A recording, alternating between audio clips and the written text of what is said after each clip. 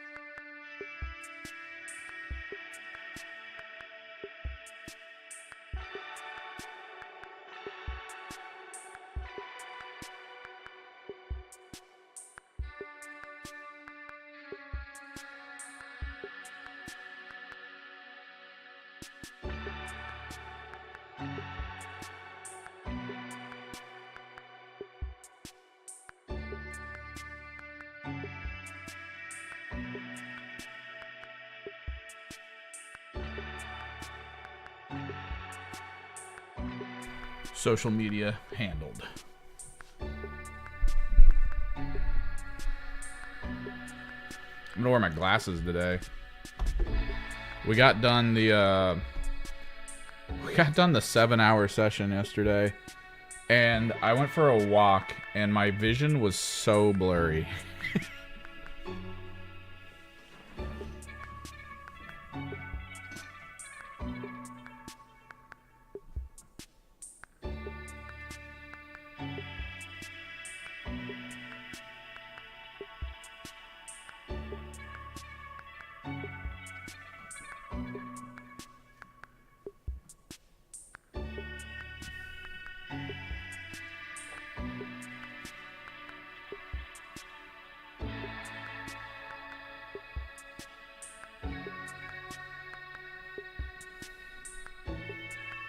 It was bad, chat. Oh, that's rough, Diver. I hear there's no cure.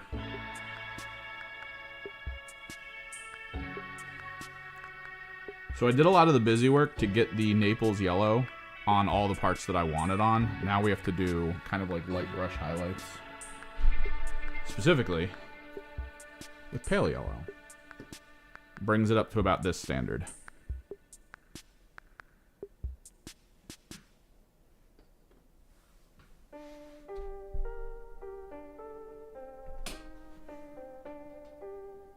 And you can't just buy 2 Tantalite to fill in a bunch of points.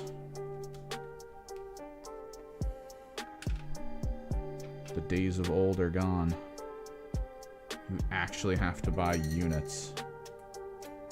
I wonder what they're gonna do about that. There's like, most armies have the, hey, are you lazy and don't want to take too much or have too many frickin' data slates to look at during a game? Buy this one model and you'll be fine. Drakari had that with the Tantalai and now it's just gone.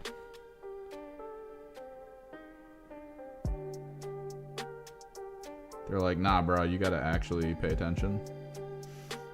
What about them? Oh yeah, they're coming along. I was gonna see if I could get a game tomorrow with them, but I don't know. It's like, I think I have a total of like 1,200 points. It's not a lot.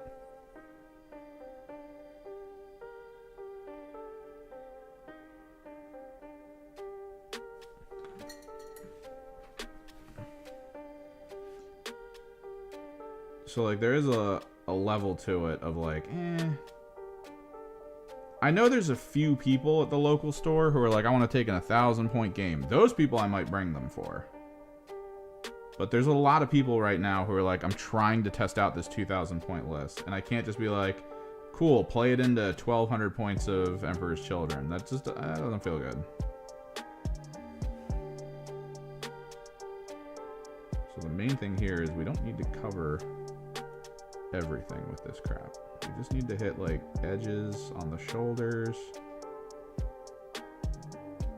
edges on the feathers, the sphere.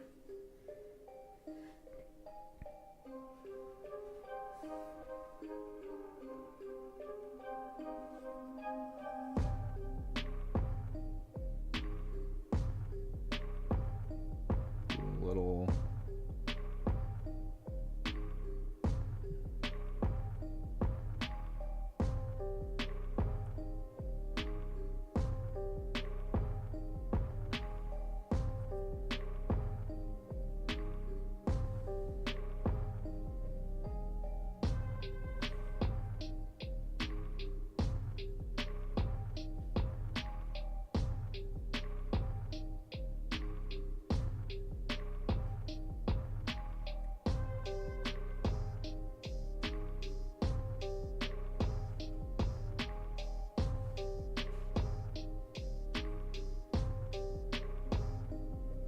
ooh. I wish we had big KT events near me. We have too big of a scene of 40k. Like 40k is just like the end all be all of the local gaming scenes. We have a lot of like the best players in the world that live near here. And they've done a lot of work to try to make it so that those scenes are the ones people think about when you're like running a game store and trying to figure out how to get people in your store.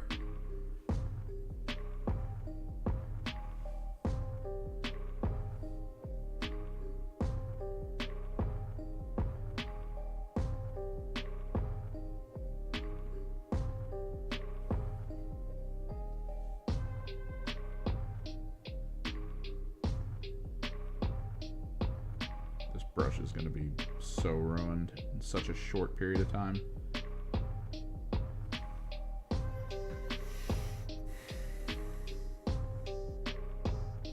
If you could find a boarding patrol for Drakari, that's a big one. Especially if you can find it for like a decent price. I remember the Drakari boarding patrol having like great models in it.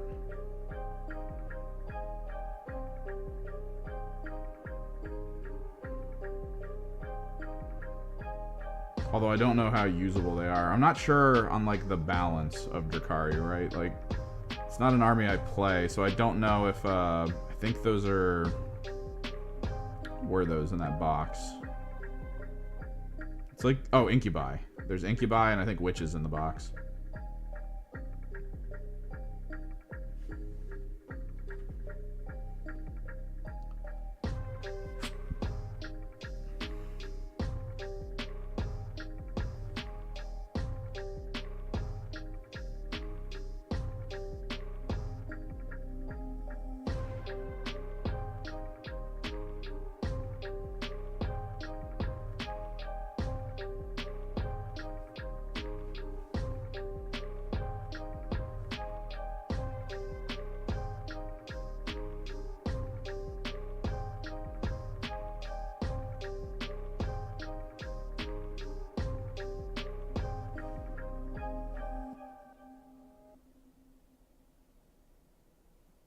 To me, it seemed like a cool box. Boarding patrol boxes were great, to my memory.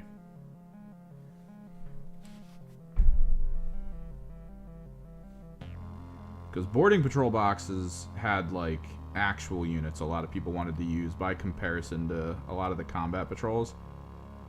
The Thousand Sun one was, like, 2 Rubric Marine squads.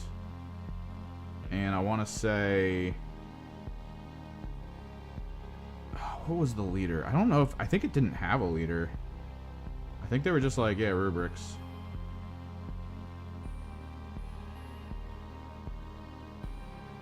Oh, 2 Rubric Marine squads and 2 Chaos Spawn. That was, like, awesome for me. Back when I was trying to figure out how to get some Chaos Spawn in my Thousand Suns army.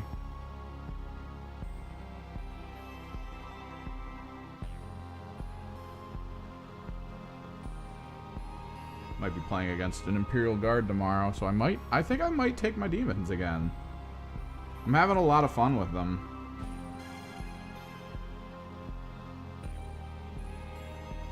And I do feel like I don't know how long that's gonna, you know, be around for. We're probably gonna get hit with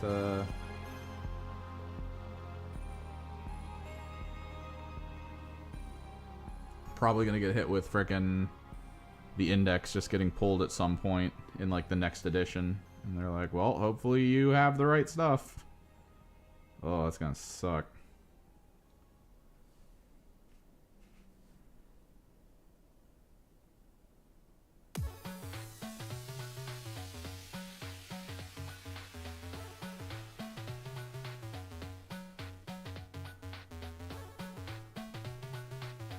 Yeah, boarding patrol boxes were legit.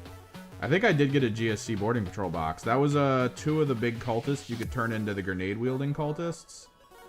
The dynamiters. And then it had, I want to say, a Kellermorph and an Abominant in the box, which was just, like, really good. And then it had, like, Aberrants and stuff.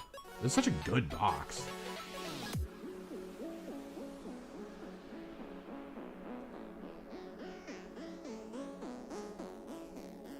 After boarding patrol boxes went out of stock, I think I saw, like, a bunch of them start getting scalped at, like, high prices online. Because they were just genuinely good and hard to find. And at the time, a lot of the models were also, like, not really on the American marketplace.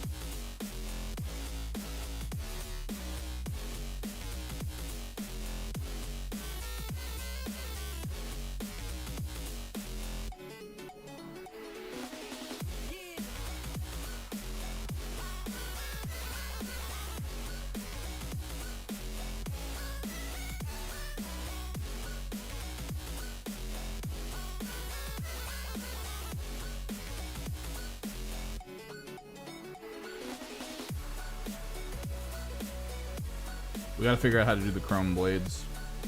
The more I look into how to, like, render chrome, the more I'm a little worried about how we're gonna pull it off for these guys. Because technically, the way chrome rendering works,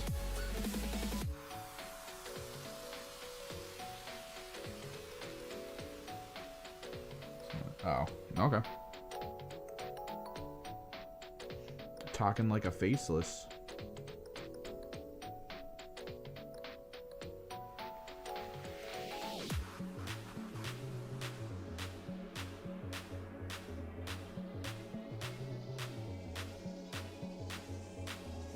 So chrome is like normally how, like, what you're seeing here with gold, where it's like, oh yeah, it just gets slightly brighter and brighter, and then maybe there's like a extra color built into it, which is basically just the world plus a little bit of orangish yellow, because that's kind of what the highlight color needs to be in those situations, or rather the darker colors.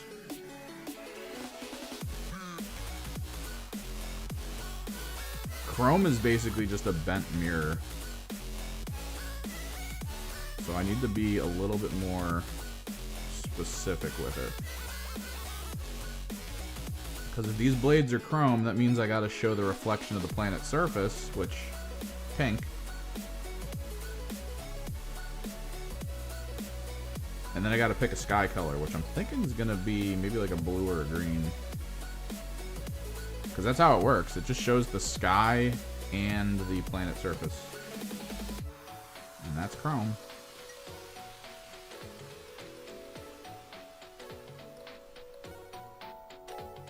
I don't know. Steel? Once, because here's the thing. This isn't it, right? We need to get the combat patrol for Emperor's Children, and that'll finish this out.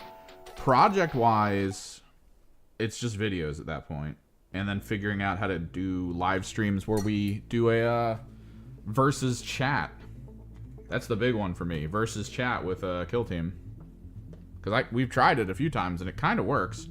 It's just we don't have enough people kind of checking it out. So if there's a way I can figure out how to make it easier to do, or make it a little bit more like faster paced, because I'd rather people who don't know the game not just like sit there and be like waiting for someone to try something. The idea I had originally was it would be a conversationalist thing where you would see what's on the table, and then the people watching, even if they didn't really know how to play the game, could ask me questions like, hey, is it possible for me to attack that unit over there? And I could be like, well, let's find out. And then we could talk through the rules and everything leading up to that potentiality. And I thought that would be pretty cool, but I don't think that's going to be how it works. It's one of those utopian ideologies that sounds cool on paper, but then when you try to put it into practice, it just never happens.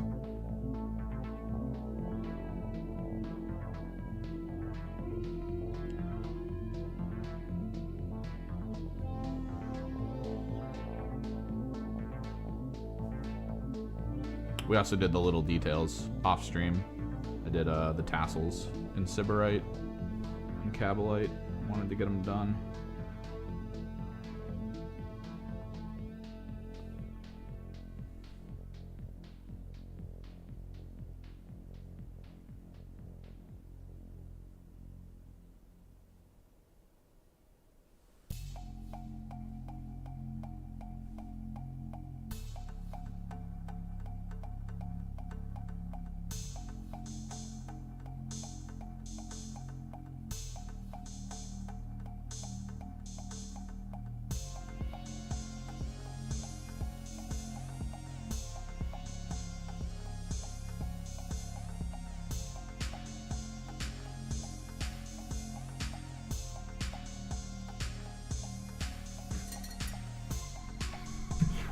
We kicking it though.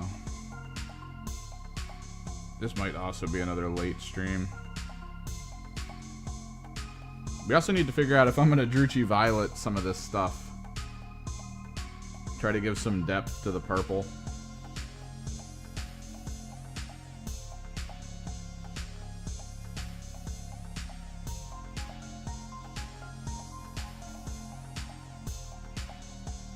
AKA psycho shit. Freaking go from unit to unit pin washing a lot of their stuff with Druchii Violet.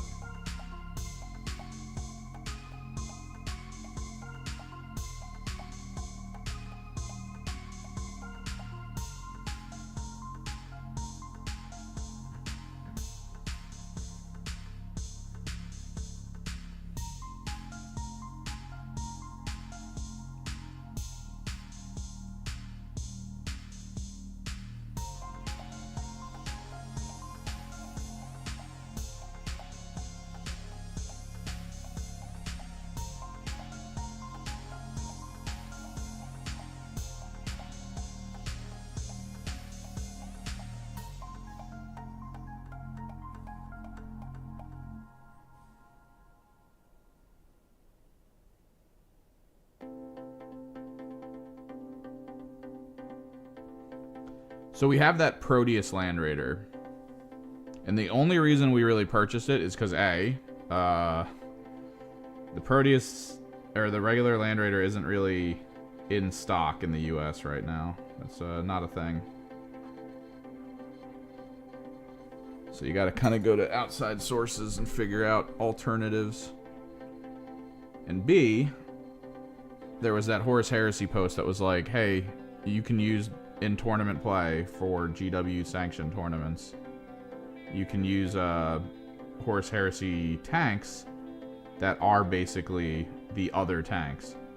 But I've started to notice there's a lot more conversations online going on now about, hey, is the Proteus fine for use?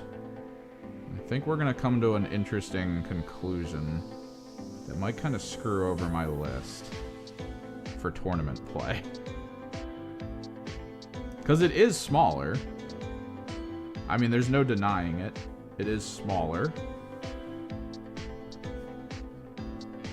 And even if GW says, like, hey, sanctioned for our tournaments, GW doesn't technically have a lot of tournaments. Most of the tournaments are run by a third party. And GW, like, kind of agrees with whatever they're going to do.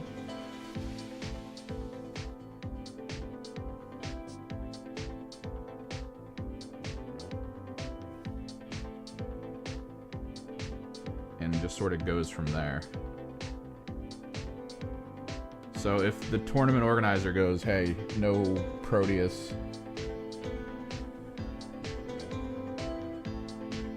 then that's it. I can't do a Proteus for this list. I like how it looks, because it's kind of goofy.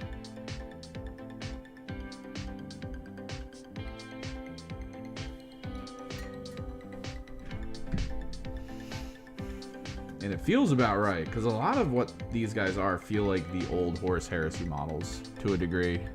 Their heraldry, just the way they carry themselves, they just feel like the old Horus Heresy stuff. Which makes sense. I mean, this is the army of perfection, and if they considered themselves perfect back then, why would they change too much? It's like the person from high school who thinks that that was when they peaked and has made their entire life about maintaining their high school persona.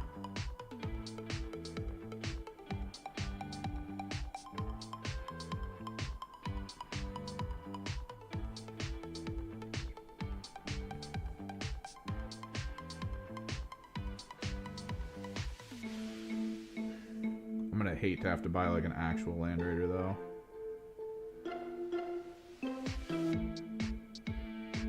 I don't want to build another thing and paint it after I get these last guys.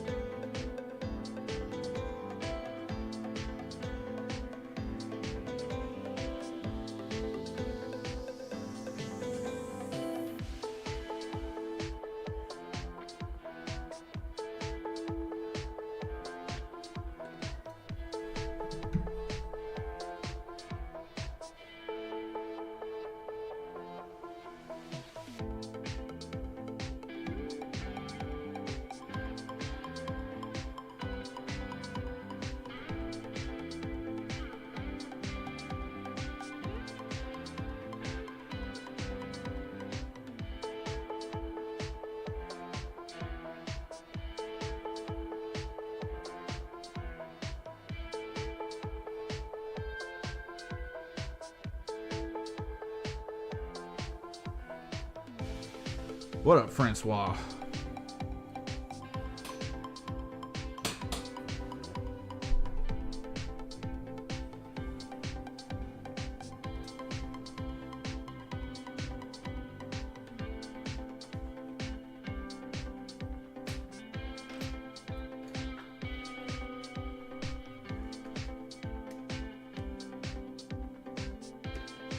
The main things we need to do today is finish the non-metallic metal gold, do the chrome blades,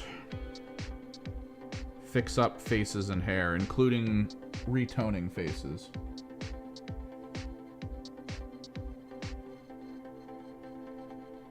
Oh, nice. Always good to get the proper, specifically designed faction terrain when trying to do special, interesting looking bases for very large vehicles.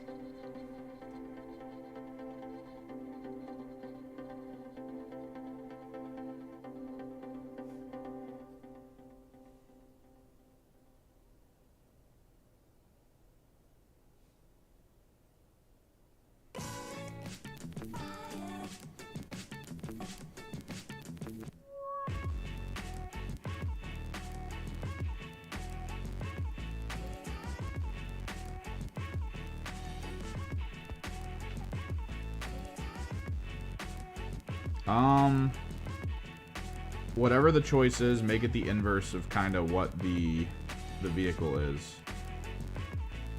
Like, you're familiar with the 70-30 rule for art? I say rule, like it's not like a rule. It's more like a practice, I guess.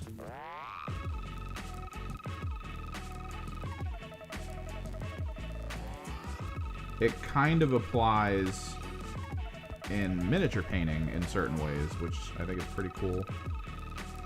Like if your model is extremely bright, like how my bases are extremely bright, I try to make the top bits like maybe a little less so, or a little bit more, because that's like why all the cobalt's there, right? Like it darkens it, it tries to pull attention in one way or the other. It's just whether or not the percentages are different, and I try to lean into the idea of that percentage being not just about the brightness but about the detail. So like the bright parts have no detail versus the slightly darker parts. Coconut crab.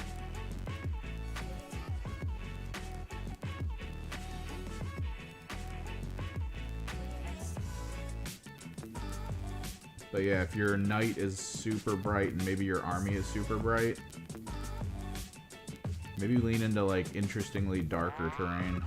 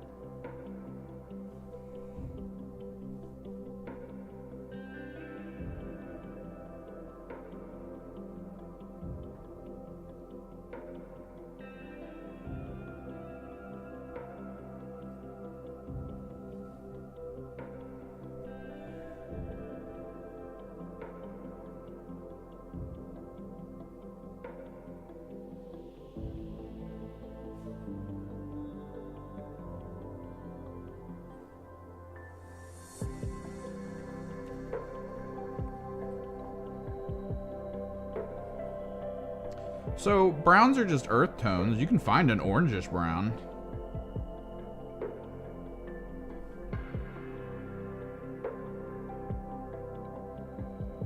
Like, I've seen browns lean into, like, orange or red, usually. So you can kind of go either way with it.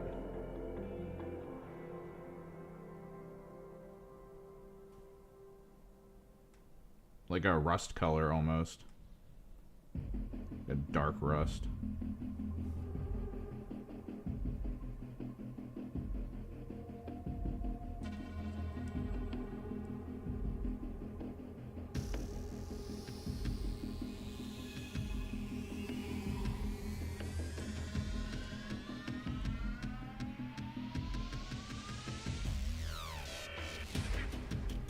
I always like the idea of dark, rusty planets.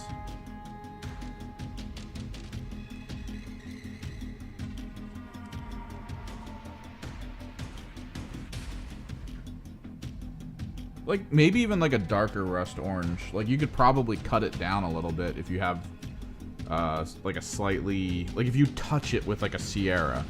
Like, the Sierra brown, like the burnt sienna?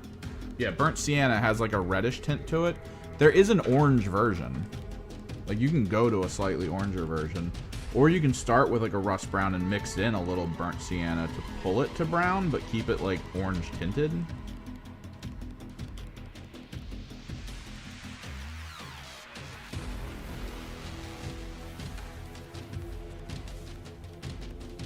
Like, there's ways of doing it.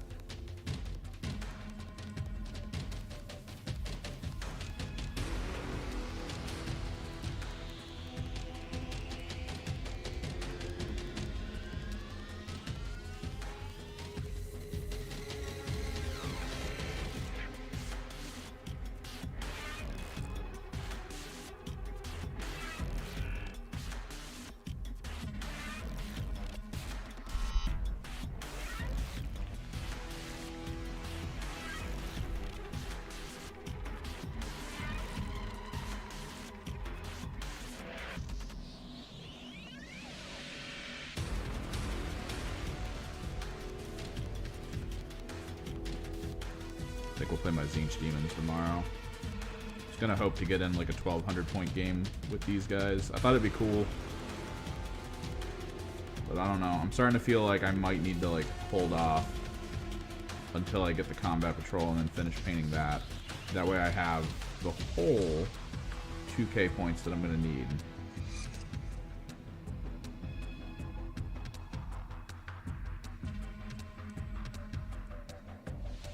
I can see that. There's fun ways to like do that kind of a thing though. Like you make the forest look dark, but then you kind of have the units standing on it as, because Aldari are pretty high saturation, I feel like, in their armor. You can make it look kind of dulled a little bit, like race car freaking colors and whatnot that are sort of like pseudo gloss or whatever. Like, they all look like fresh cars with candy paint jobs. But with something like a Super Knight, what you could always... Oh, but you'd have to plan on it beforehand. Where you fill the base with foresting stuff, and then you make the stuff near its legs like almost dark. Like, it's hard to describe. Do I have anything that's kind of related to that? I don't think I do. Sort of like the inverse of this, where the legs would be like the dark cobalt and purple, but then like the upper body would be like brighter.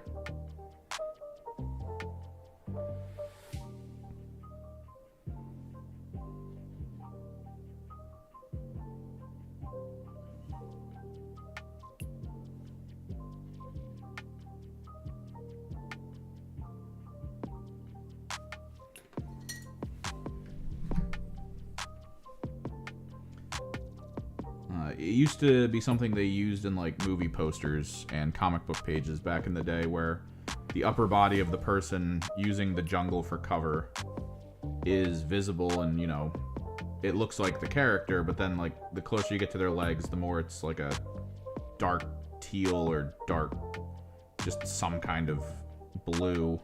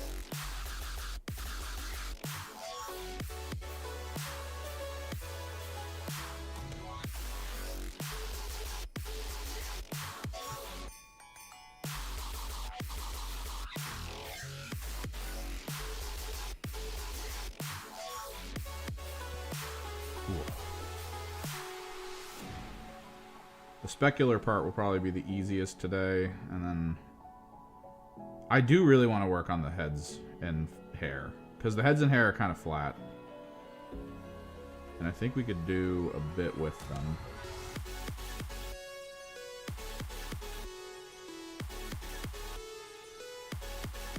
Try to improve them a little.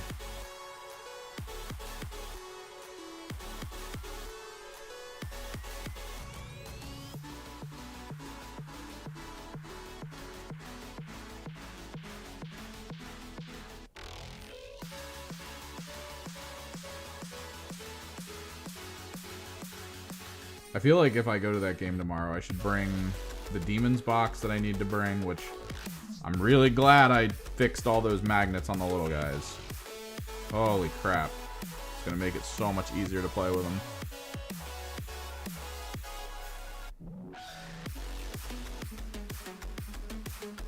I think I'll bring that, and if these are done, I'm going to bring these. Ooh, come up with the color scheme. Is there something that inspires you, or are you trying to just like stumble into the idea of a color scheme?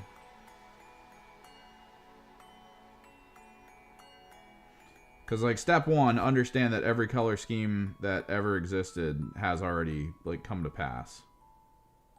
Right? So if in your head you're like, oh, I love these colors, but it's a little bit too much like this brand, it's like, yeah, that's not going to stop. Don't worry about it.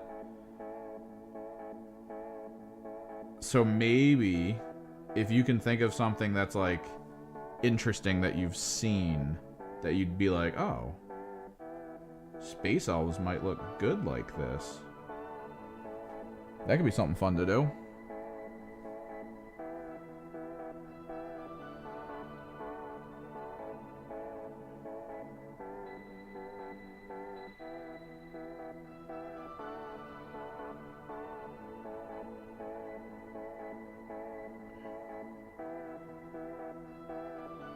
I know a lot of people with Drakari are trying to lean into saturated colors with them. Kind of like this.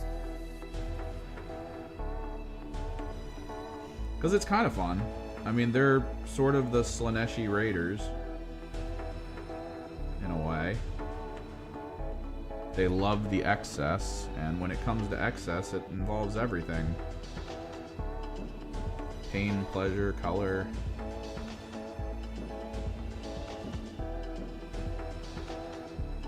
Crank it to 11. Or you can just lean into the BDSM side of things and just do like black leather, everything. Friggin' bondage gear.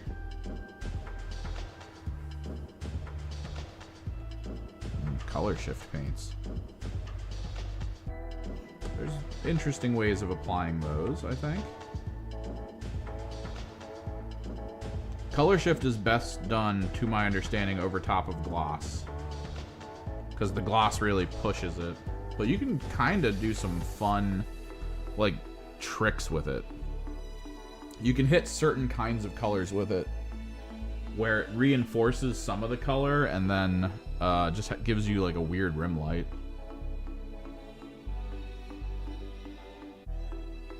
All of the Mutilith Vortex Beasts I made, when I decided what their color schemes were going to be, it was all based around the shifter. So if the shifter was like, I'm a blue to orange shifter, well, the undercolor would be orange, and then the zenithal color would be blue.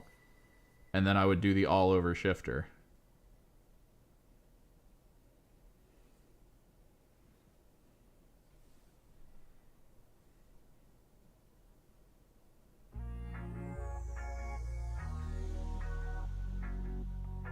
Thunderhawk blue. Is that for the terrain or your...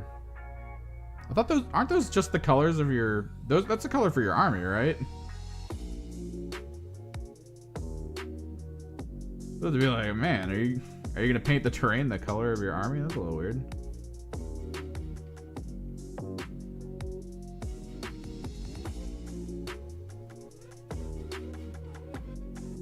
You know what would be cool though? Buying that super expensive chrome paint and making all the forested terrain for your army chrome. Make it like a chrome forest. Utilizing a paint that actually reflects around it.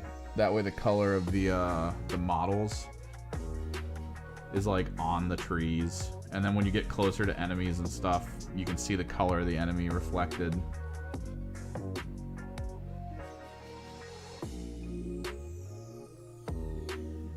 I have a fairly decent chrome paint. Not like the super expensive one. Vallejo makes a really good chrome paint. If you're not looking for like perfect chrome, you're cool with like decent chrome. It's like a blurry chrome.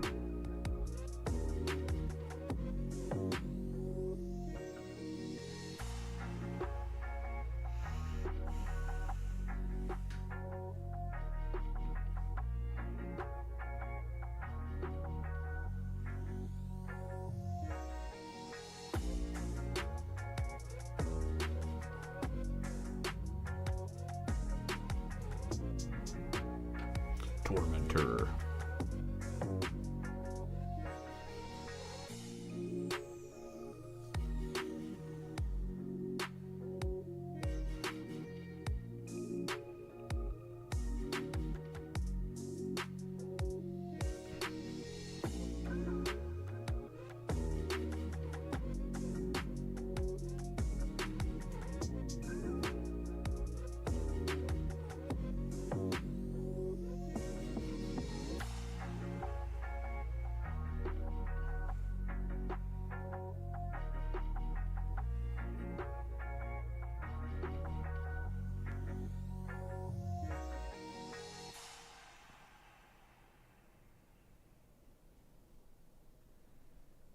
feel like a good blend of chrome paint and or not texture paste, but pigment powder, that could actually be really good. Because the pigment powder would just be like the dirt, and you could build that up at the bottom, but then when you have like trees and stuff coming out of it, that's really what has the chrome.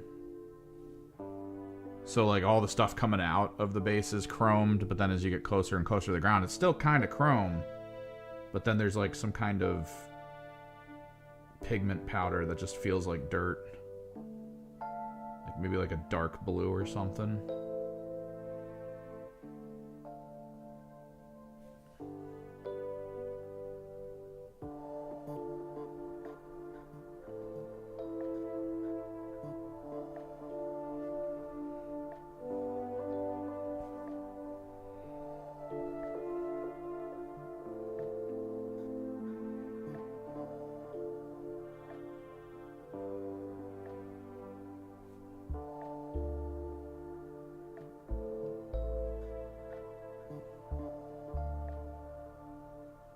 This is the refractor leader.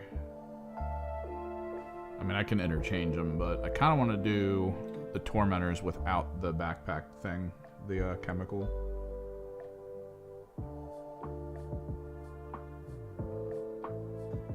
Speaking of which, we might need to hit some of these up. The actual yellow paint. Oh, well, imagine all the plants on the surface of the planet being chrome. And then, like, you use pigment powder the closer you get to the actual ground.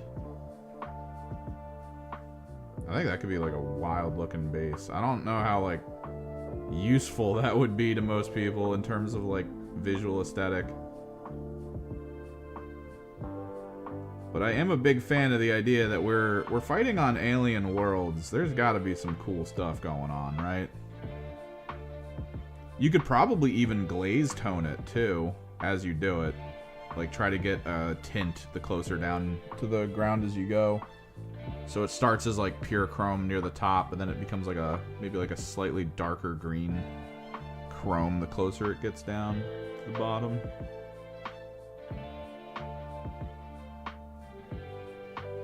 If I had another army to build, I'd probably do chrome for the basing.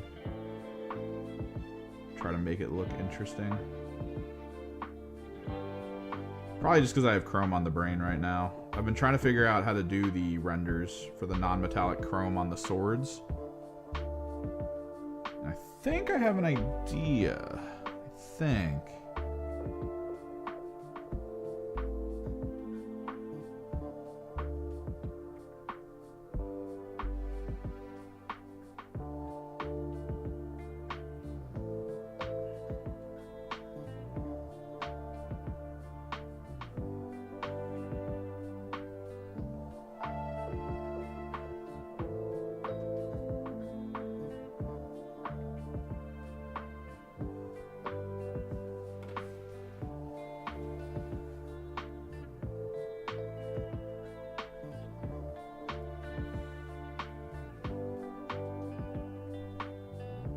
I think you could get a lot done with frickin' chrome paint on a base for terrain and then pigment powder. Because maybe you don't want the whole thing reflective, and pigment powder would pull it in different directions without being reflective.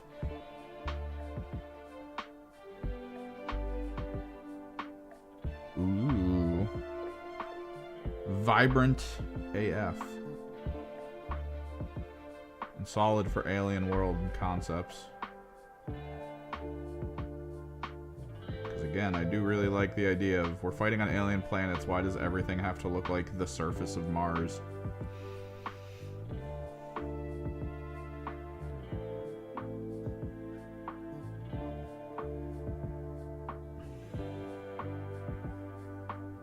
There's gotta be some cool stuff.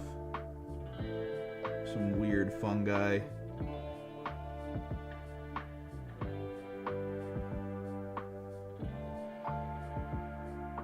And there are some really fun blends you can, like, kind of look at to apply to surfaces. Like, something I've done a couple times now that I've really enjoyed. I've done metallic surfaces, right? Like, I'll do a metallic surface, like a brass or a bronze or something, and then I'll get, like, dirt pigment, like a Mars red pigment, and I'll go over top of that. That way, in the creases and crevices of that, there's a metallic coming through, like the whole planet surface under this dirt color is metal. Or maybe I'll even do like an absolutely vibrant fluorescent color the same way. So it's like the surface is kind of familiar, but what's underneath you look at and you're just like, what is that? What's going on here?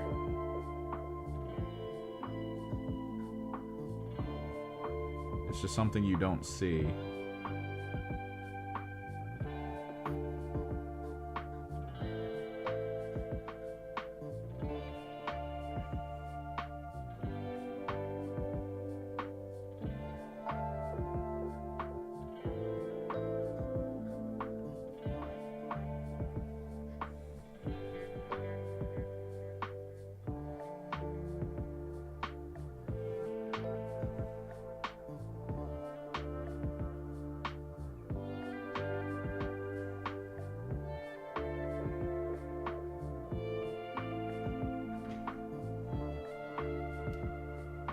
Separate the ones that are done from the ones I'm still doing.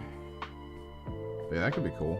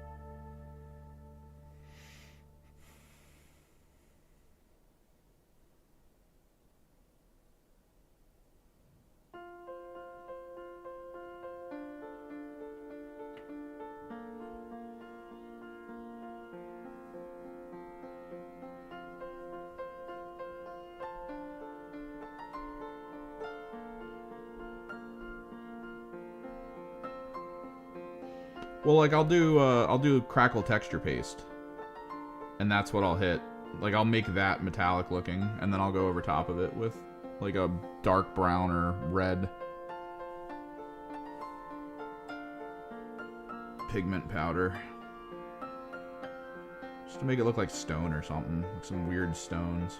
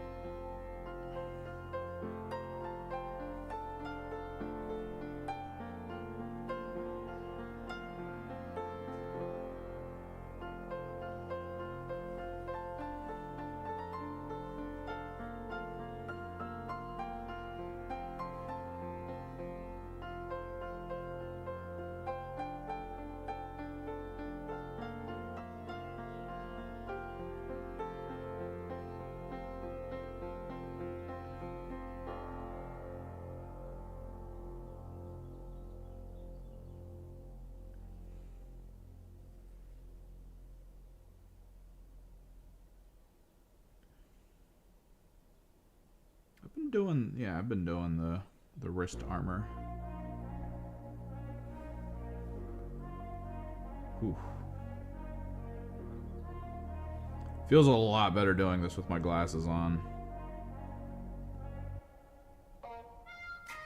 I was so, like, literally, like I said, right after I went offline for stream and went out for my walk, I couldn't visually focus on anything. My eyes were destroyed.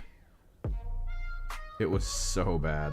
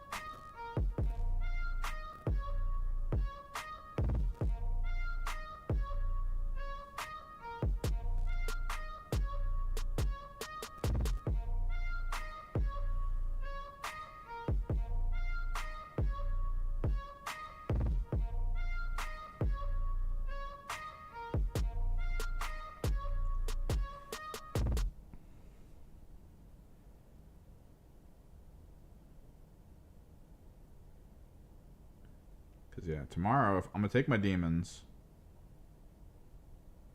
But I'm also going to... If this is done, I'm taking these guys, too. I'm going to be like, look, you can fight my demons at 2K. We can do that. That's fine. I'm just going to put it out there. I got 1,200 points or whatever of Emperor's Children. Hit me up.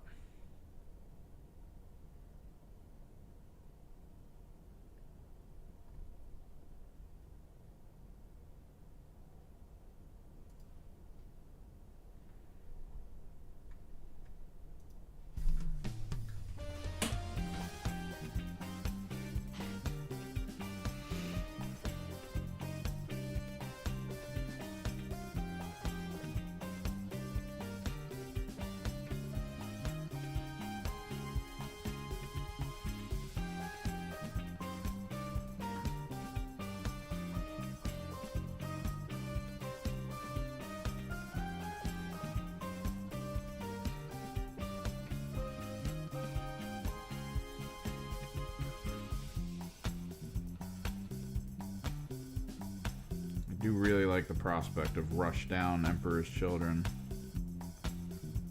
Just coming at you.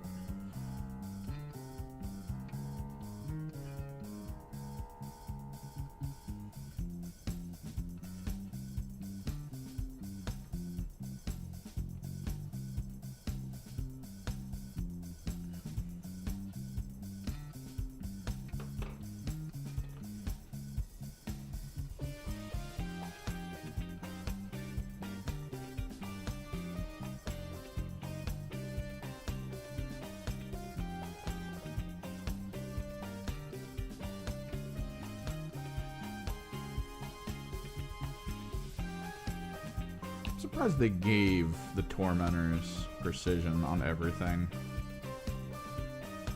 Normally for the value, sticky objectives is like, that's fine. People could have been like, oh, infiltrate and sticky objectives? Dude, top tier. But for GW to also be like, oh, by the way, you also get precision. I don't know, it feels like a lot. Like, it's good. But part of me is kind of expecting to see a little bit of a points increase at some point here for the Tormentors.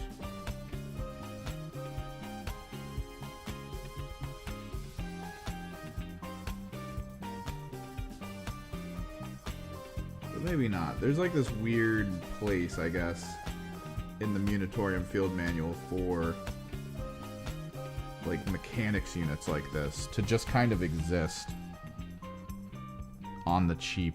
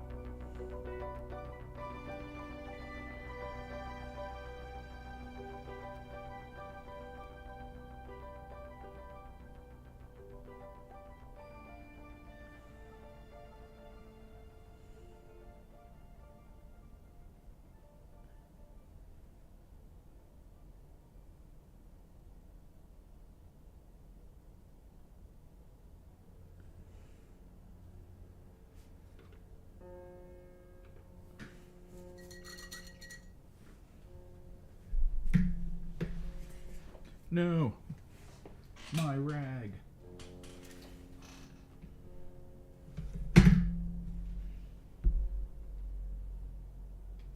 Oh. No. We gotta skip this song. Freaking 32 minutes.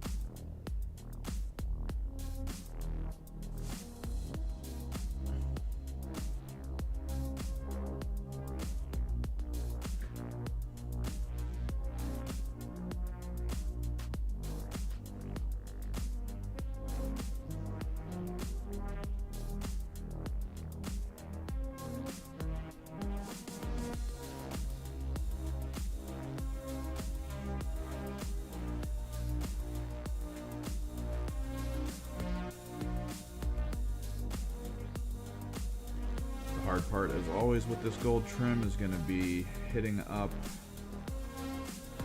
the Noise Marines, finishing them out because they have so much.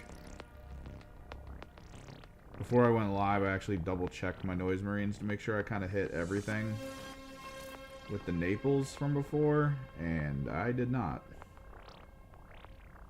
I missed a couple parts, which is a little annoying.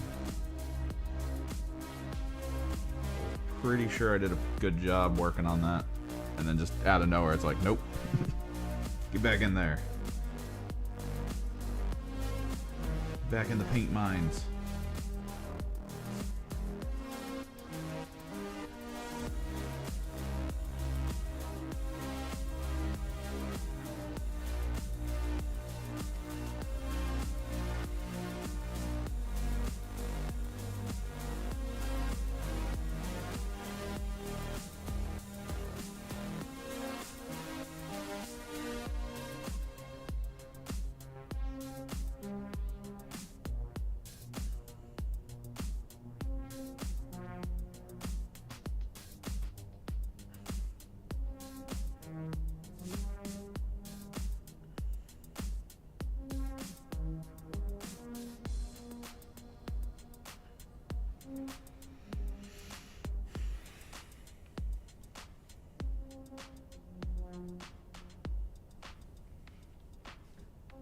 So anyone picking up the new kill team when it comes out? Is that the only thing that's coming up for pre-order? I'm really hoping at some point here to see the Emperor's Children Combat Patrol. How long was it after the Aldari before they got their new Combat Patrol? It was a while, right? It's like almost a month.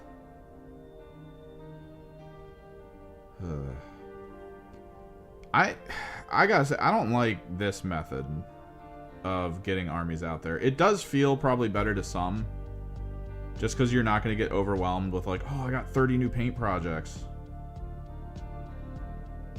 And that's probably fine, I guess. But I really wish I had my Flawless Blades and other Tormentor. I really wish I had Lucius.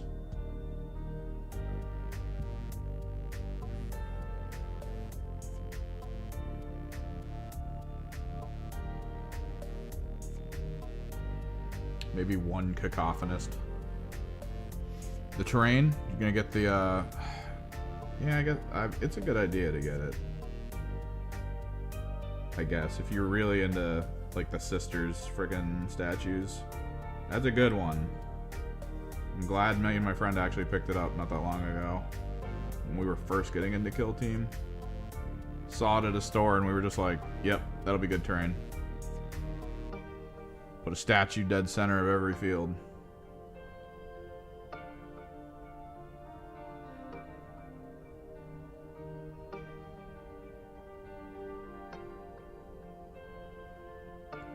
Although part of me wants to actually order on Etsy. I know there's like a few people on Etsy who carry them. It's those like giant robed Space Marine statues. Problem is, I think this year around for the display board contest, did they say like no 3D print stuff? It has to all be Games Workshop specific or like foam that you create. Because this army on a foam board, if I could texture and kind of pseudo cut up the foam board to feel like shattered terrain, and then put them in the middle of it and have two giant Space Marine and robe statues, that'd be so good.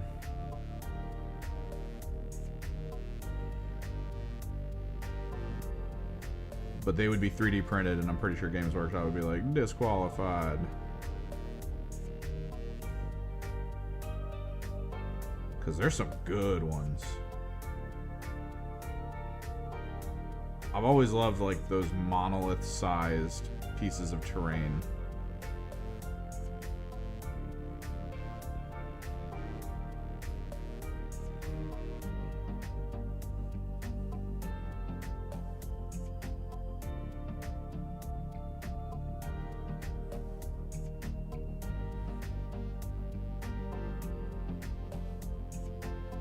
Oh, the walls and barricades. Okay.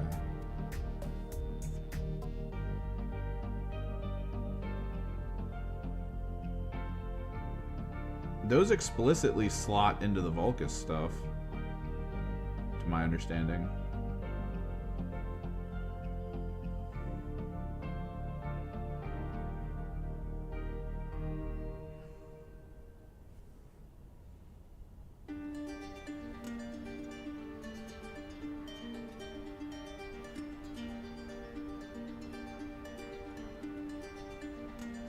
It's not unlike the, what was it? The Morok terrain. I actually like the Morok set. It kind of sucks that no one plays right now on boards that are suitable for Morok terrain. Like, modern 40k competitive doesn't really work with the HAB facilities, like those big square HAB facilities. There's rules in the main rulebook that, like, allow you to climb them and do stuff on top of them, and it prevents, I think, knights from standing on them and stuff. So they have the rules together to make it, like, kind of decent. But by God, do they just not seem to want to use anything but ruins anymore. And I thought AOS was actually going to lean into their new, like, kind of AoE terrain rule. Because a lot of AOS rules for cover are based on, like, areas that you stand in. Like, it would be a big circle, or, like, the squares that they use in competitive 40k would have, like, some trees on it, and it'd be like, this is a forest. You get these benefits. I thought we would see that more in competitive, and we're just not.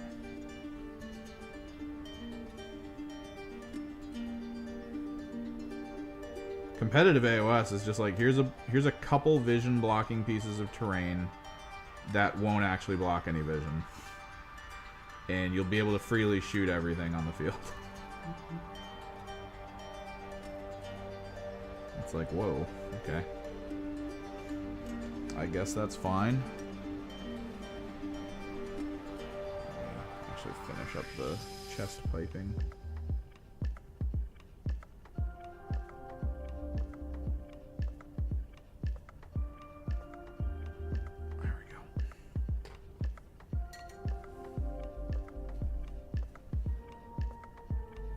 Damn, Steel.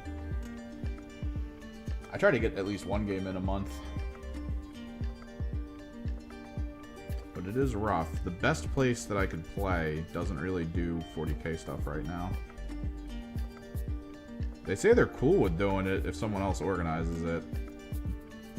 But I feel like every time I ask them about their back room and kind of like when I could organize things, they never give me an exact answer. There's always a little bit of like, maybe, attached to it. Where it's like, wait, what? Dude, I don't want to put in a ton of effort to bring like 6 people together to play a little kill team tournament. Only to show up and have you guys be like, well, there's a Magic the Gathering tournament we last minuted today, so screw you guys. And it's like, oh. I think that'd be frickin' terrible.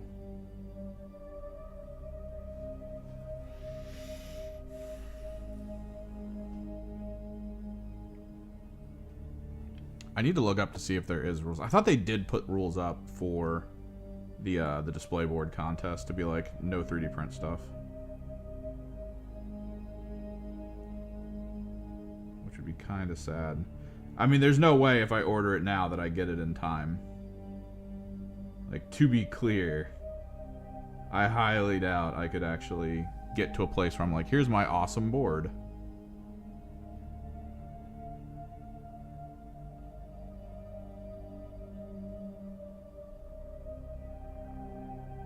The other issue is I'd probably have to throw out most of it. I don't have a lot of room to store things, so a giant board with big statues on it,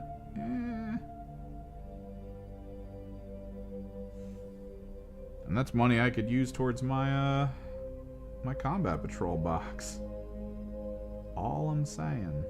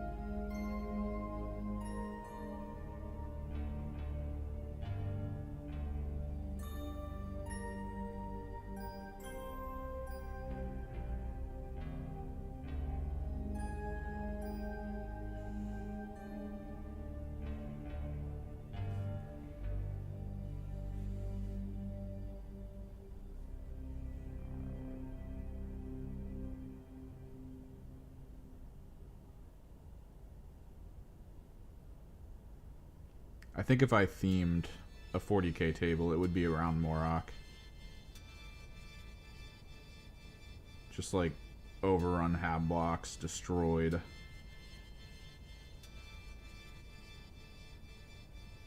Yeah, the Armies on Parade display board thing. I keep getting asked to do it, and I never do it. It's one of those things where if the store has a lot of that going on, the store kind of gets a little bit more focus from the main GW branch. Just because it's like, oh, your store's attracting a lot of players that do cool things. You know, there's that, like, social element of it that they kind of want to keep going. So the more people build display boards and show up and do this event, the better for the store. I mean, even if they are one of the higher income stores in the area, let alone the region.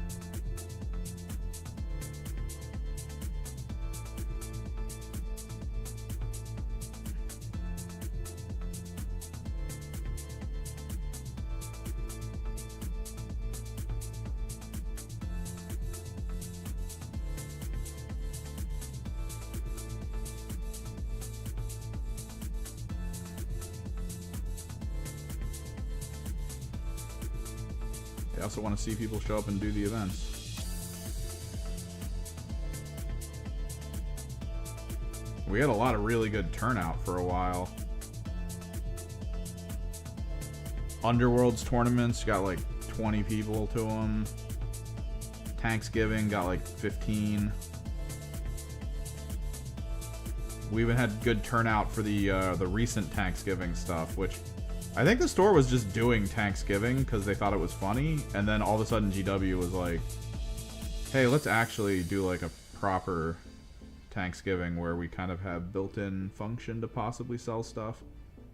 So they gave out like pendants or something for people who purchased and built a tank and painted it within the time frame of like Thanksgiving. Like you would get like fun little bonuses.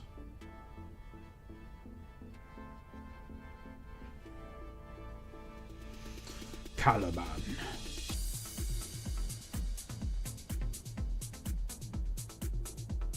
Yeah, I'd probably do Morok as a home table. No one would want to play on it. It would just be a giant semi-diagonal hab block.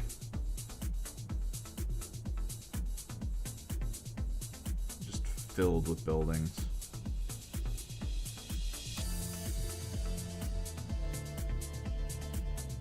Be impossible to move vehicles around on.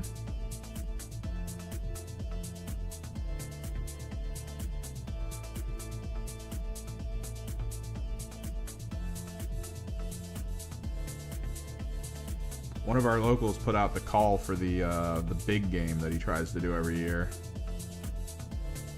where he spends like 2 whole days at a store playing like, I think it's like 50,000, 60,000 points. They push all the tables together in the store and they just fill it with terrain.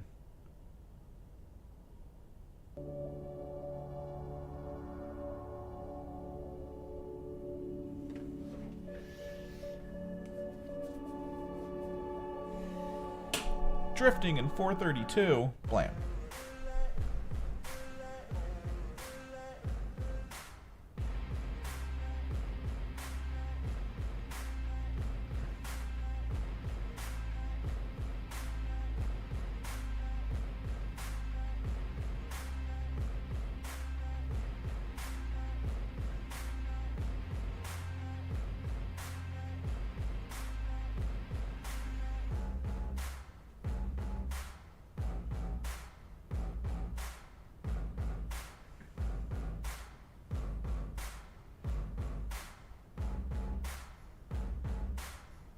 I now have enough armies that my one buddy could borrow one.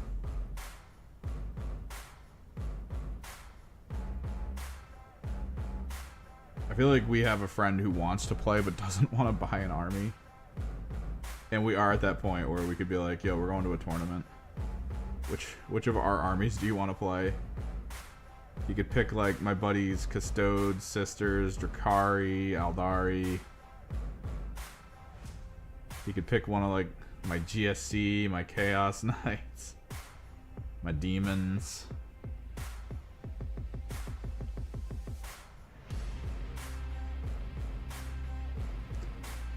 Friggin' 40k mooch friends.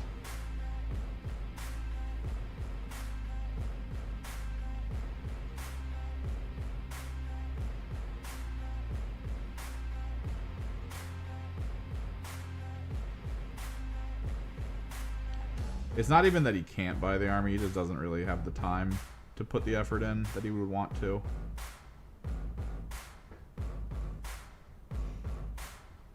I still remember how kind of screwed he felt when we finally got his Tyranid army together right before Games Workshop released the Codex back in 5th that like absolutely redefined their balance. It was like the introduction to the Swarm Lord and everything. Friggin' Carnifexes got completely changed. They lost access to like a lot of their upgrades that he was utilizing.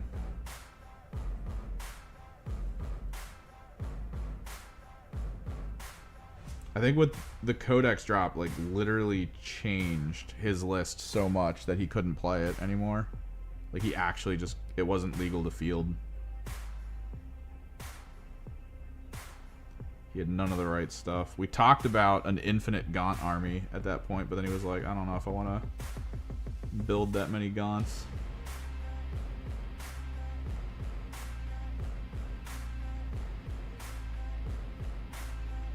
Because that was the introduction to the monster that creates Gaunts over time.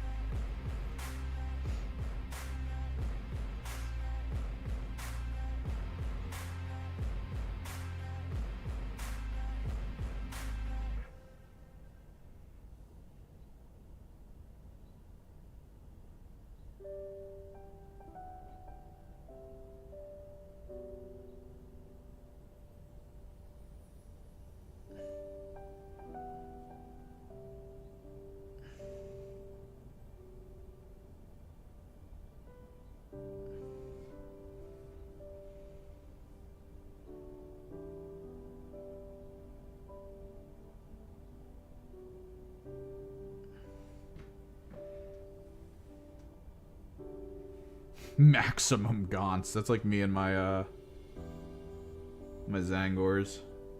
The main reason I'm holding off is because I have no idea what this next Codex is gonna do. Like, we're at that point now of like, man, if I get max Zangors and Games Workshop's like, we don't like Zangors anymore, I'm gonna be so pissed. Because they suck so much in AOS. They're so expensive. They don't really have the survivability you would want on them. Or the damage output. It just doesn't feel good. Their best aspect comes from Rally. And Rally can only be done when you're not in combat.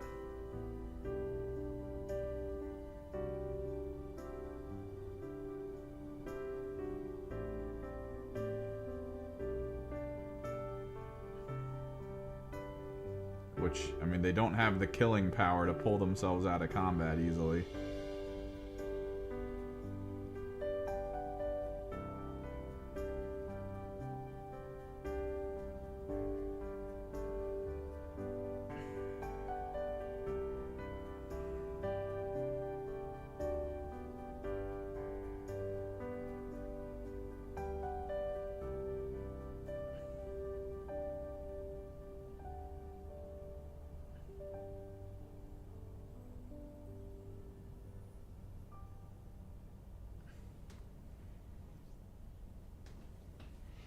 But yeah, I do want like a Demon Prince or two. Like my idea originally was like 3 on-foot Demon Princes and a bunch of Zangors. Just because those Demon Princes provide AoE stealth.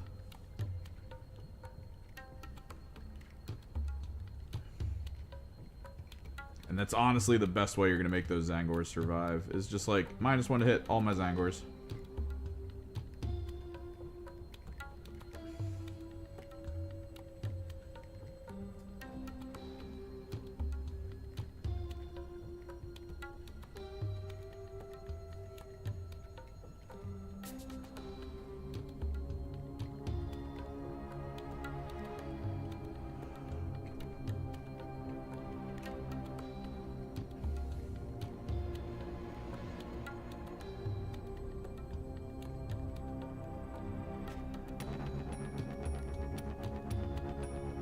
Now I'm kind of in the boat of sort of wanting Demon Princes for this army instead.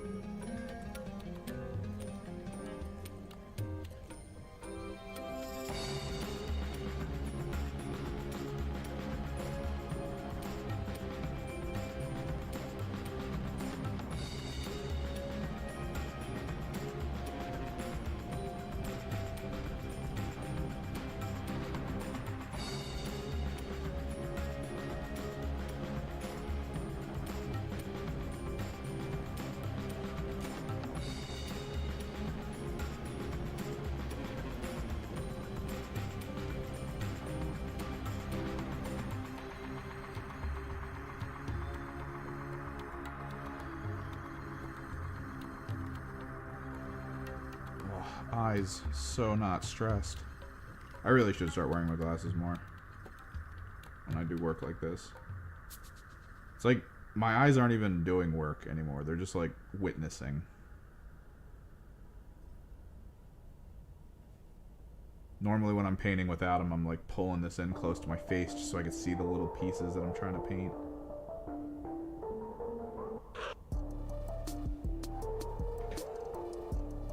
Make sure I'm hitting all the right spots.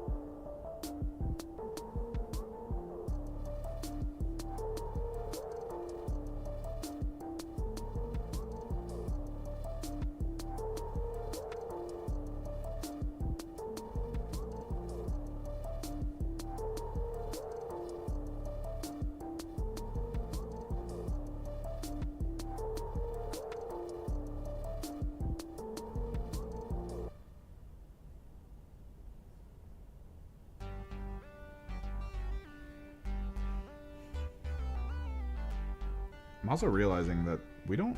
I think the only Overwatch unit this army gets is technically the Helldrake. Is that right? Like, I was looking at it, I was like, the only unit that would matter in Overwatch is a Helldrake. And that's garbage. I don't really think there's too many ways to, like, make this work. Like, I guess the best you could do for an Overwatch-focused squad is a unit of Noise Marines with a Cacophonist, because you need Sustain 1. You're only going to hit on 6s, so you're actually fishing for Sustains. And that's sort of it. That's your entire life goal at that point.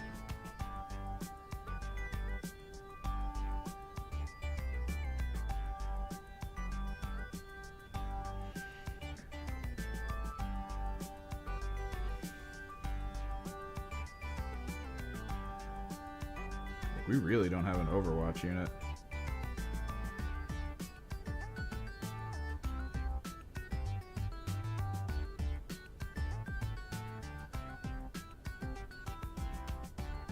There's a lot of newer players in the store who they will Overwatch for days. They will pick whatever unit they've got where they're just like, I'm gonna try to pick off some of your guys with this tank. I'm like, how many shots? It's got 8.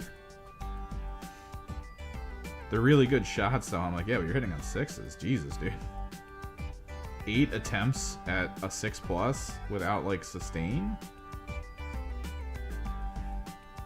Okay.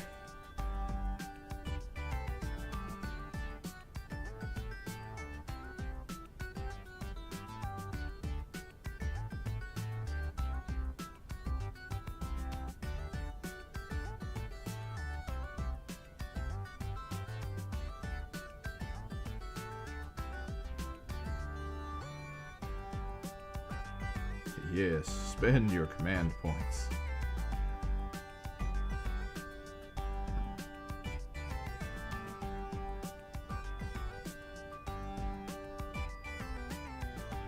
So would Gaunt, the full Gaunt army, that would be like your horde of choice, or is there like another army where you're thinking in your head like, oh, if I could horde that army out? Like Tau, but specifically the Tau themselves, not the crew. Like, would that be a fun horde if you could have the money, like right now, tomorrow, just to go to a Games Workshop and be like, I'm buying 120 Tau frickin' Fire Warriors. We're gonna hoard it up.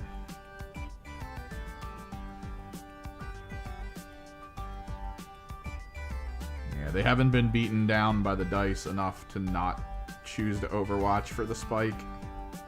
That's the reality of it, man. Like, once you've done it 30 times, once you've spent that command point the 30th time and achieved 0 things, that's the moment where you're like, well, I guess Overwatch is meant for specific types of squads. Not so much the ones I'm trying to use.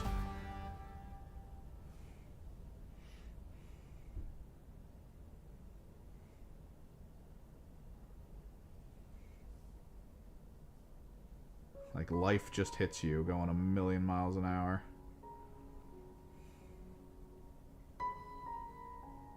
I still think friggin' overdose of just Guardians. Guardians and Storm Guardians, or whatever the slightly better Guardians are. I still think that's a wild sounding army.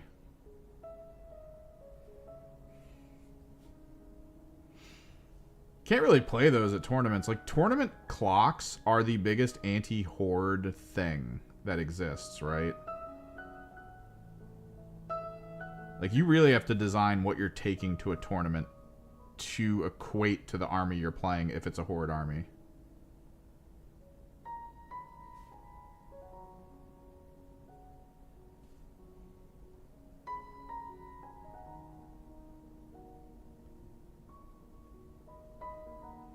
Because the worst thing that can happen for a horde army is you run out of time, and your opponent still has, like, all of their time left, and they're just running around scoring on stuff.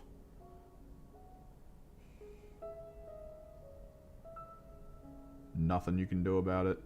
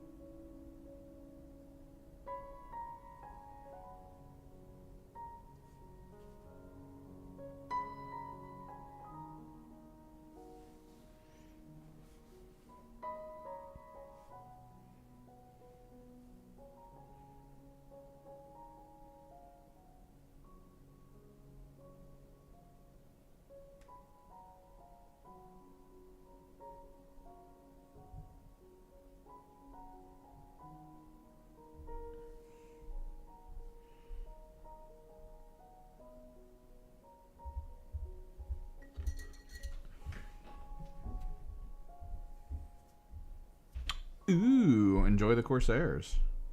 They are a fun team.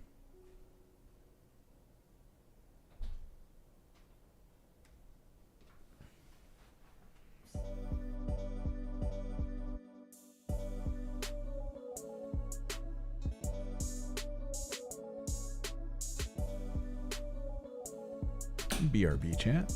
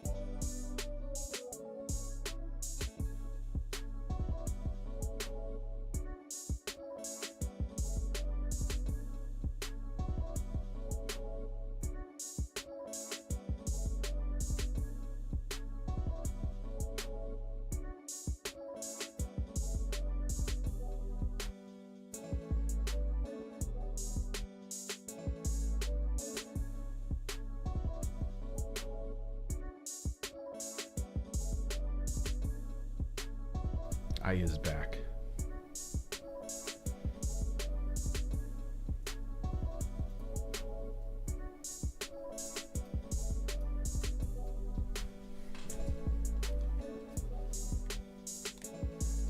You guys are good on the audio, right? I have the window open and it's kind of close to my my microphone. I'm just hoping you guys aren't just getting blasted by friggin' wind noises.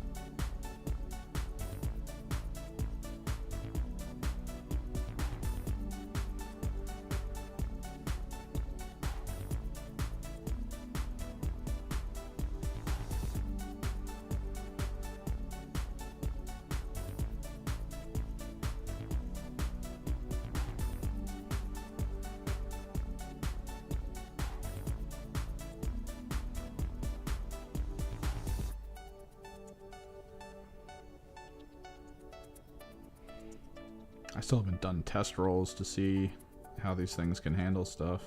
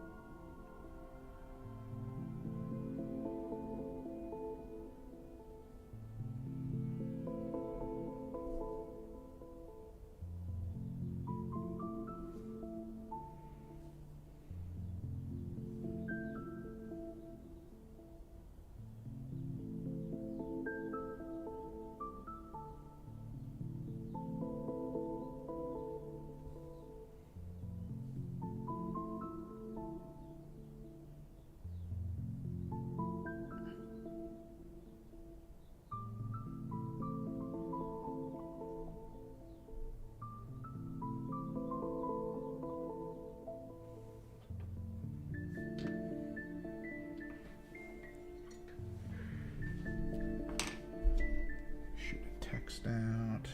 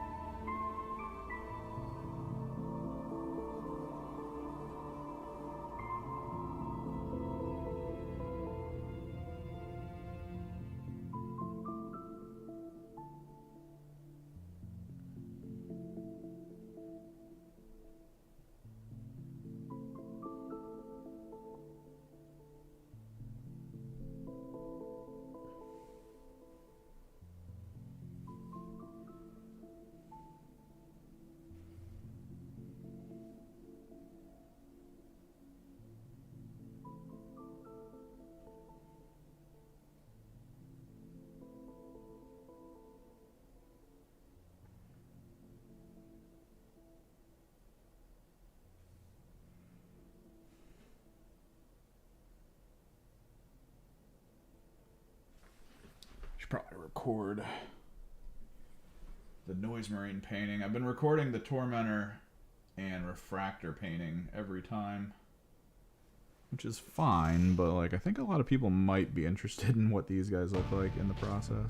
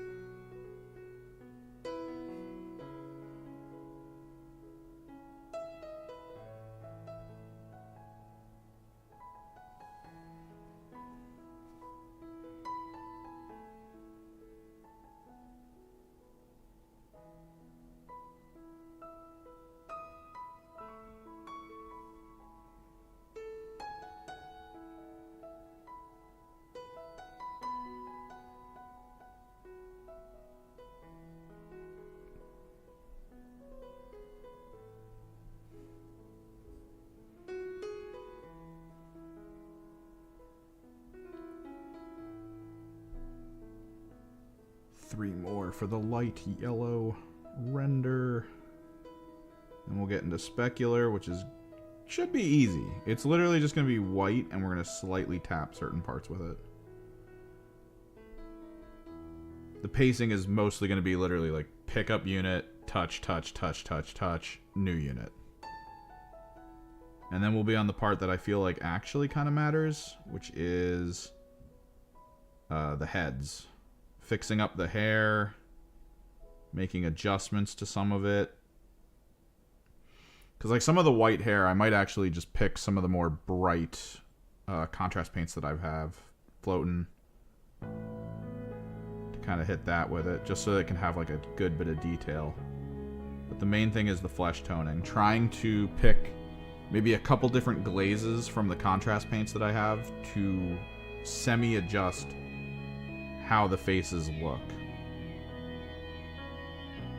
So like there's just slightly different skin toning, or even drastic difference in skin toning across a few of them. Because right now they're all very like, are these all clones kind of feeling right now? It's clones who all decided to have different hairstyles. Sort of. There's a bunch of copy hairstyles as well. And, I mean, they look kind of cool, but at the same time, it would probably be better to get a little more variance.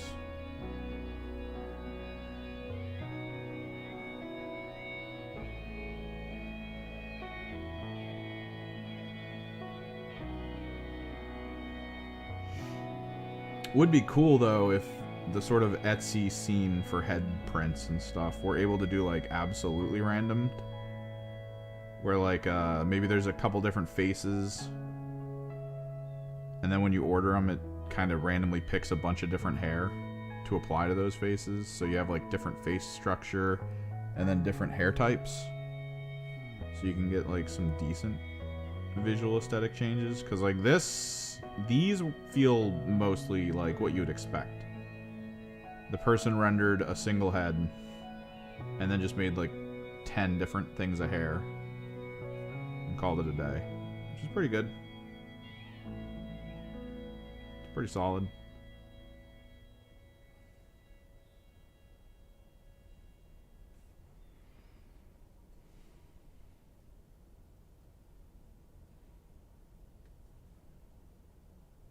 But it could be better.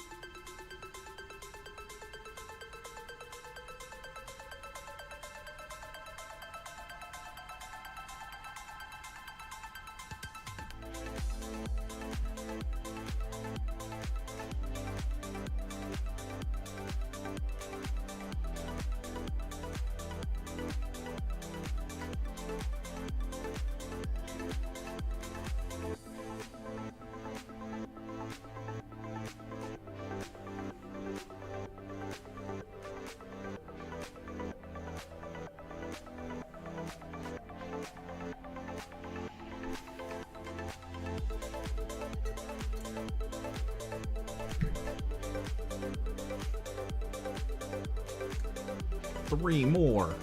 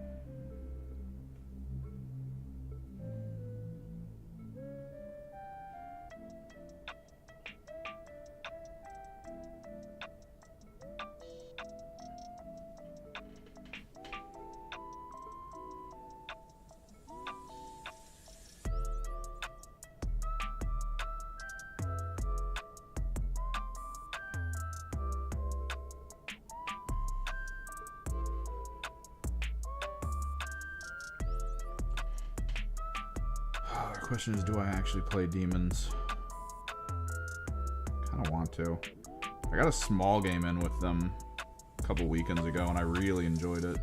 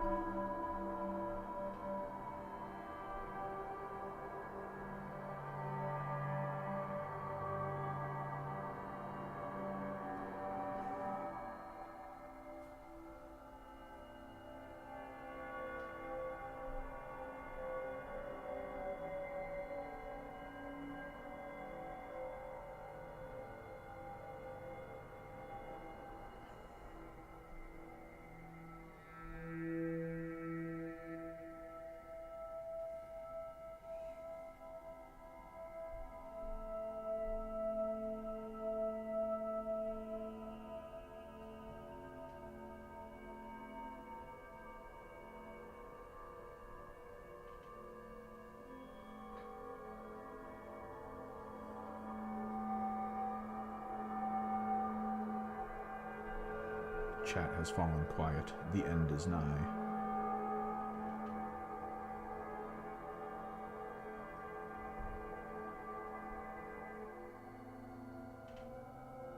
I think this is why it would be good to have, like, a second person just, like, chilling to talk to.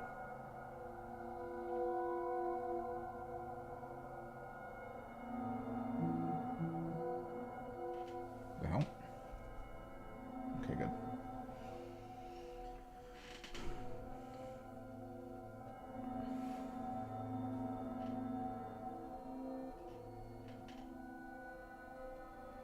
Treat this more like a podcast than anything else.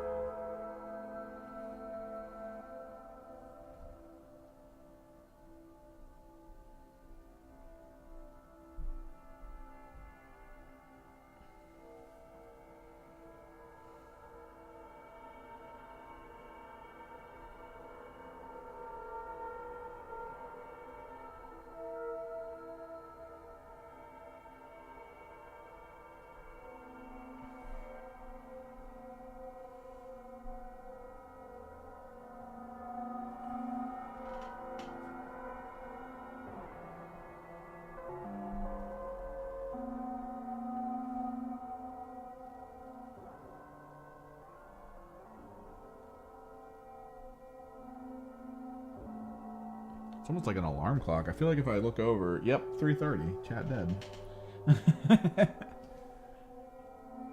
It's kind of crazy that I really should not be streaming midday.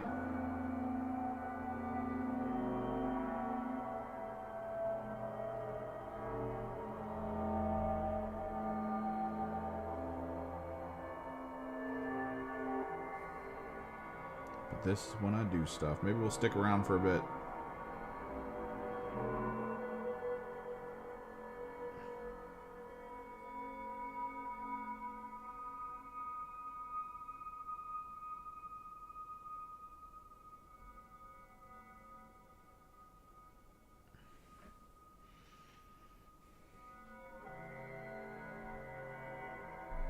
Nice.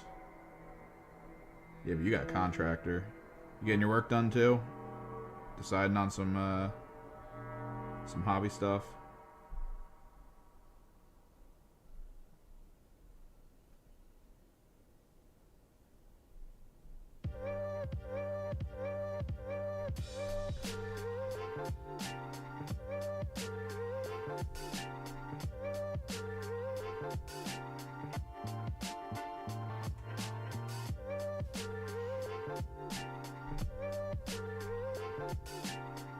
It is the curse of content creation. If you're going to do something within the field you create for, you better be recording it.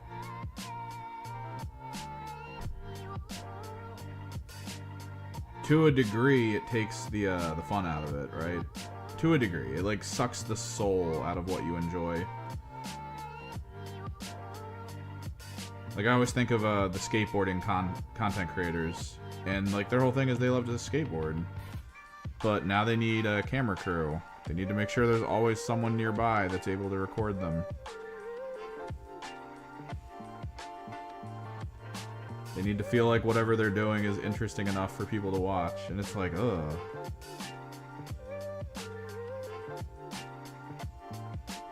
What if I just want to go to a park and pull out my skateboard and just go? Those days are gone. There's some cool tech, though, that I've seen for skateboarding.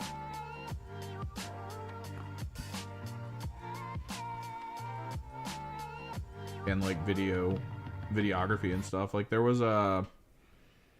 this thing where you could have a drone that would record. And if you were just one person, what you could do is you kind of carry something in your pocket. And the drone will try to record and kind of keep up with you based on, like, telemetry and trying not to run into stuff. And it'll try to, like, fly within a certain distance while recording in that direction of the little item that you have in your pocket. That's kind of cool, I think. Oh, nice.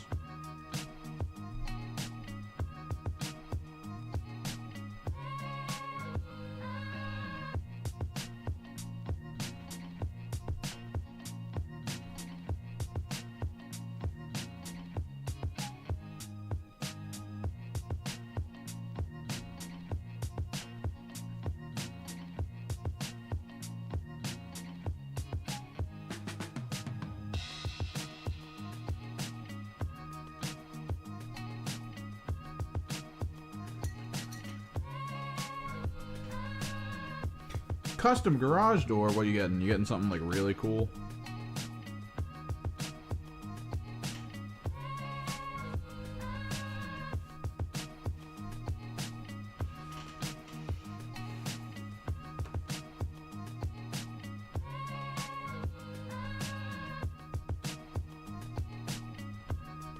Some like custom artwork. Maybe it opens in a weird way.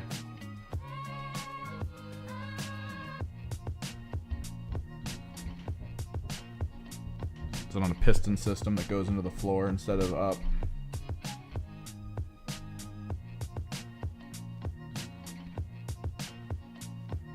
Oh. Not bad.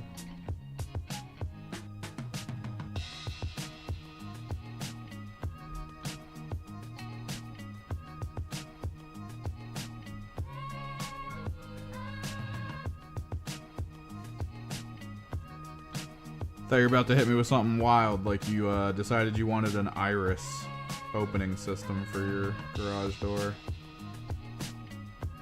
Like an old sci-fi movie. That's gotta be inefficient as hell.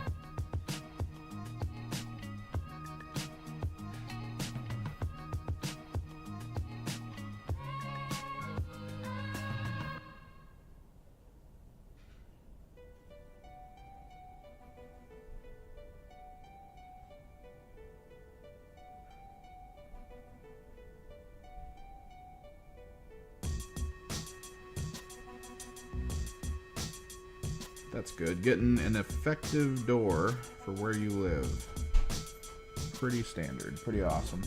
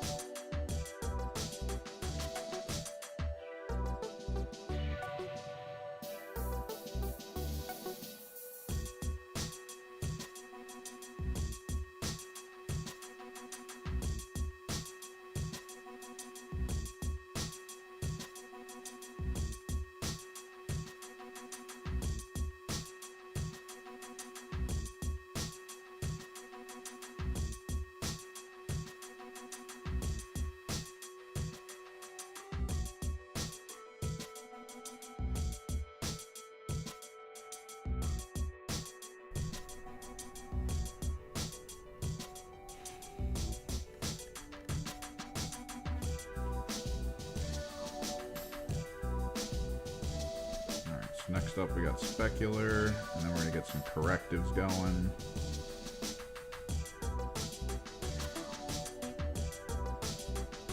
I kind of hate how good my glasses make this stuff look. Like, I actually have vision on it. I can see how I'm painting it. It looks really nice and smooth.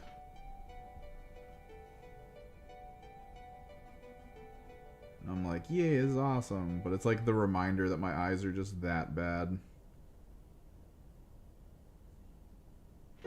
I actually didn't know that they were bad for a very long time.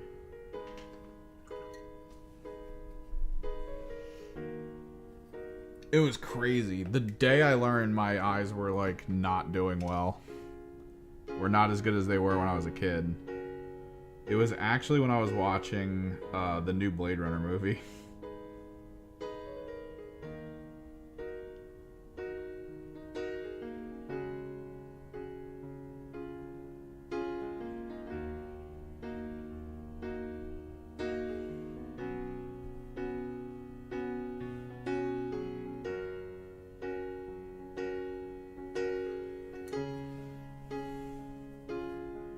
Oh, nice. Don't know if you remember or I've seen the new Blade Runner movie, but the intro is sort of them doing, like, just a paragraph on screen to try to get you up to date with what happened in the prior movie if you've never seen it before. So there's just, like, a bunch of little text on the screen, and I'm sitting in the theater, and it's on the biggest screen ever in front of me, and I couldn't read it.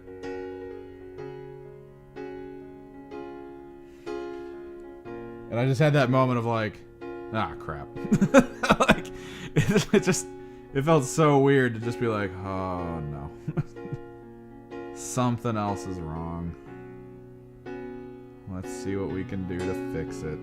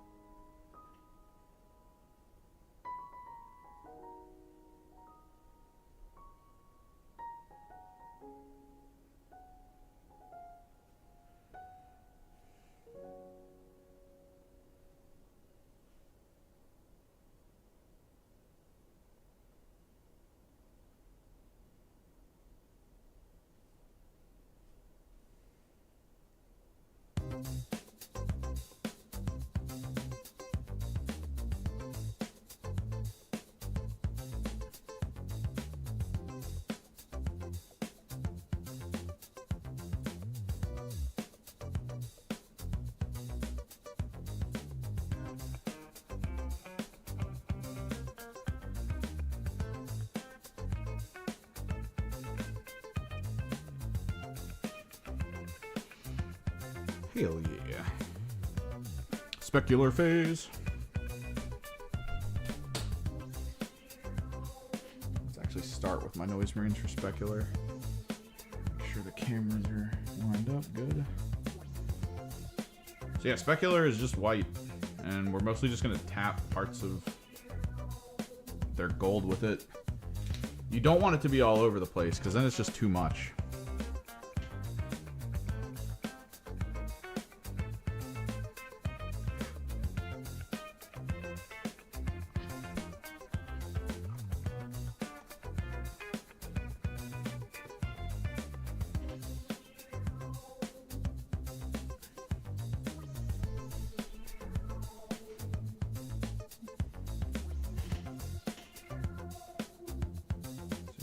literally just like, let me tap there, maybe there, a couple spots there, maybe right there, and a little bit on that head, edges there, and the ball.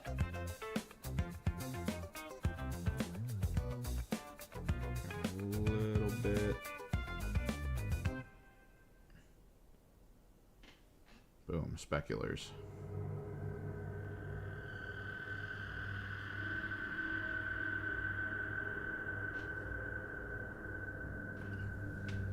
Skip.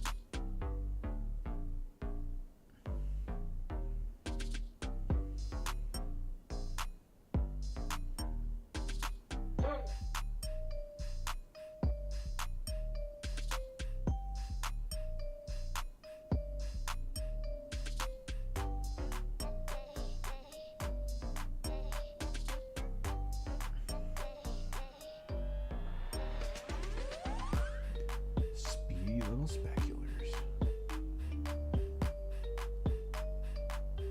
I think next up we should do the chrome blades, actually. I keep forgetting we got to do those.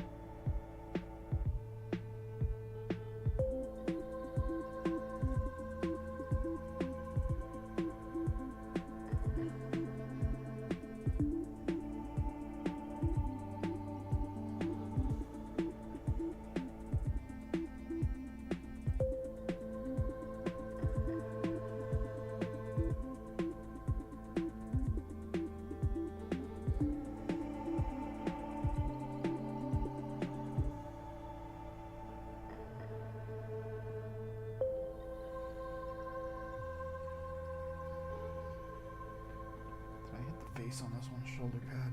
No, I didn't. Thought so. Just want a little bit on the face.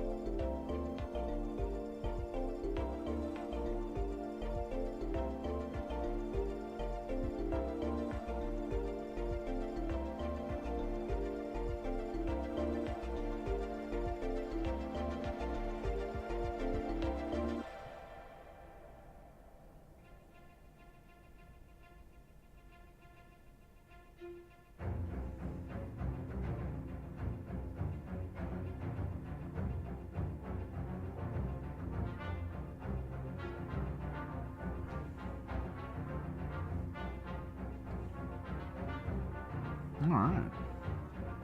We're just getting through the specular lighting stage before we get into the chrome knives and then head fix-ups.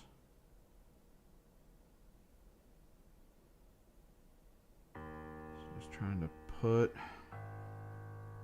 a little bit of the effort in. A little bit of the white.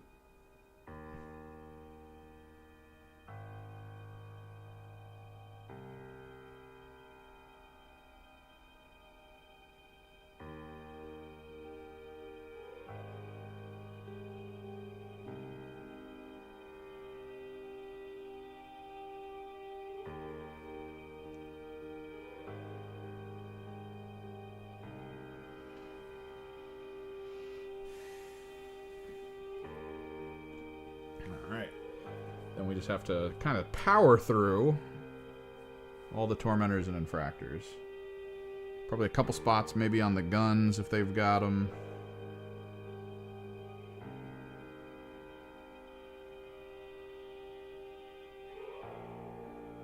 Probably a little bit on the inner shoulder corners like that. A little bit on the top, most parts of their backpacks. I imagine you don't need too much more.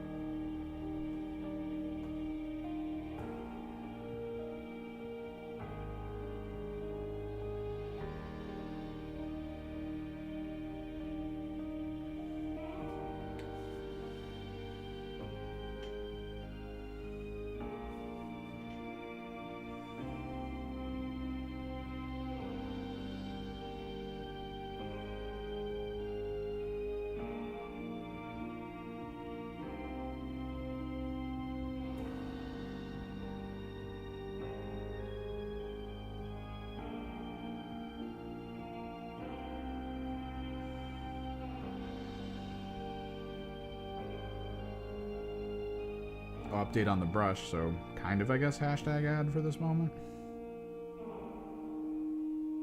I recently picked it up and pulled the pin back, because sometimes after you've used it for a while in a day and then you like let it sit, if you go back to it, there's always like that weird moment where the pin is kind of like pseudo stuck in its little area. It's not. Seems to be doing good. Seems to be pretty well built. Or at least well designed to not like screw up too much. So yeah, decent airbrush from Gallery. Happy with the results. Gotta get a video together for him, maybe a short.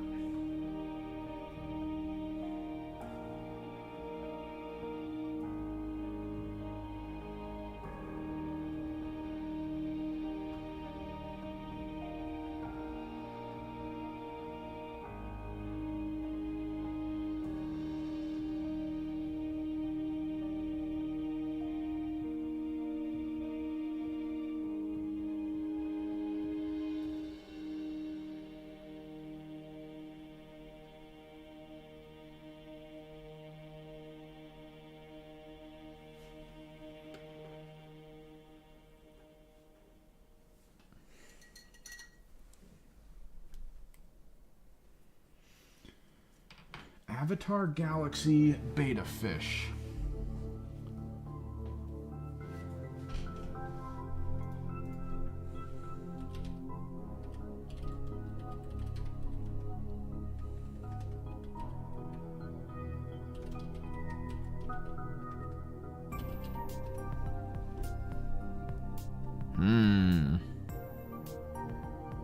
Okay.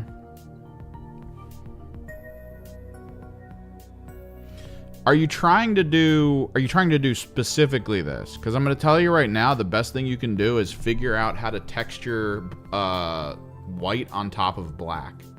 You could do like a black primer, and then you got to figure out a way to get that pattern of like the little scales to then be applied in white paint, at which point you would apply some form of like bright blue contrast. You'd probably want 2 bright blue contrasts. One that's like Caribbean, like that really light, like baby or robin blue. And then something that's a little closer to like a Magic or Asserman, like a darker blue that you would kind of swirl into it in some spots. So you're trying to get the pattern. Iridescent blue-green. It's going to be a struggle.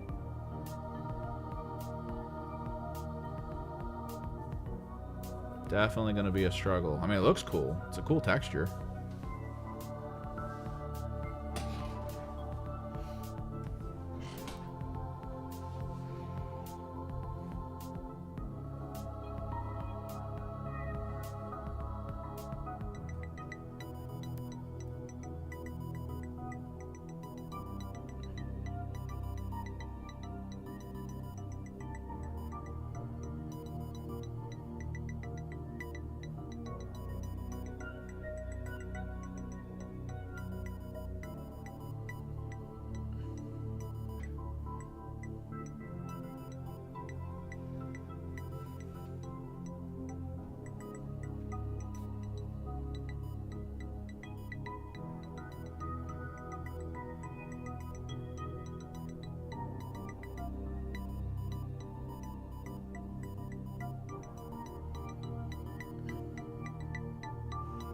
Specular.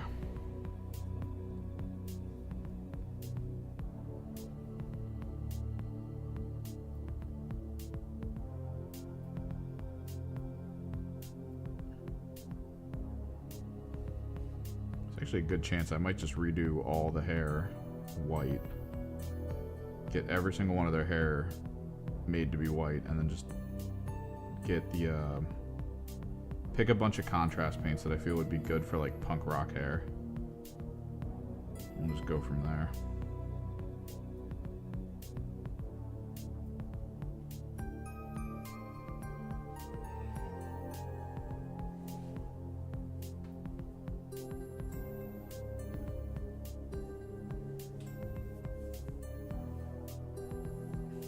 The thing is, if you have blue underneath and you hit it with yellow, I don't know if the yellow is going to be a little bit wrecked by the blue.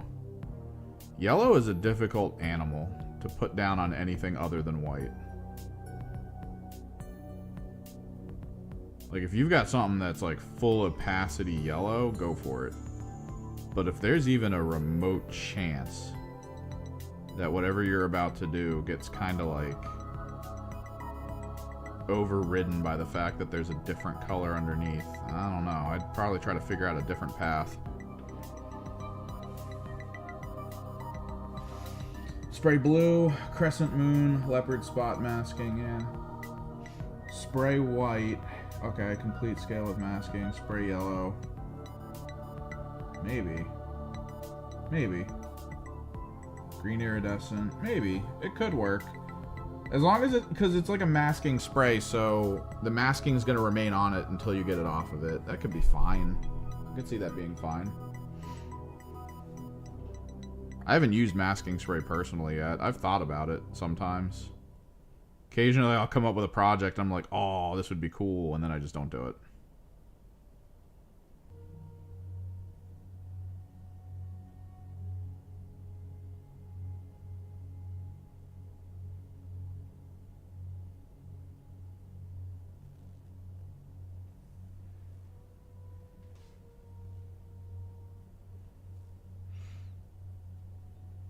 Maybe. It sounds like an intricate process, which hopefully leads to good things. Have you tested the process out before, or is this like a sort of thought experiment leading into what might work? Because I guess you said you were working on a side model just to see.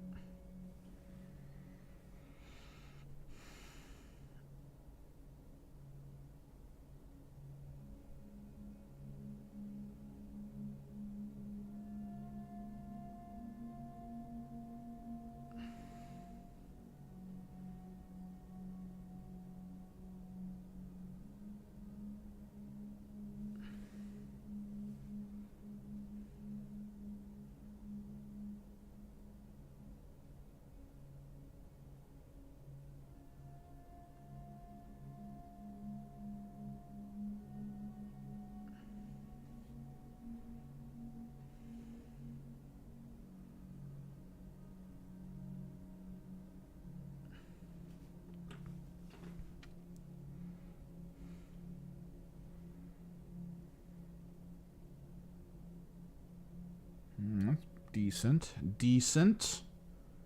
Yeah, hopefully it works out. Would love to see final pictures.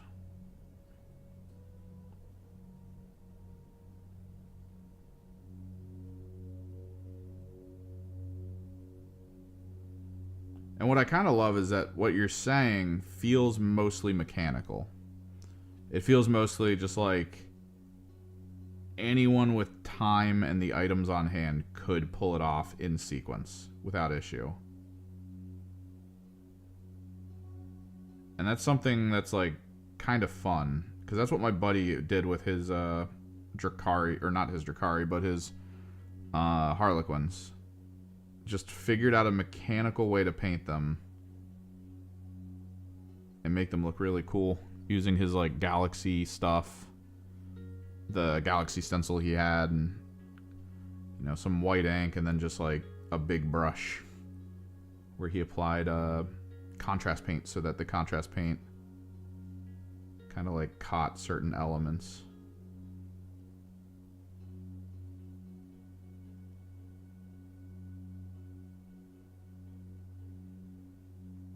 Very Bob Rossian.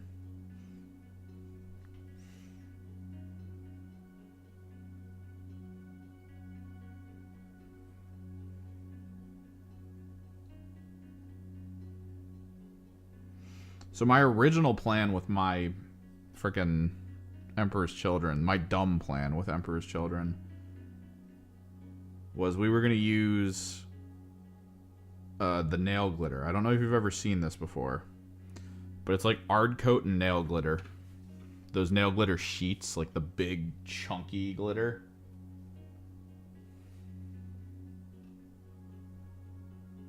I was gonna get purple, like a big purple sheet of nail glitter.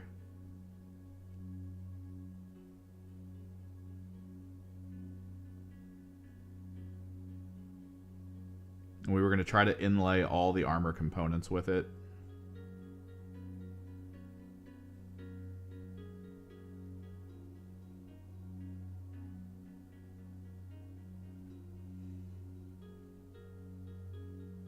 Put Ard Coat over top of it for a gloss.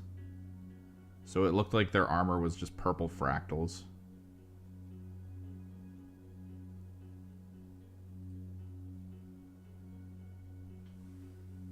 Have you ever seen nail glitter sheets? It's like fractals. It's less like glitter. And it's more... Let me see if I can pull one up.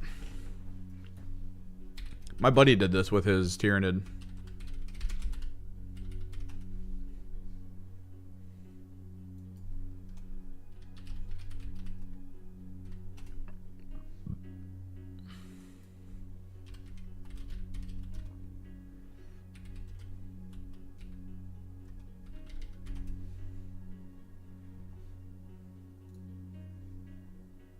Ooh, there it is.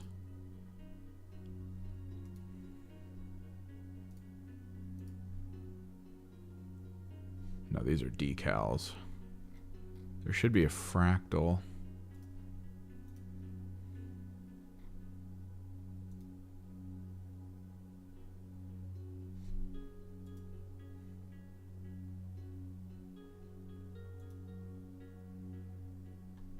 And honestly, this is secret tech that I don't think people look into too much.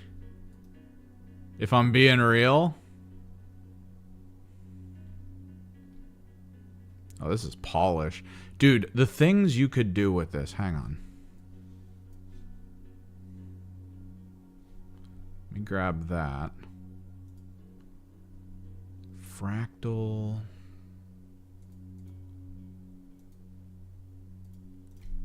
I think it's sold on Amazon, maybe.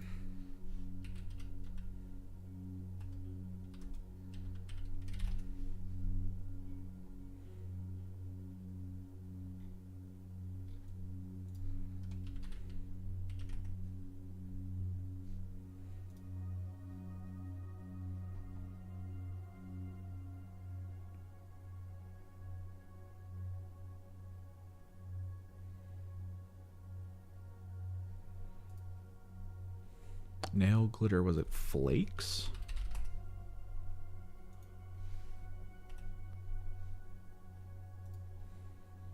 I think it might have been flakes.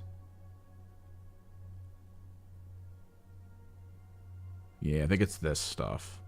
This stuff is supposed to be thin as hell. Oh god, that did not work. Nail, glitter, flake.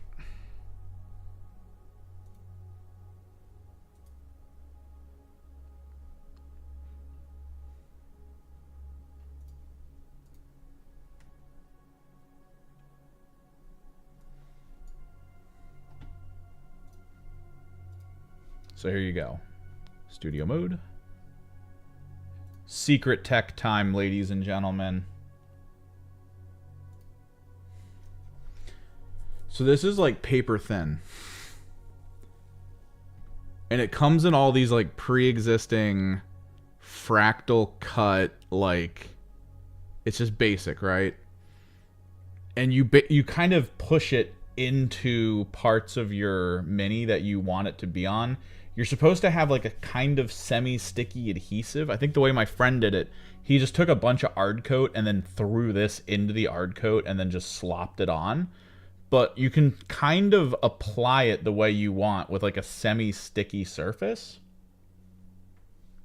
And then you apply Ard Coat over top of it because the Ard Coat is sort of a self-settling gloss varnish almost. Like it's thick though. So like you can create these insanely cool patterns, and this could be something you could do with your thing maybe almost. Cause like imagine taking your giant armor plate and then just putting this in like interesting patterns across it and then just Ard coating over top of that.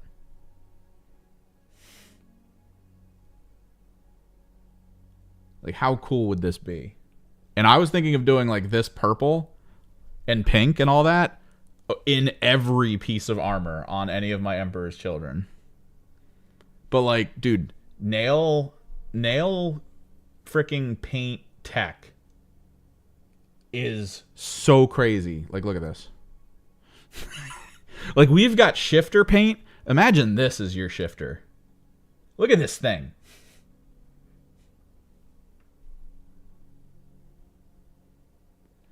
Imagine swirling your armor plate in this fashion.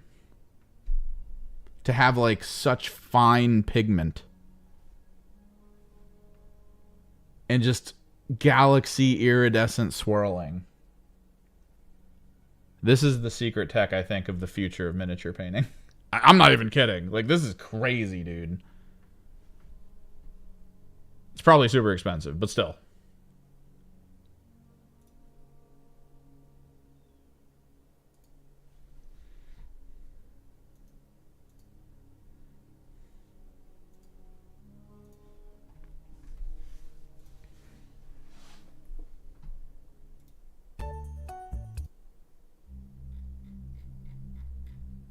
Try to get us to a fun song.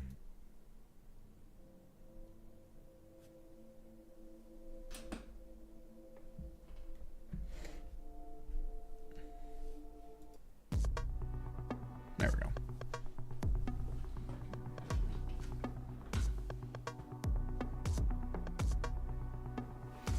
I feel like a lot of the higher end hobbyists have a UV light for all of their resin pours, right? Like that's just what they do.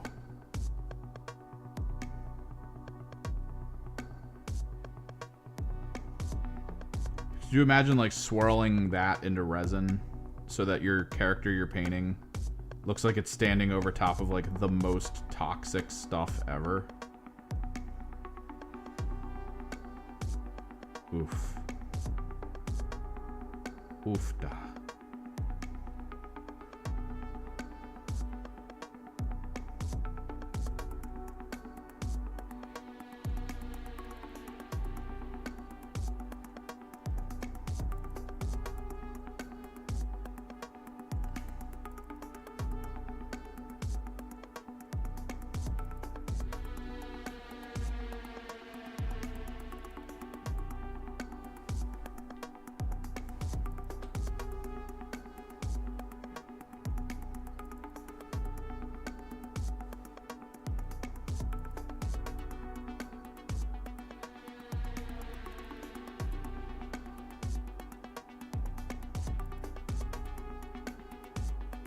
Like, just thinking of it as what you're doing is you're just working on a surface. Put whatever colors you really want down and whatever material you really want down. It sort of just like opens the book to new avenues.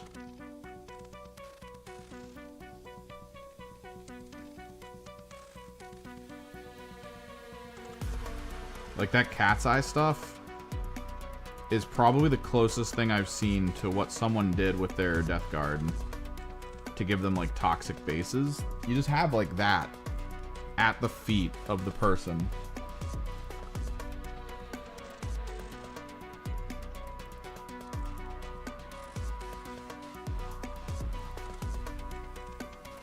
You don't even need it on the model itself.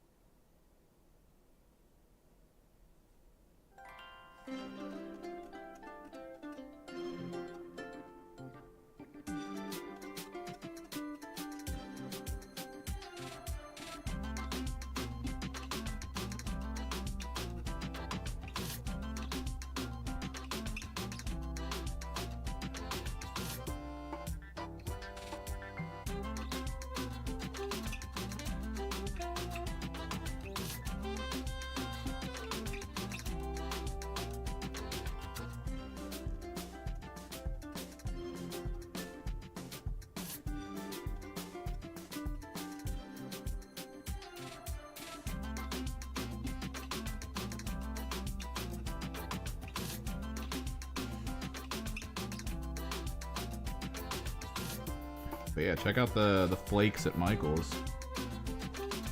I think those could actually be really cool if you're trying to aim for like a scale look.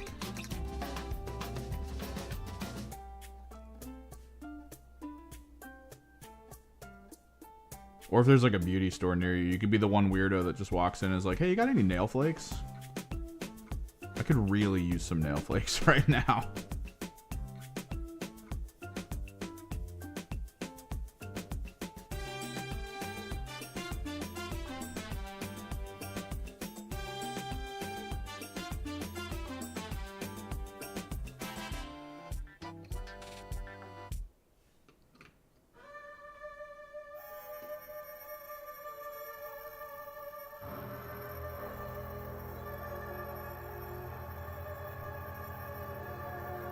So to be clear, I've set this playlist to electronic and hip-hop.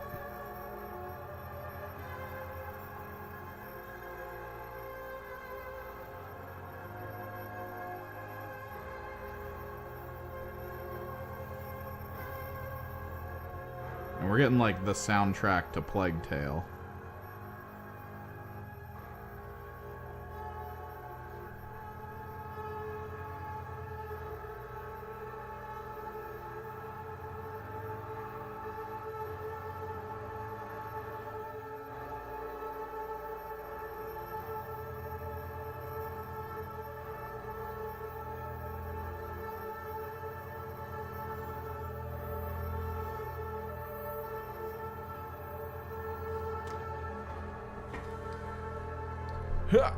Horror bass choir.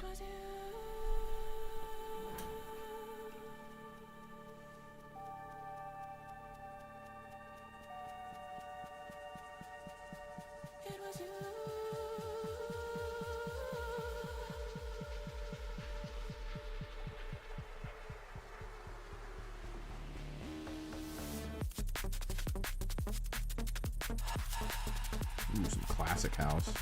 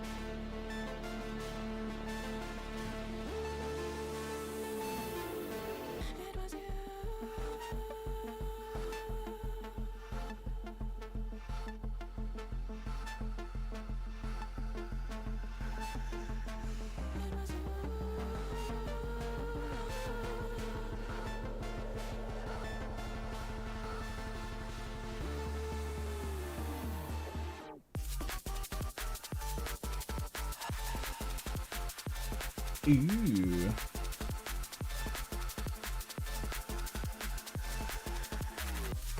Endless spells do look really cool when used as like 40k spells.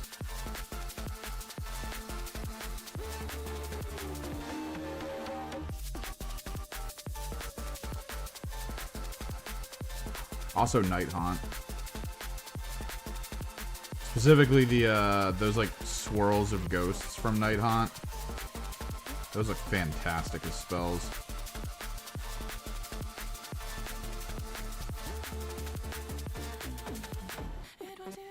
One of the coolest Magnus conversions I saw. It's not really a conversion. They used what the hell was it called? It's the freaking anti-manifestation manifestation. It's that giant swirling dragon thing.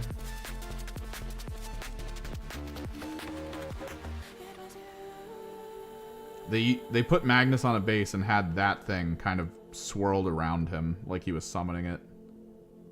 So cool looking.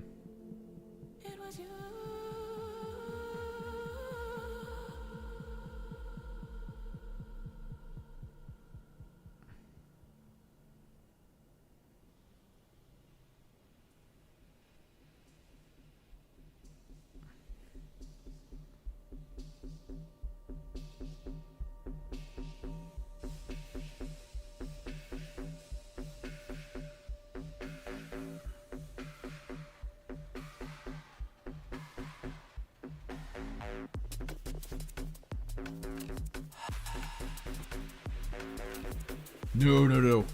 Well, the Flaming Zinch heads are awesome. What the hell is it called? It's from the summoning tree that there's only one of, and you have to buy like a box of terrain to get it. Anti-manifestation OS summon. It is called.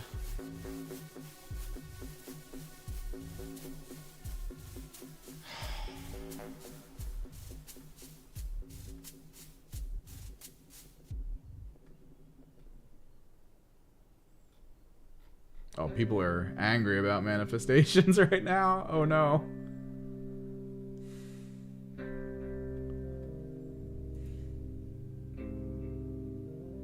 Yeah, that's the big one you get. And then there's the other undead one. Then of course there's the new ones that are coming out. But there's the other undead one that has the bridge and the boatman. And then there's the terrain one. Here he is. Krond Spine. The Incarnate.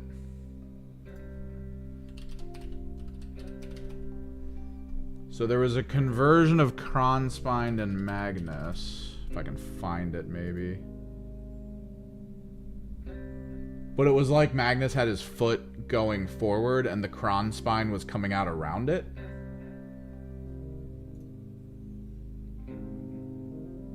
Oh, I think I got it.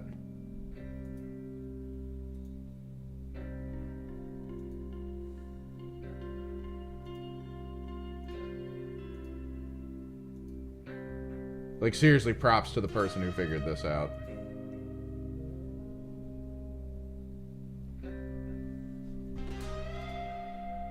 My Magnus was already done, so I wasn't gonna spend the time. So there's Magnus, and there's the Kronspine. Coming out from the middle of his feet, around that foot, and then around the outside of his body, and then up around here.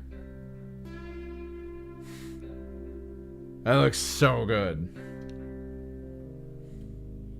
Such a cool crossover.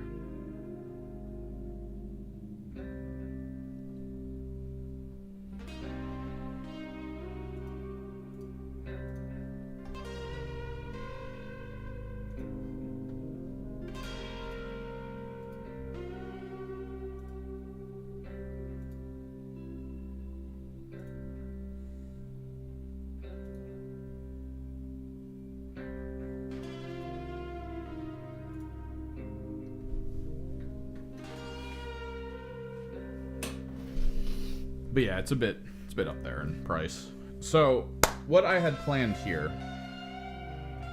for the chrome blades in particular. So how Chrome works, as far as I can tell, is it's basically a mirror that's bent.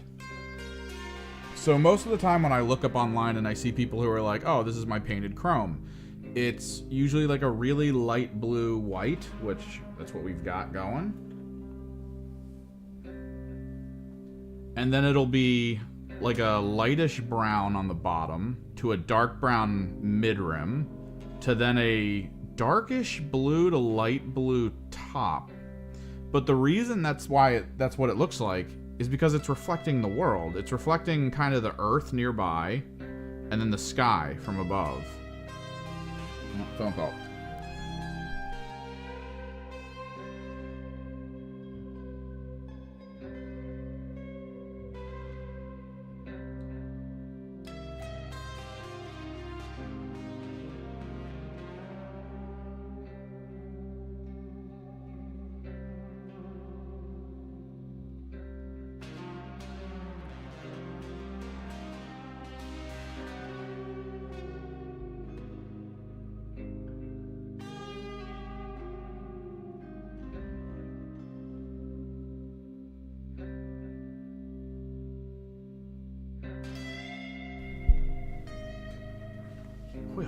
So what I think we need to do, since the ground is magenta pink, I don't know if I want to hit it with the same pink, right? Like, I don't... Like, maybe...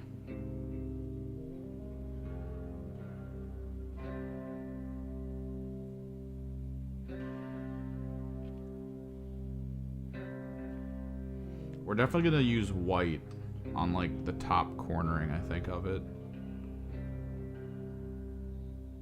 But I think for, like, downward inflection, we might want to try... I have a light magenta that I was thinking of trying. Don't know if I'm going to like the look of it, though. This is a tough one.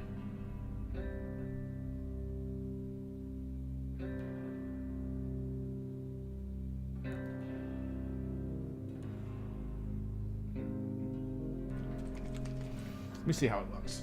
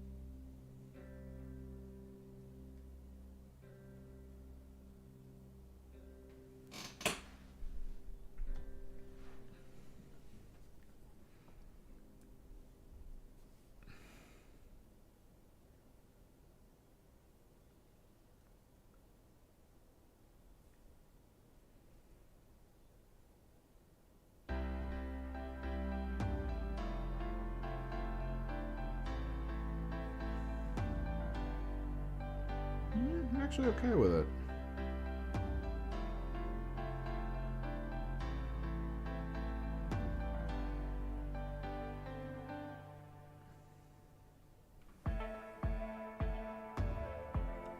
Definitely for all the low parts.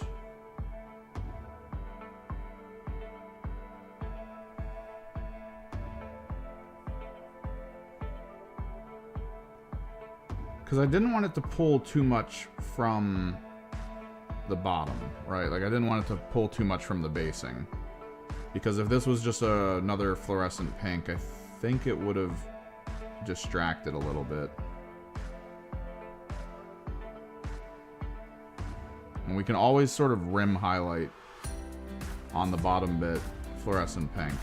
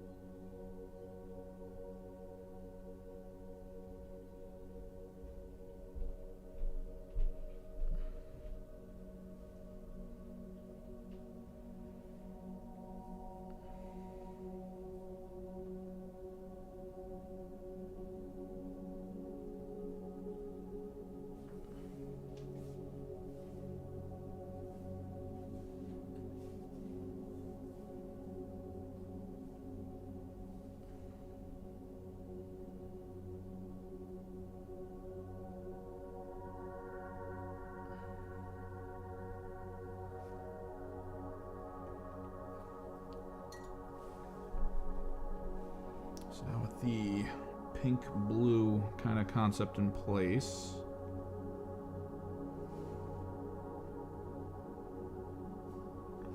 What I think we can do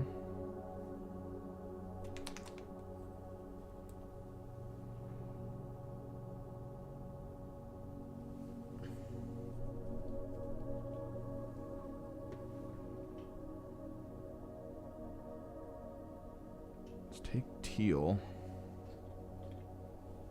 I think the teal will work here. You kind of have to hit it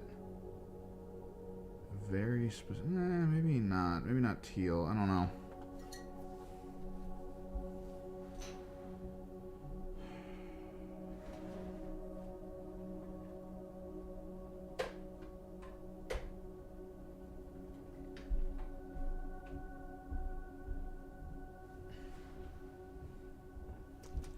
Let me try light phthalo blue.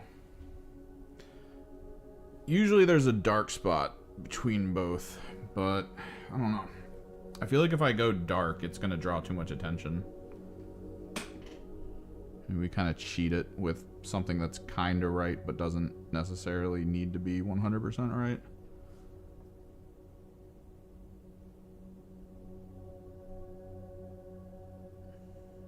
Still a bit too phthalo greenish.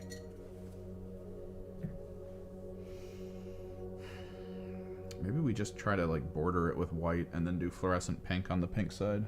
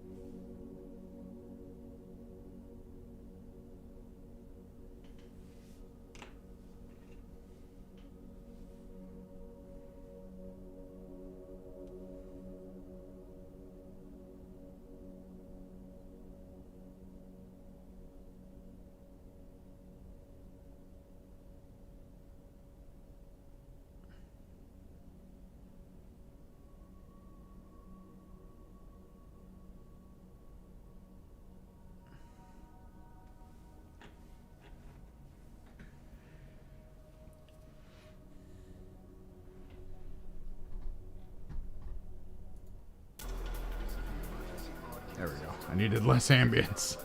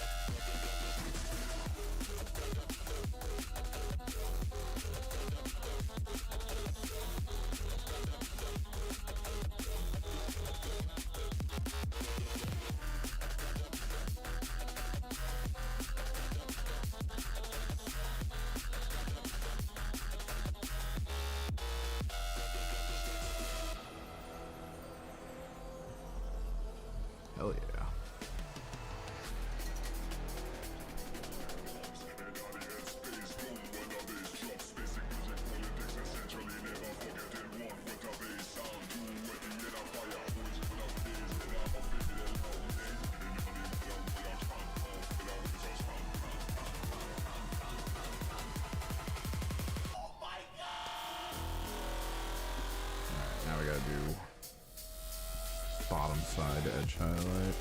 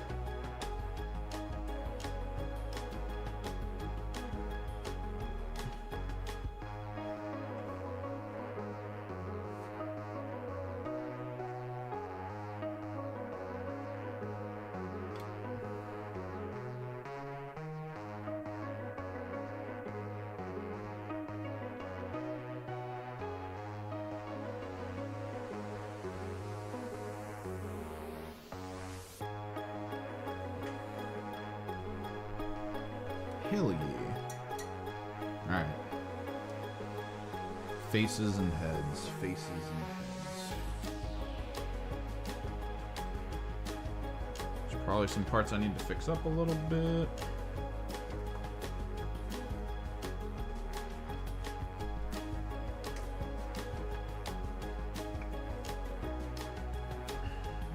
Clearly see a part here that I gotta fix.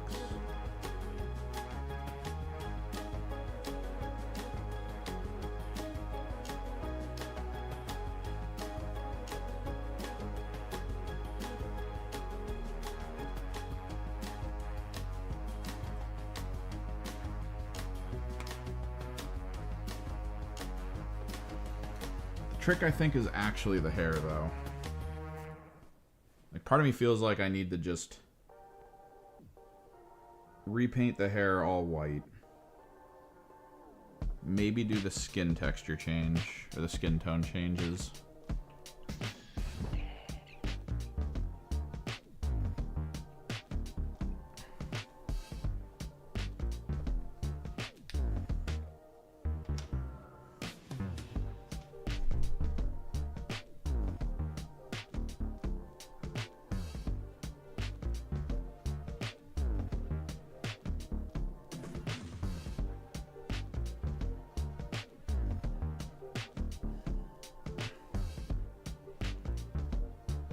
Do this.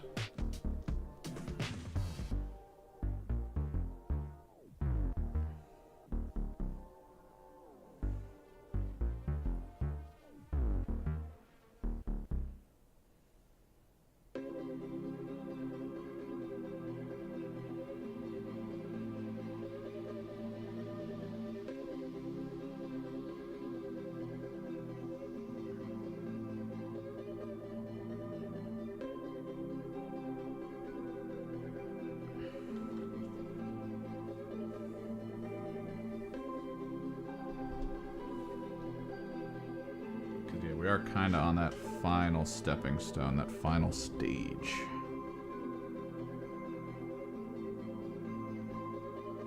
It's not that I want to cover up the hair. It's not that I want all the hair to just be white. These aren't sororitas after all, even though we're considering them the Sisters of Sound warband. It's mostly just so I could get decent other colors with like some texture in it. Like, I don't like just flat hair, right? Like, I don't want the hair to just be flat teal or something. It needs to have a little bit extra in it. And what's cool is I don't need to like actually flawlessly cover all this back up, because whatever the sort of deeper tones are gonna play into the contrast paints. So some of the hair will actually feel a little different.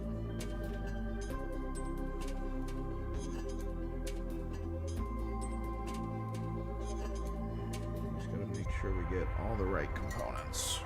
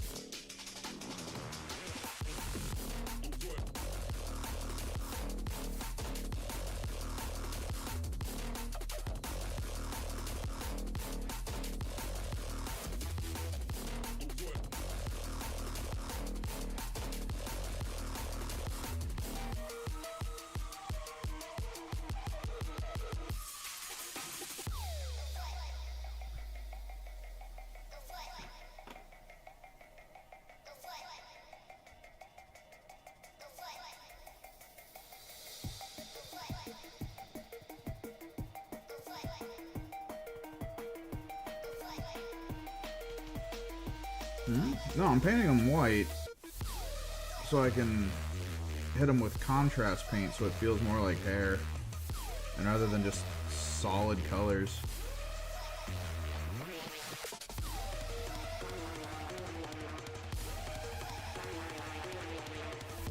You get too excited at weird stuff.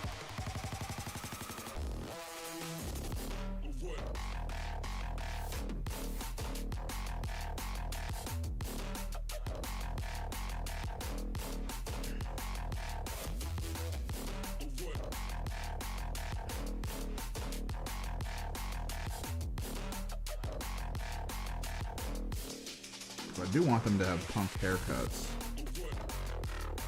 I feel like it's going to be better to do that with contrast paint over white, so you can at least have multi-tonal stuff in the hair itself, because this is actually fairly detailed texture.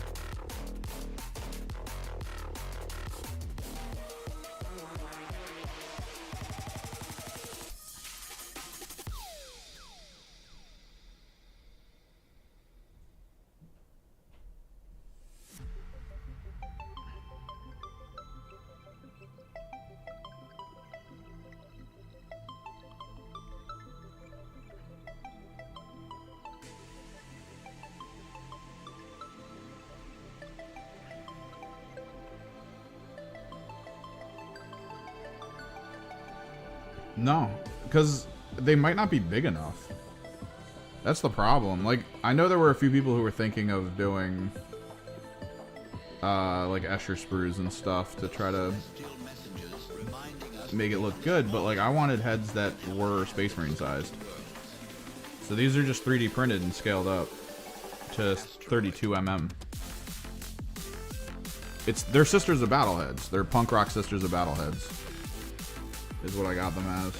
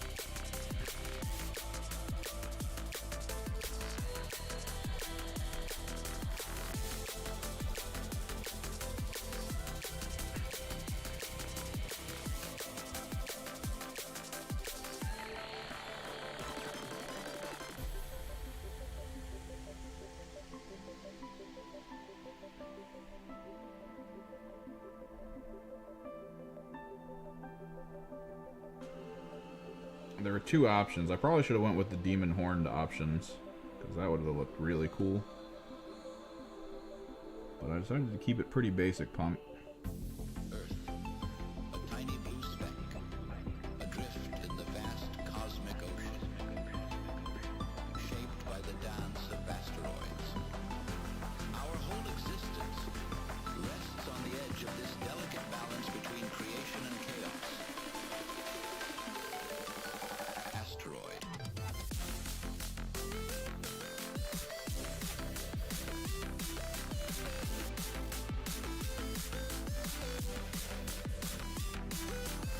I still have a bunch of them left, too.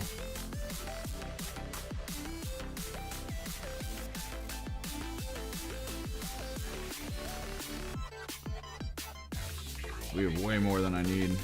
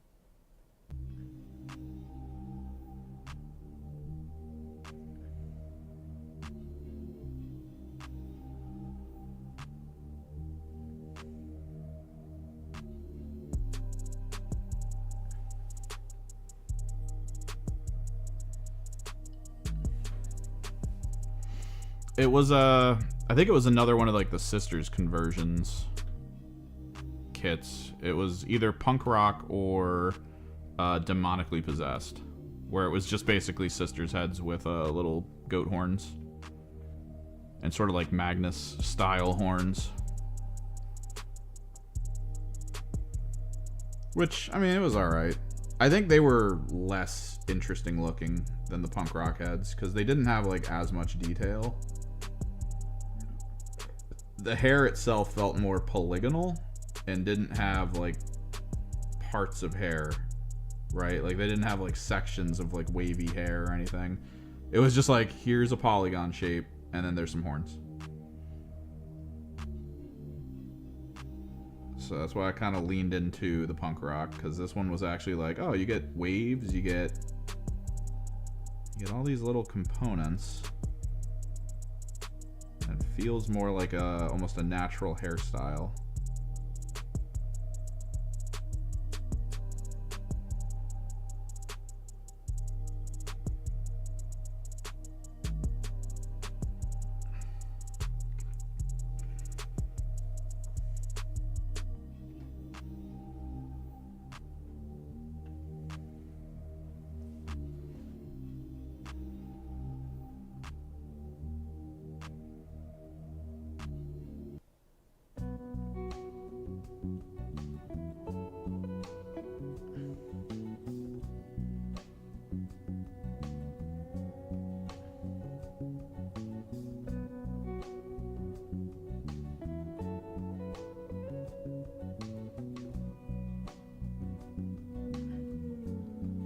Prep the hair for contrast. I'm gonna grab a couple decent contrasts for skin tone glazing, so we can do that. Get a couple alternate skin tones across a few of these characters.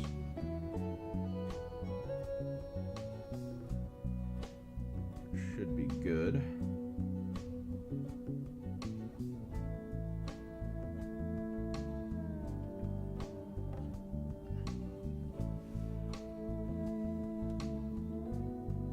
Grab a bunch of colors that are good for just the hair.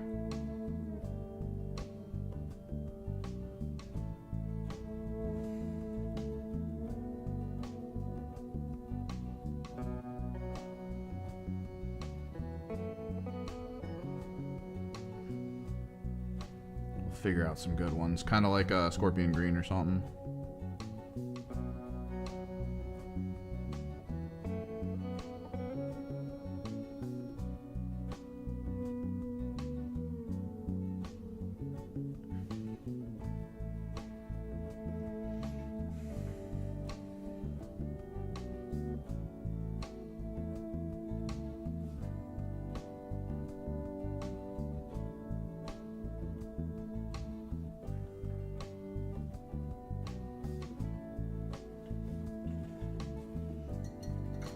Is this like a ridiculous mohawk?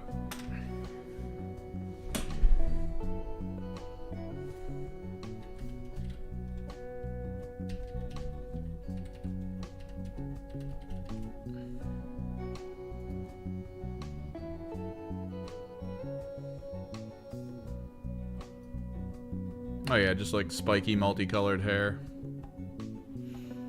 Some magentas, occasionally white, some blue.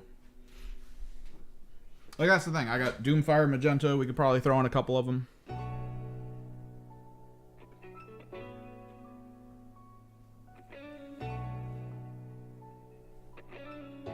We've got some options. I just don't want it to be flat. And right now they look really flat. Just monocolor.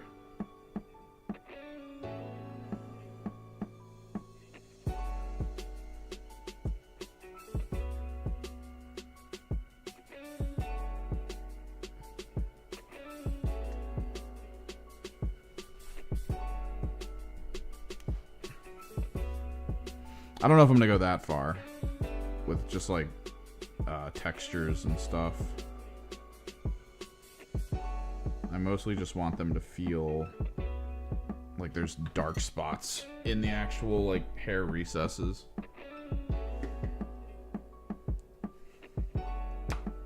key goal.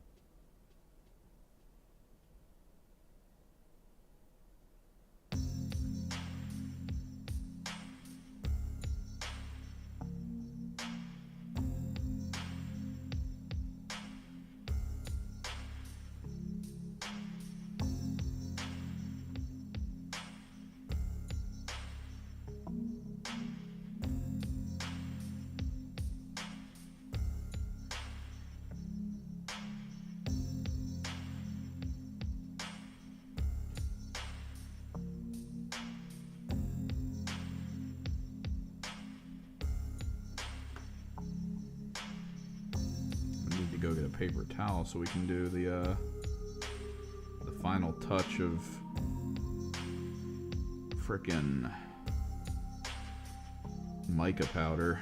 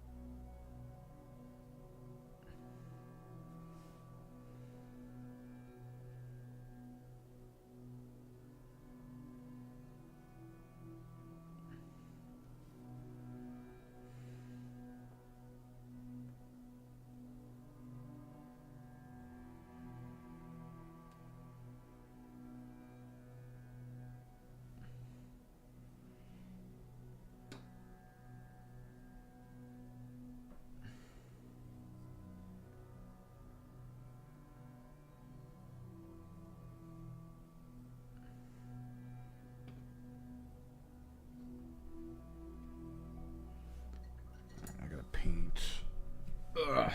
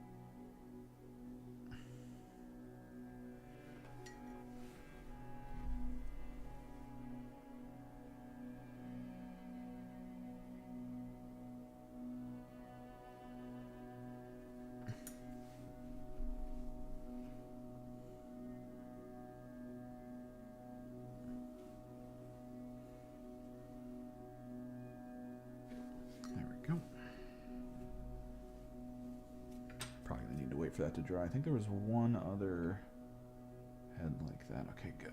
We already got that. What about you? I already got you as well. Okay. God, we are so close. We're in the micro detail stage of all this.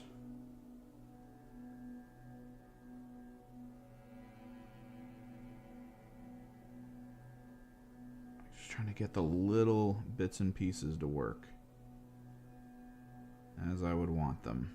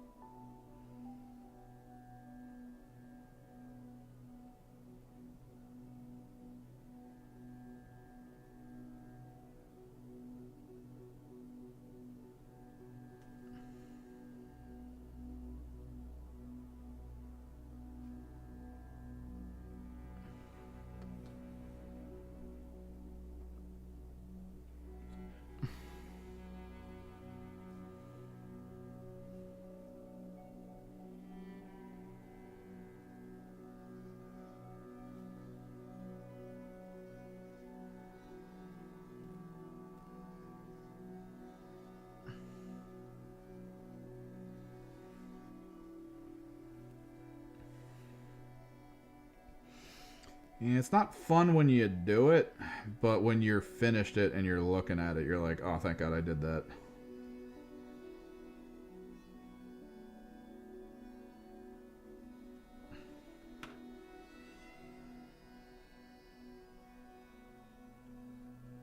Because you have to, like, consider all the hours you just put in to get to where you are in that moment.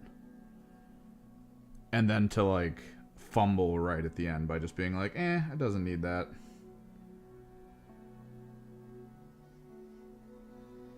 I don't have to do that. And then, boom, you're just hit.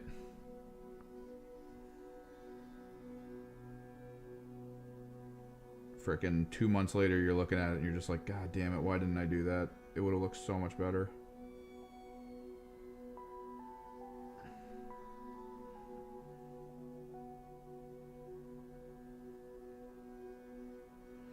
Thankfully, we're fresh enough today, I feel like. In terms of energy. Like, if it was yesterday and we were on, like, hour number 9, I would have been like, I actually don't need this. We're just gonna move on. And then I would have been so mad. But we're on hour 4. And by about hour 6, I think that's when we're gonna be, like, kind of done. And completely fine.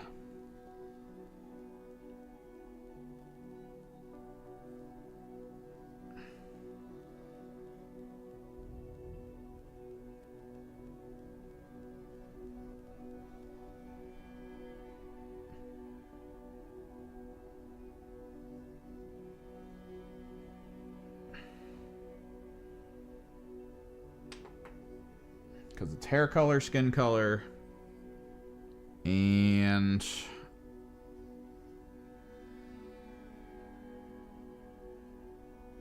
basing pigment.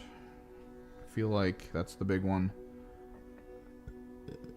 Gotta make sure I actually do that too.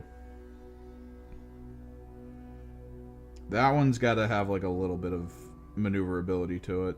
Because I don't want the stuff to be close to each other while I'm pigmenting other things. It gets that kind of knock around color to go all over the place.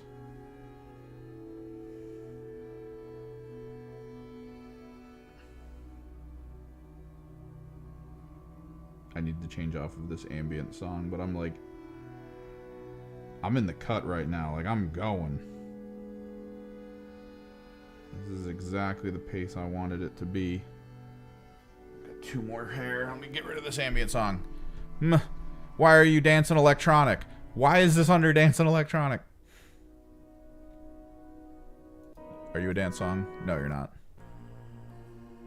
What about you? We're gonna go here. Oh, this is galactic bass. No, yeah, we're going here.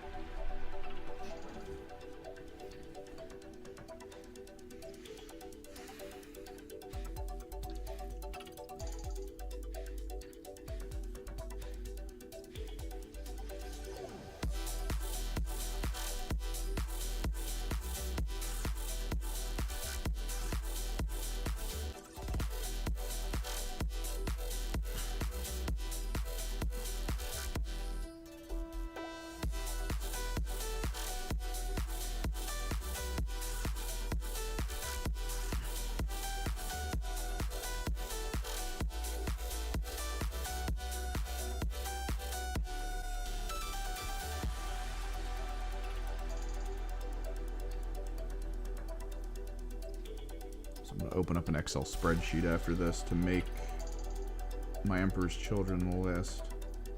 So when I get there tomorrow, I'll have my demons. But then if somebody really wants to try out playing into the Emperor's Children, the fresh new warband, they can try.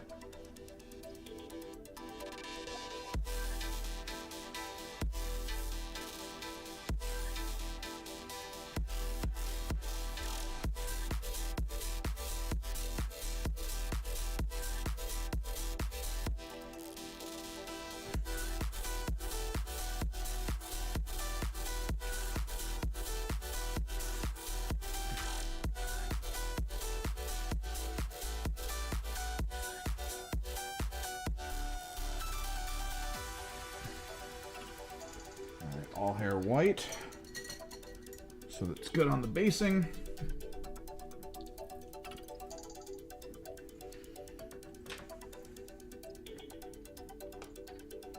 There should be 2 or 3 wash colors that I'm cool with.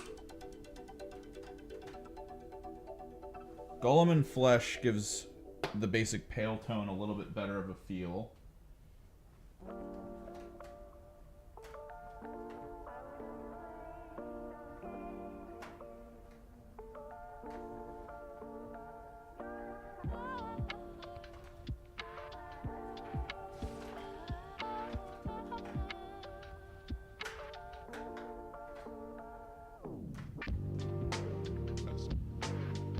Fire Slayer as well.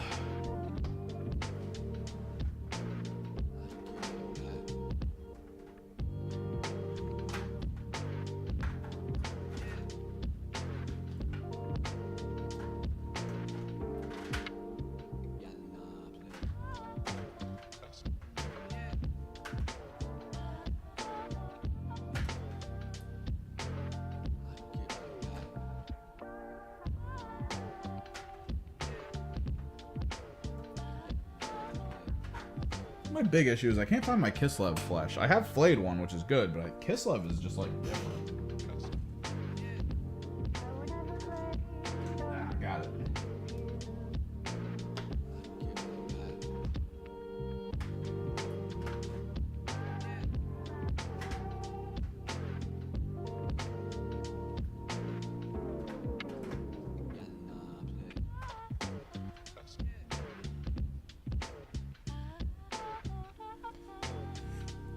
Maybe some Argo Stoons is also a good thing. No, yeah, Dragonoff is pretty good. Let's start with Fire Slayer because I'm gonna have to water it down a little bit. Fire Slayer is just like so strong.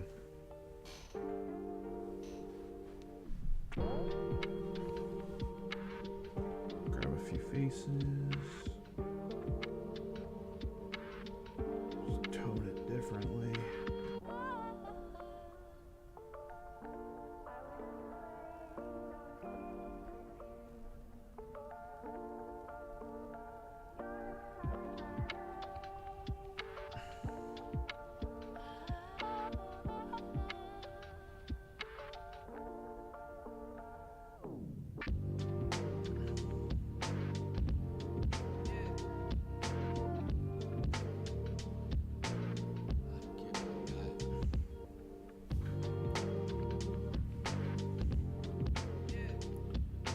Just about grabbing a couple,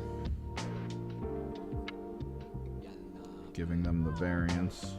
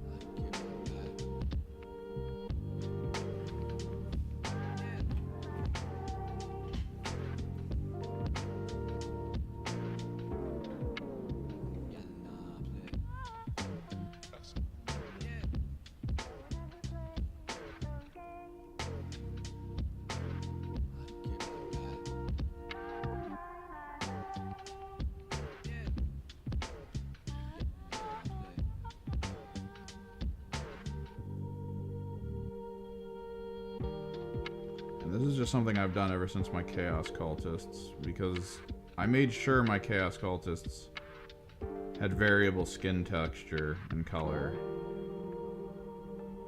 It's just like, it's so much better than just doing like a mono color, because like then there feels like there's no story between the units. Like there's no like, oh, this person's seen some shit, and then this person's like probably from the posh part of town. Like they just all feel the fucking same, and I kind of hated that. So when I got to my Chaos Cultist, I was like, all right, let me just tone things a little differently and see how it feels. And it always felt like way better to have just a bunch of different feels, like people look at the sun more kind of situation. I need to fix up the some of the hair tone for this. Still too much black paint right there.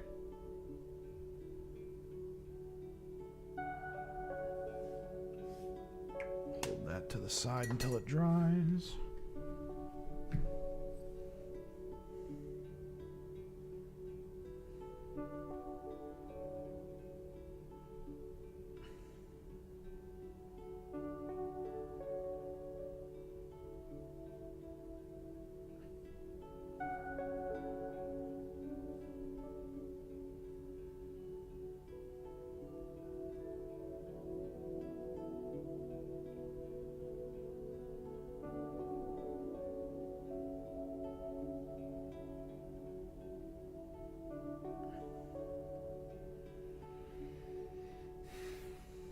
Congratulations, you've made it.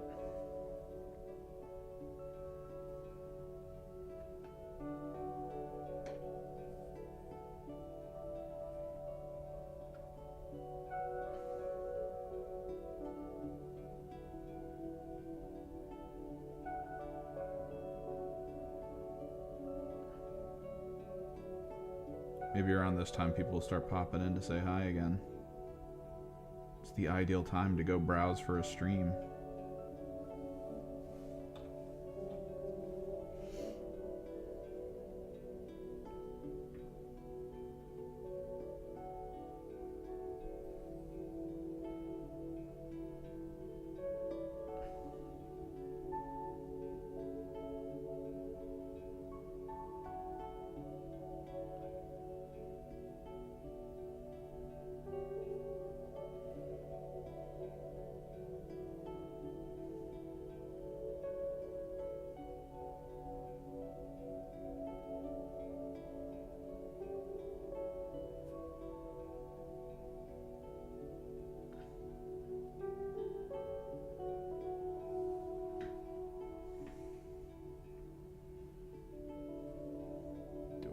Noise Marines.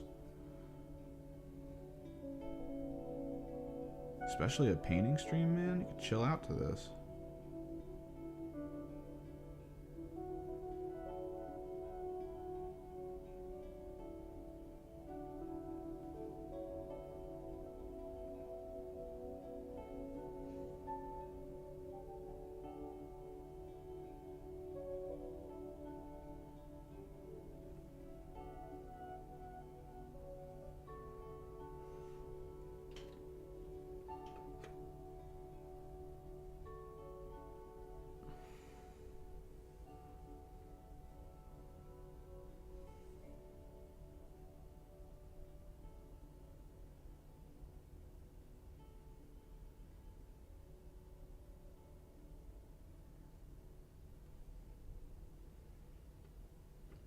Maybe 3 Noise Marines.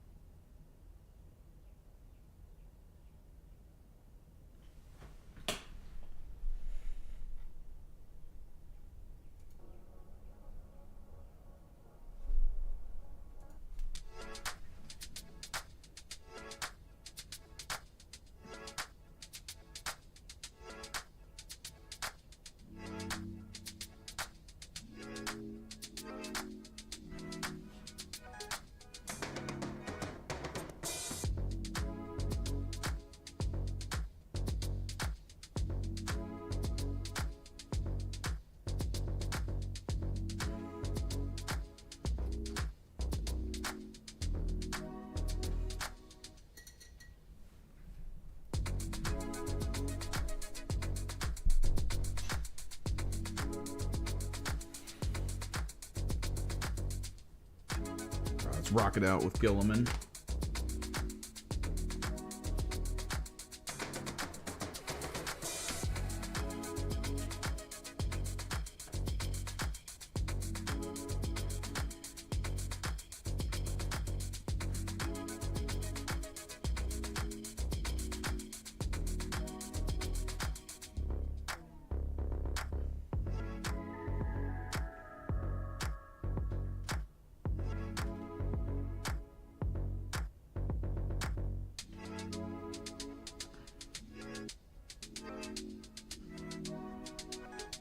Again, we gotta treat it like a glaze more than anything else.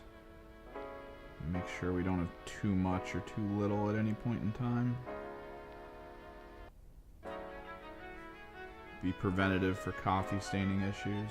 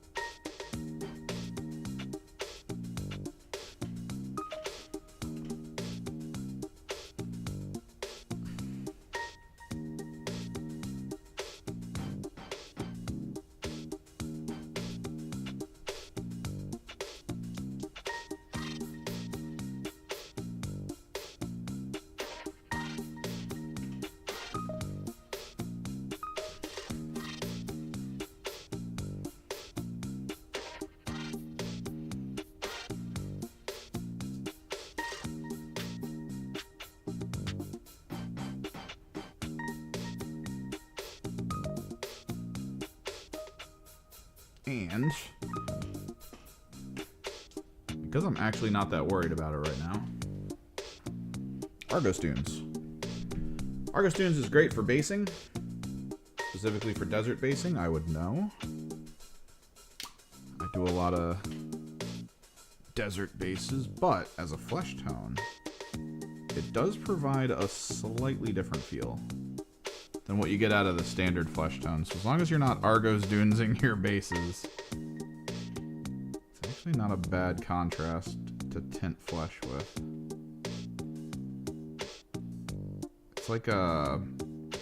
It's like slightly more subtle than Gilliman or Fire Slayer.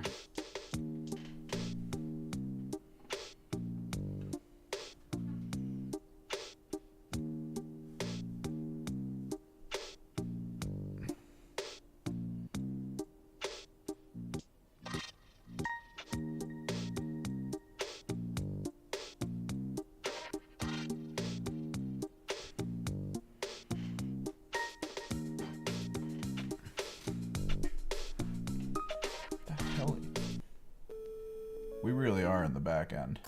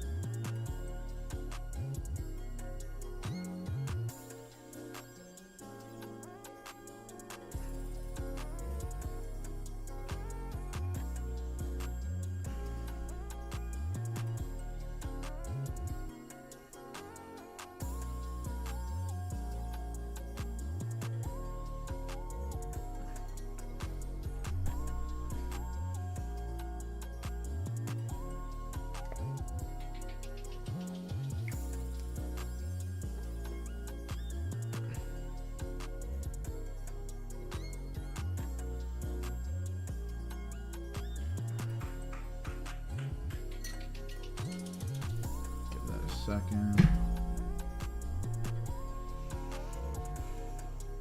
Well, just enough people with just enough different skin tonings.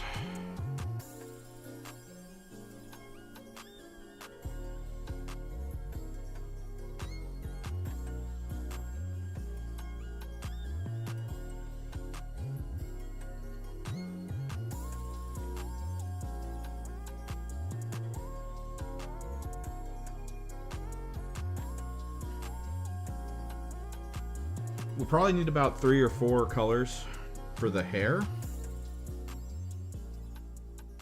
I imagine that would work out pretty well.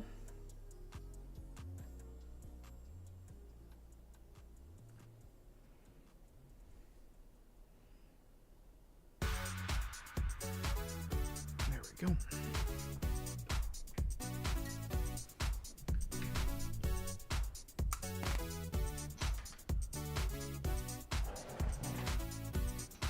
Hopefully I still got some of the good ones.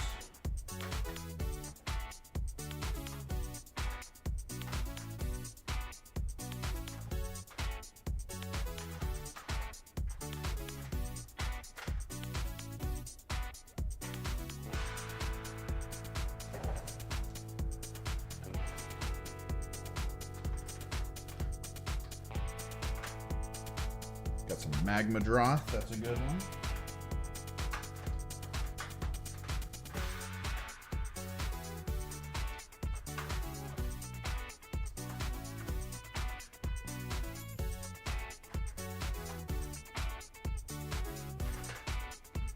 Maybe some ball red.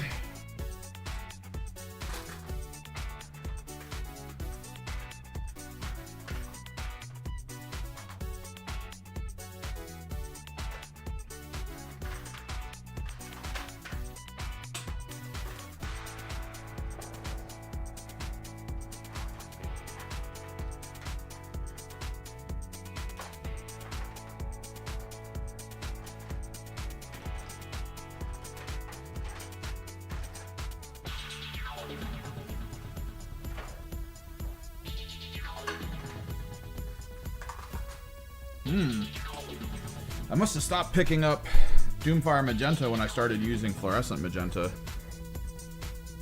So we'll have to lean into the Army Painter Speed Paints.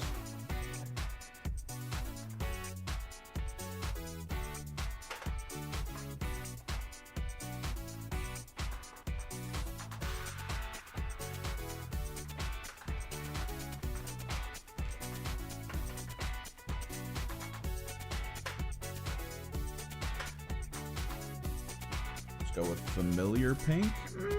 I mean, the bases are pink. I don't know if I really want to go that route.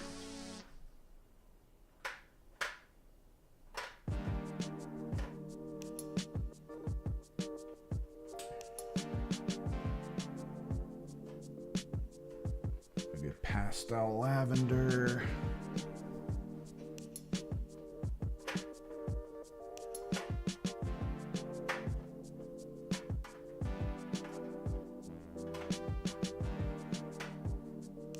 Pastel seafoam.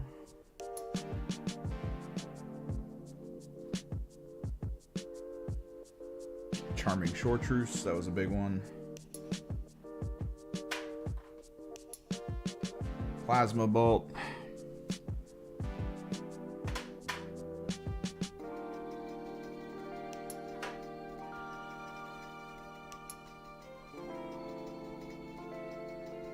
We can try purple alchemy.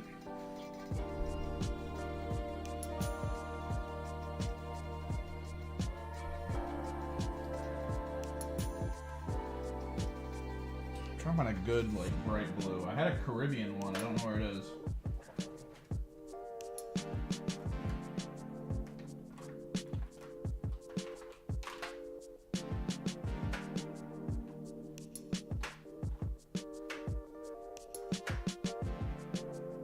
There we are, Caribbean blue.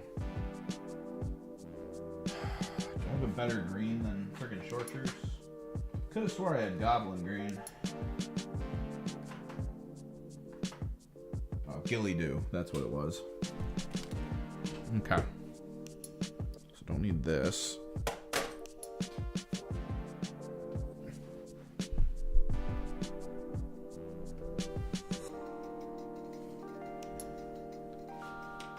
Let's start off with maybe some Gilly do.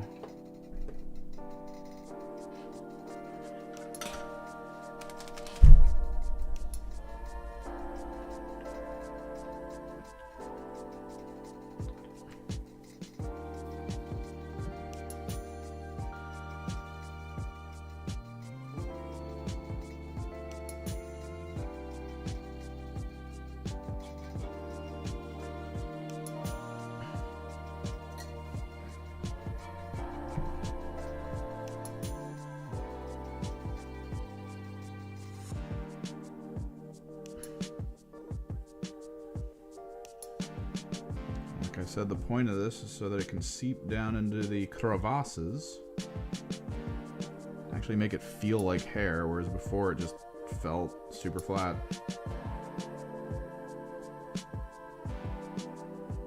Mission accomplished. Hit a couple of them with the Gilly do.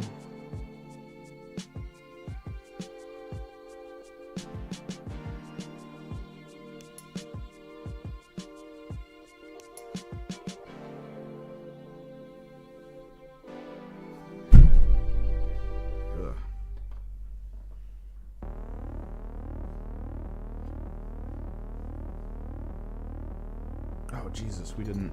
This one needs... What the fuck?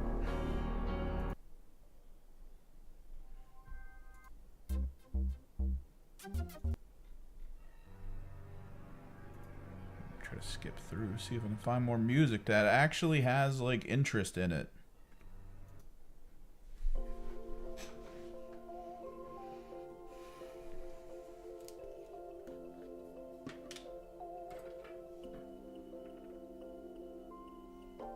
This one needs the black on the stalks under here.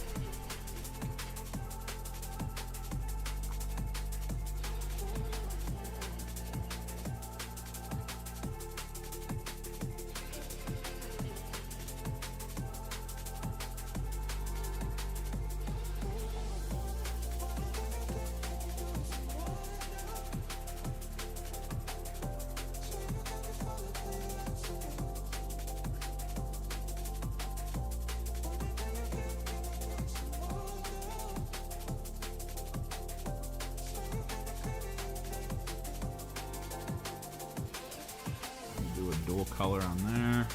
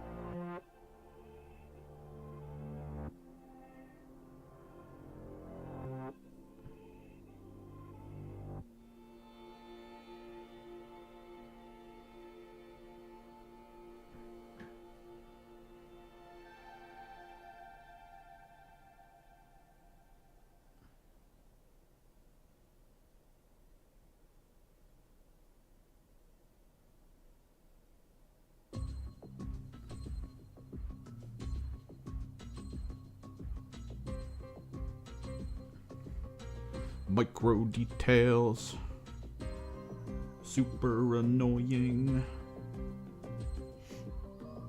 Let's go with you. Yeah, you.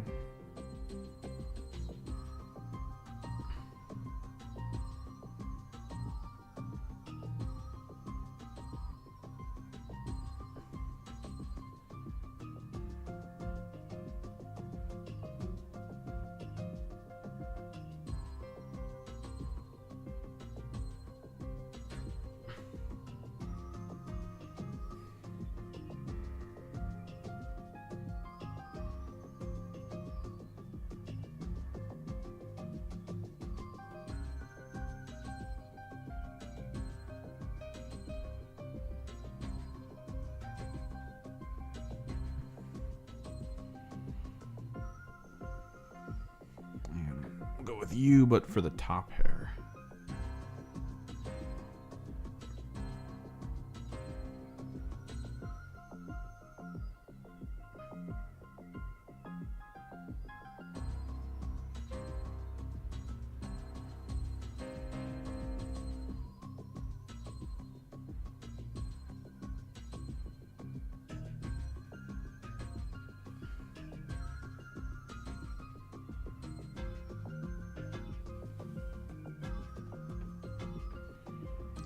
Gilly do.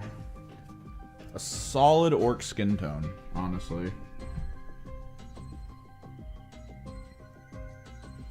Let's do Magmadroth? Yeah, we'll do Magmadroth.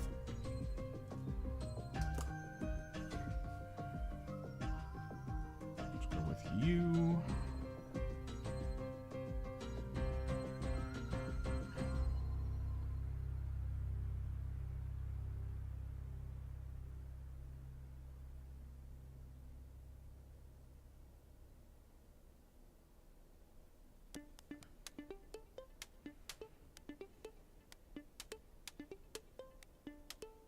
It's one of those things where you see it and you're like, wow, that's not at all orange.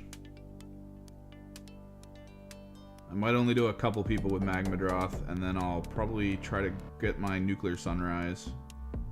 Maybe my Zealot Yellow. Zealot Yellow would actually be good. Why didn't I grab Zealot Yellow?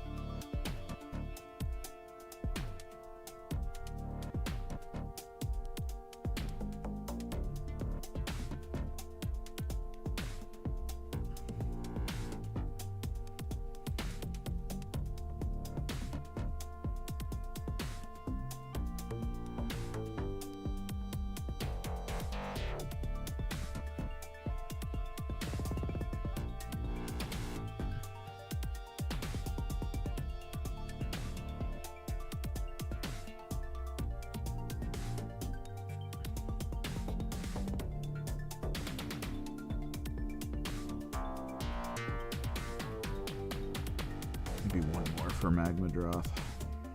You.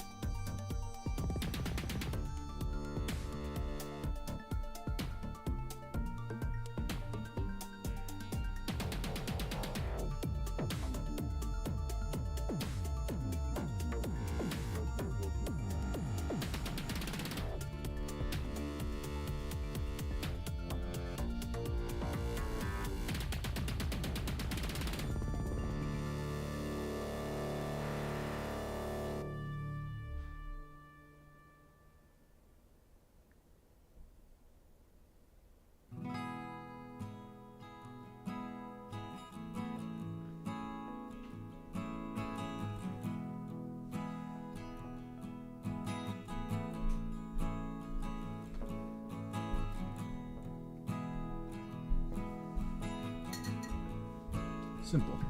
Clean. No, stream dead.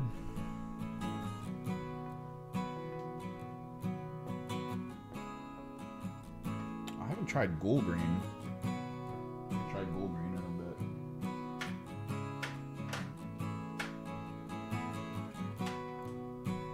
Nuclear Sunrise. Also need... Okay, I'm gonna grab a Cultist Cloak. Could do some dark hair. Doesn't all need to be bright tones.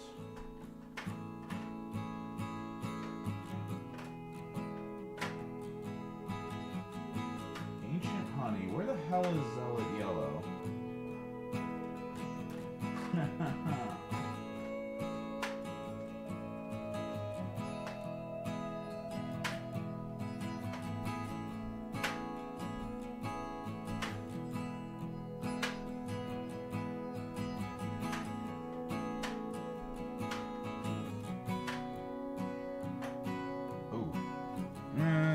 Purple armor. I don't really want to go that far.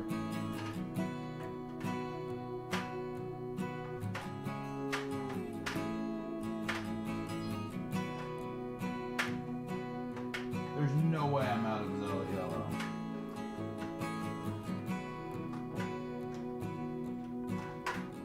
There's some Ashen White. I'll hold on to that.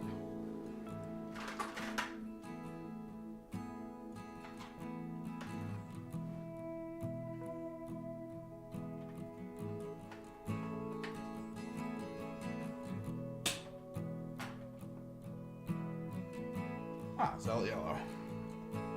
Perfect. Let's hit it with Nuclear Sunrise.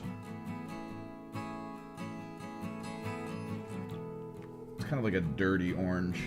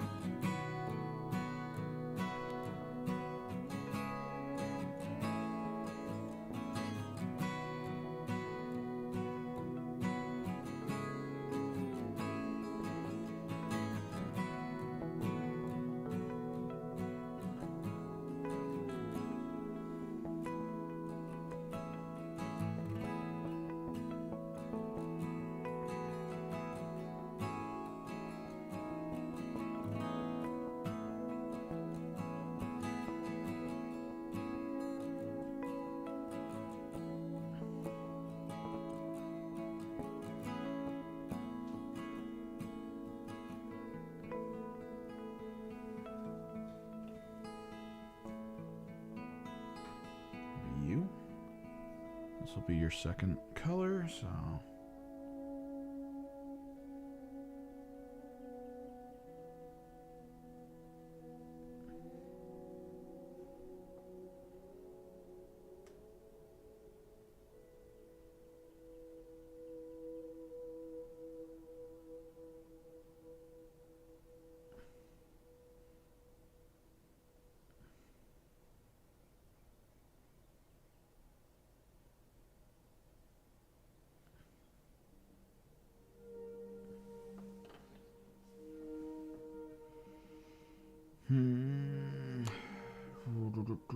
Let's go with one Noise Marine. You.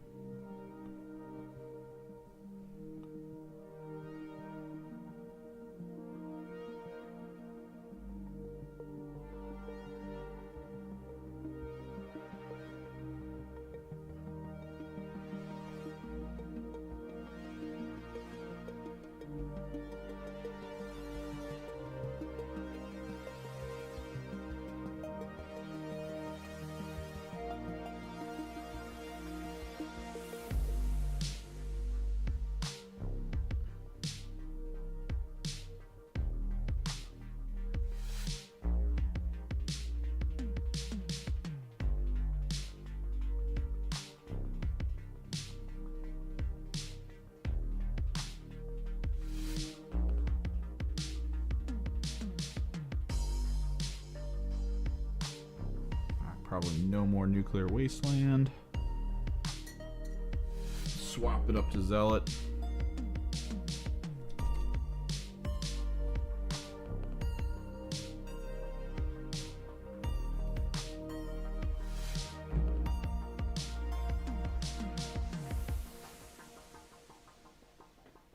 You'll have freaking blonde as hell hair. Oh, wait.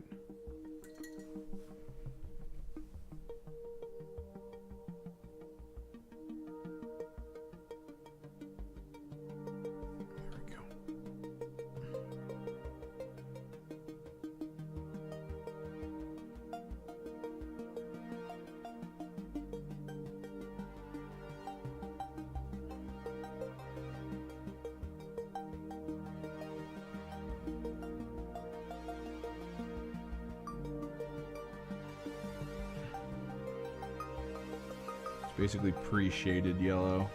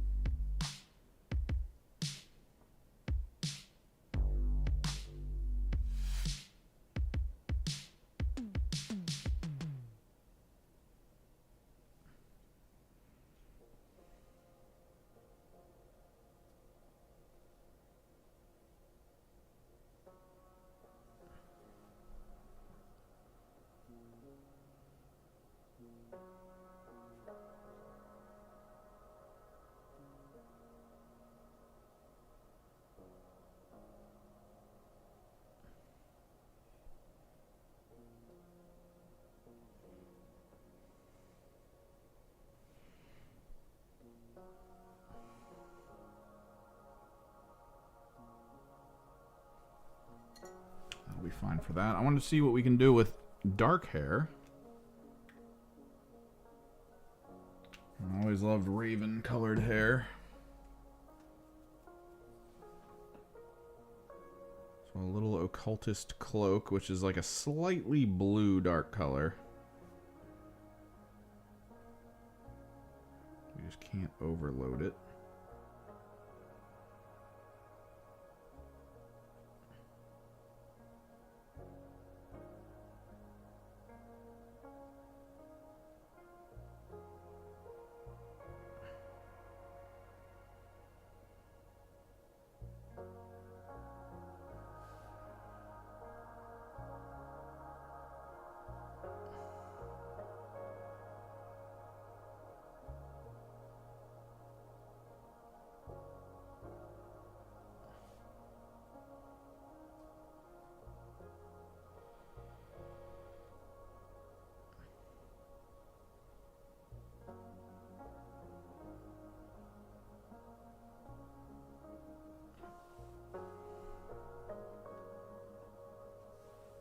Perfect. I'm going to hit the secondary color here.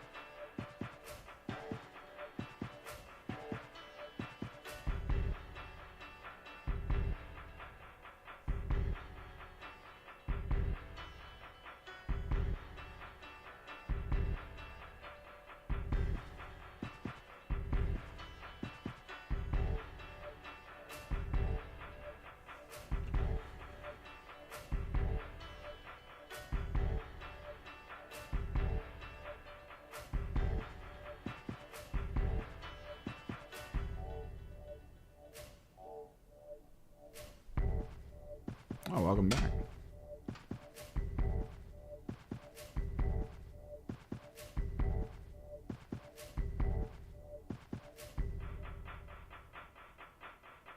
Yeah, we're just in the final stages of this.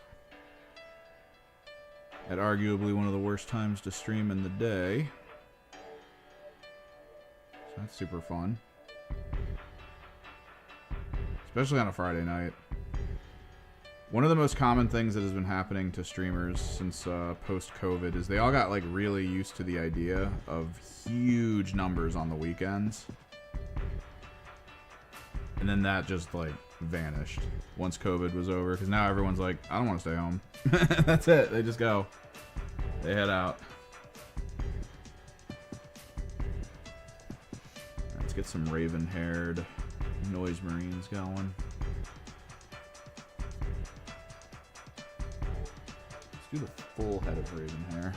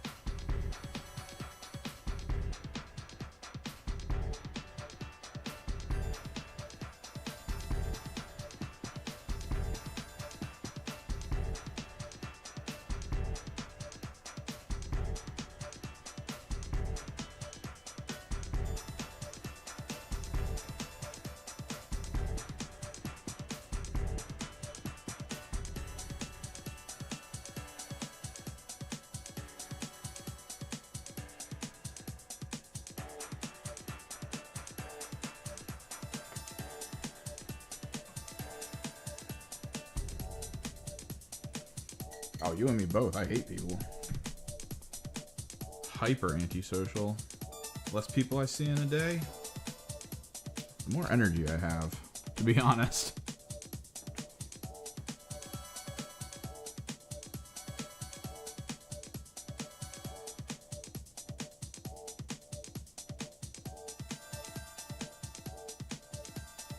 Only one person's gonna have red. I don't know, I don't really like ball red as a contrast paint. I feel like it's a little too flat. Like there's a little variance in it, so it's not the worst.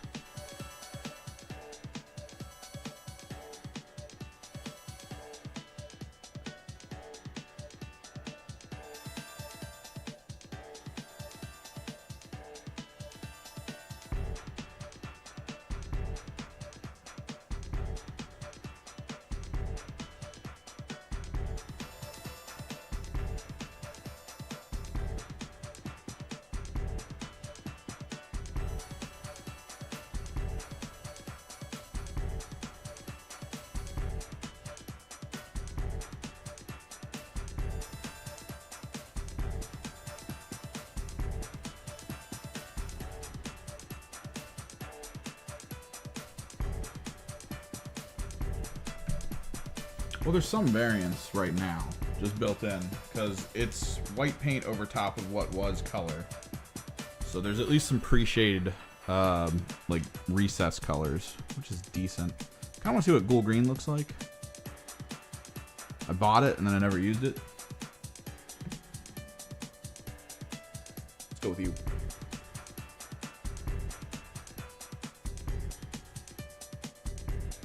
It's almost like a pastel green. Ooh.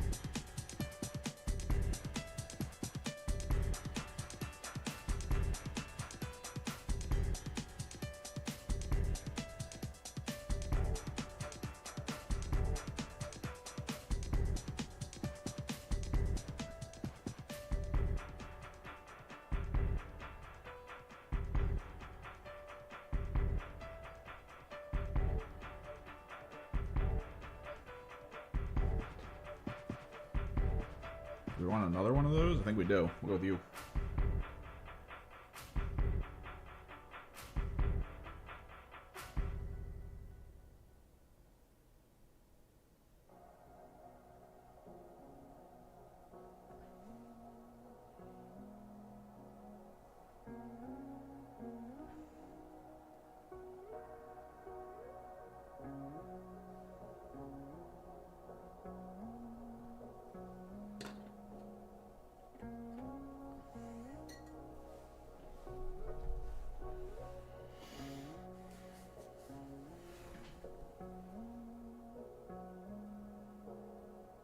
We'll try Purple Alchemy. I don't know. I don't know. Problem is it's pink.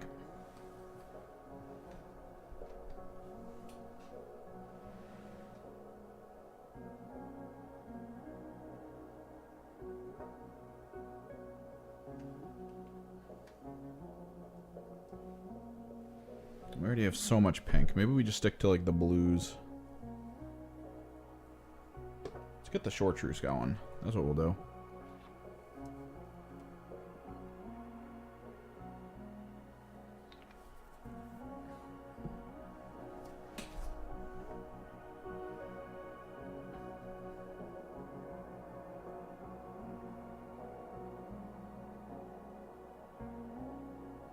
Chartreuse was kind of like Gilly Do, but I think it had like a much better top end for color.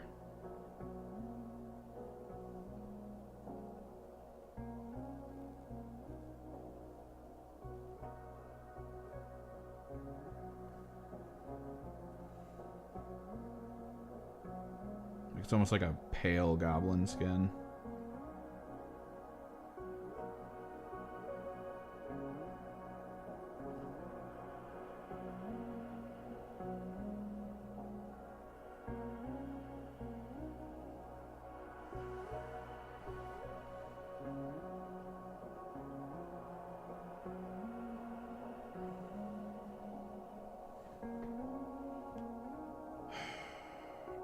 maybe we'll just move into the blues.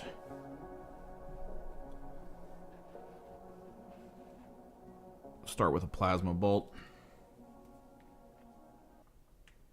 It's kind of like a greenish blue.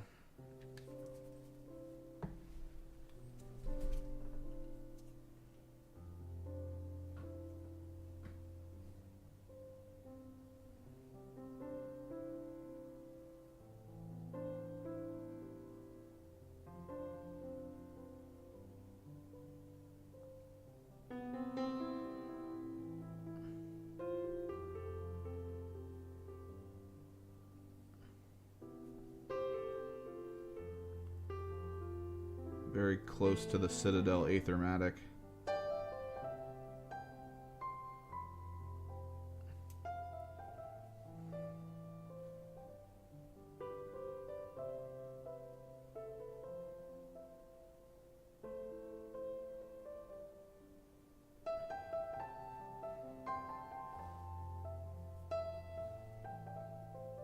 Oh yeah.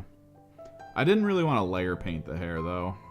I kind of want to just like get through it, if I'm being honest.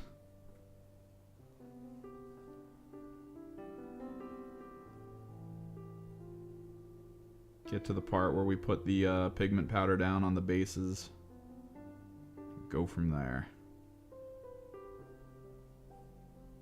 Maybe get outside and varnish it before it gets dark.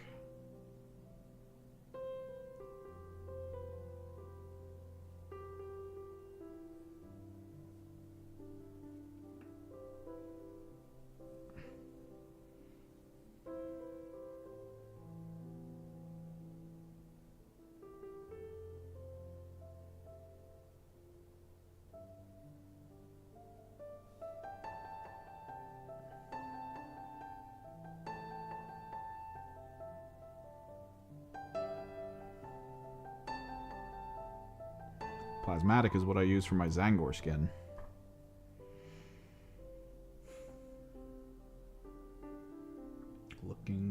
Looking.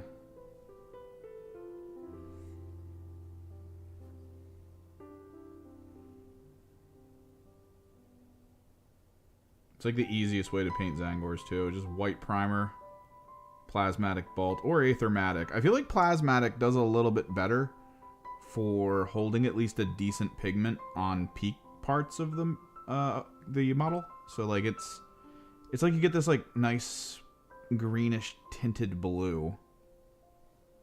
Whereas aethermatic, I feel like gets a little bit too whited out.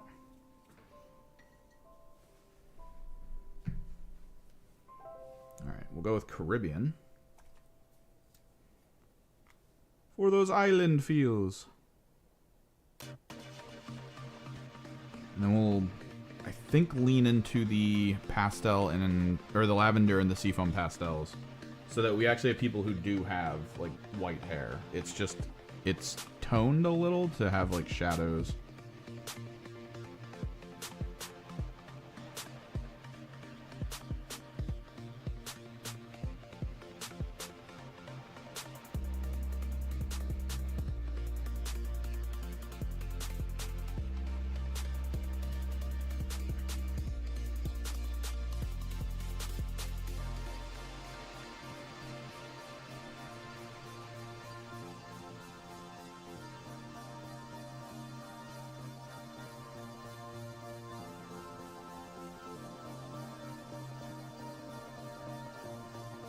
Like, honestly, if you're gonna do white armor,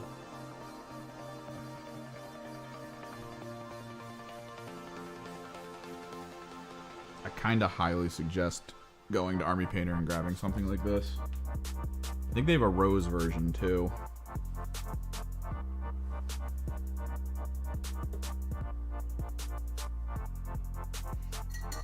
Because that's practically a shade, if we're being honest. But what it lets you do is after you apply it to the surface, you'll be able to kind of move these out. You'll be able to sort of like take a sponge or a makeup brush with white on it and go back in. And you can kind of get like a white texture over it. So it feels like it's still shaded. this is just going to put lavender in the recesses a little bit.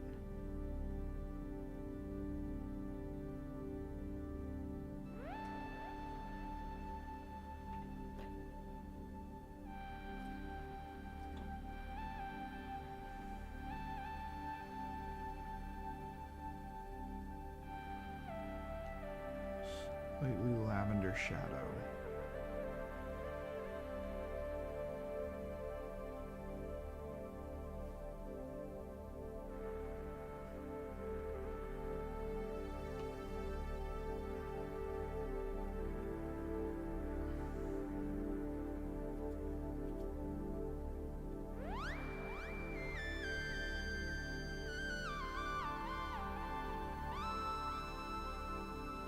It's almost ghost-like. You could probably do some cool stuff with white and pastel lavender with Night Haunt or something.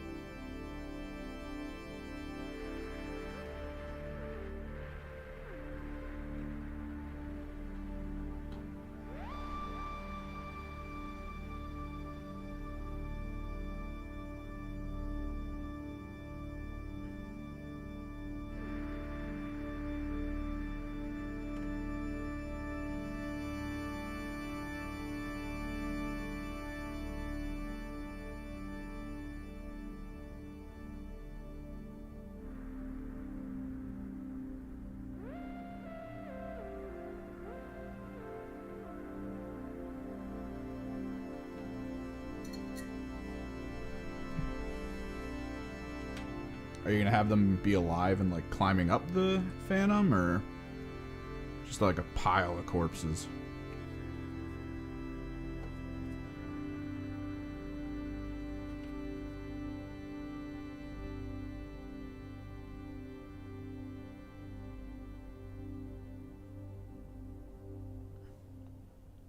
Because if it's corpses, I think you missed out on probably one of the best basing Tyranid boxes ever. And it was when the Space Marine like board game that they had for a while that I think Target was selling.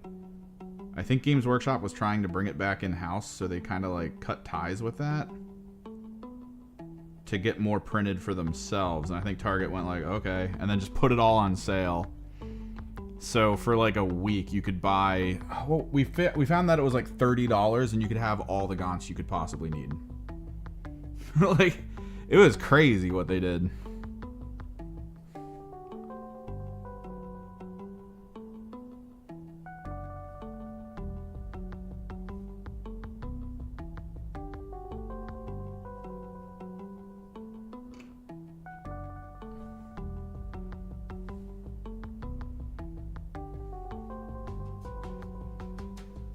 I feel like doing hiding Nids, if they're going to be alive, could be cool. Because if you have one of those big trees, you could have like a Von Ryan's Leapers like clinging to it, or even like one Lictor kind of hiding. It's a bit expensive, you know, to put a Lictor on a base. Make it look like he's kind of part of the tree a little bit. Okay.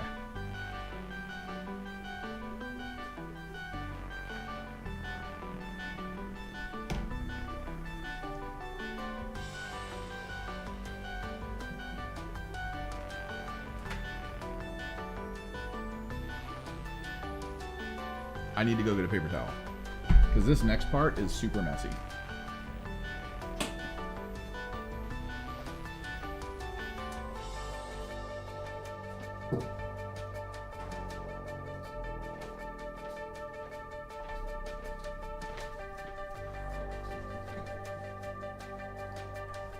We need to kind of clear space too.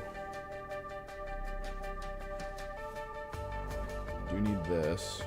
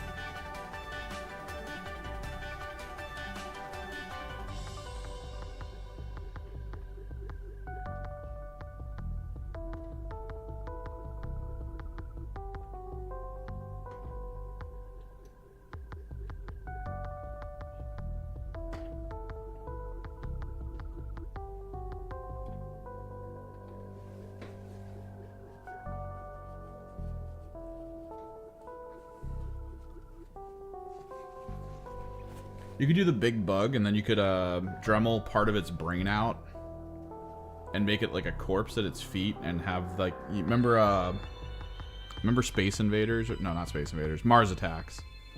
You'd have that be it. Like, it's just like got a hole in its head and there's just goo going everywhere.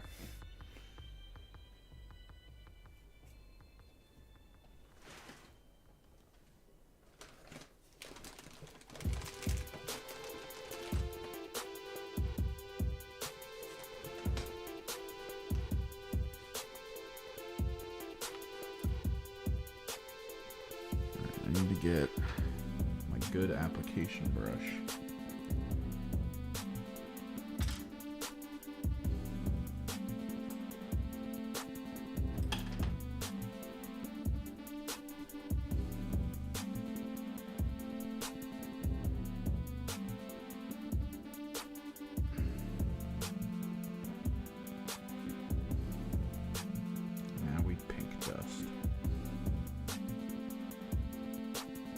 Technically, this is 2-stage 2, mostly because of what we did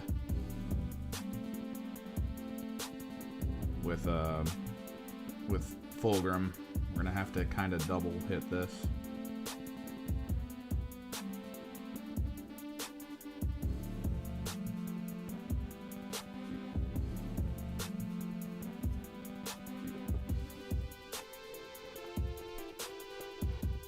Redo this base rim.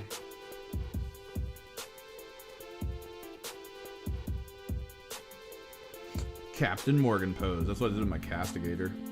My Chaos Knight Castigator. He's just hardcore Captain Morganing. I mean, they gave me the ability to move the legs on a knight and actually pose him. So I was like, yep, we're Captain Morganing.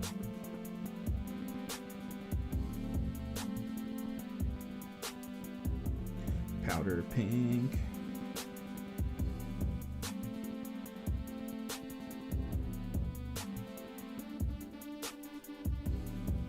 The thing is, this stuff is more fluorescent than the normal fluorescent stuff that I use, like the paints.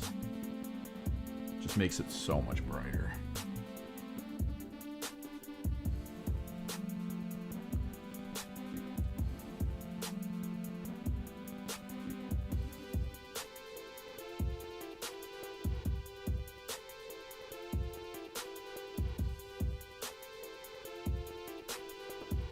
I was thinking of going back in with all my brimstones and hitting them with the chartreuse for this, because holy crap is that bright. It's like the most bright highlighter you could possibly think of.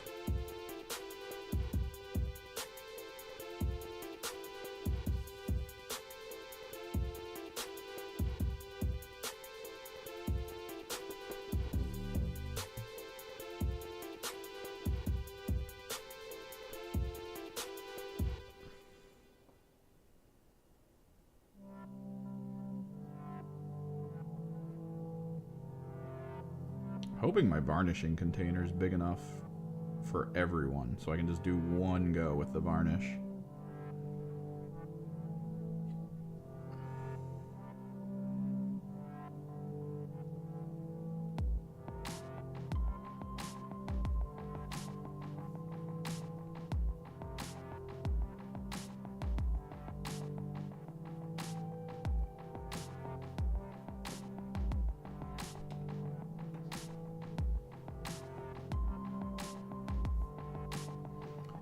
You're talking about the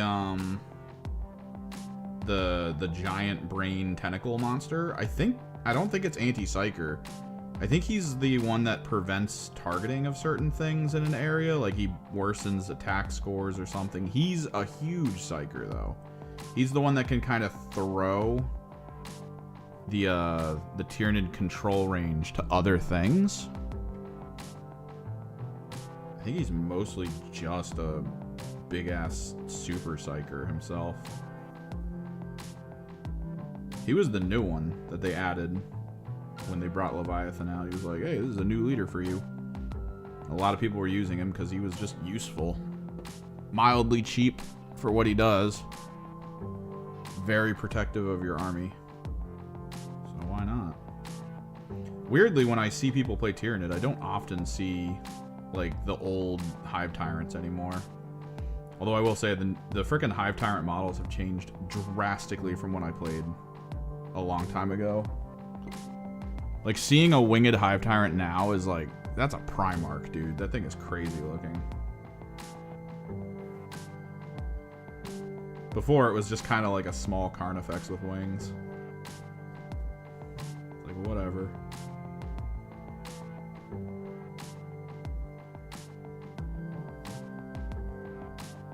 Yeah.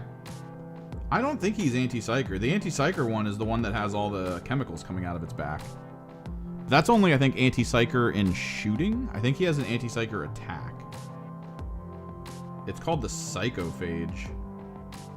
I'm pretty sure.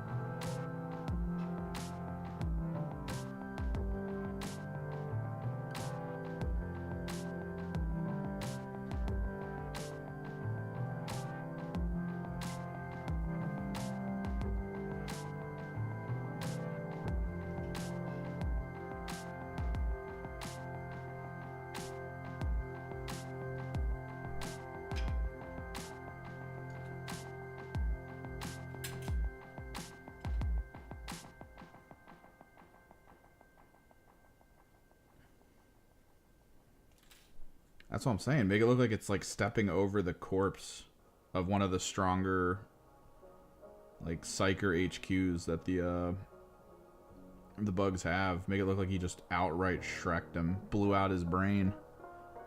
Not even with a gun, just like a Psy Blast.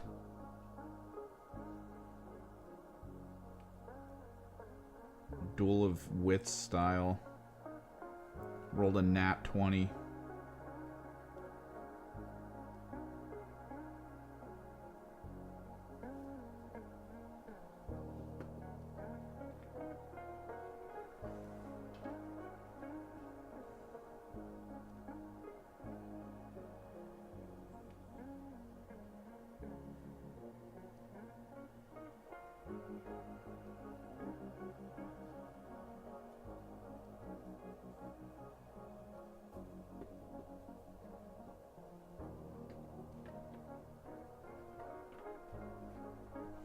Powder, powder, powder, powder.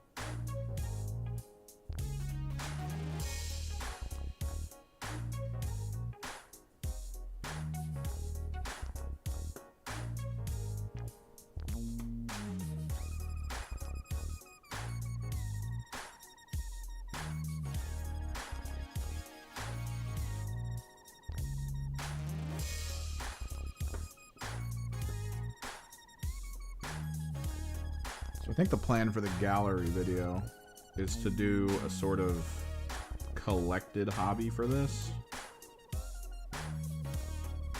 We're going to talk about kind of how they play, because I'm hopefully going to get a game in or two. It's going to be like the Emperor's Children launch, a look back. Rather than doing the predictive videos that a lot of people do, where they're just like, oh, I read the stats and I know how this is going to play. And it's like, yeah, sure. A lot of those people have a lot of time under their belt, a lot of games. They probably understand the meta a little bit.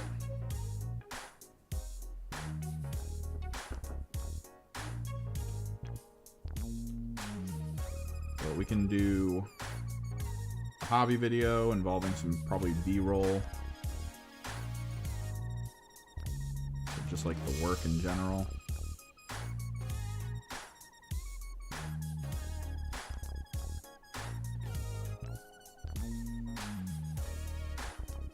Talk about the gallery airbrush, because we have all the basics, right? Like we have the simple video of when I first opened it up and used it, and it was awesome. I've cleaned it a little bit. I didn't do like a deep cleaning.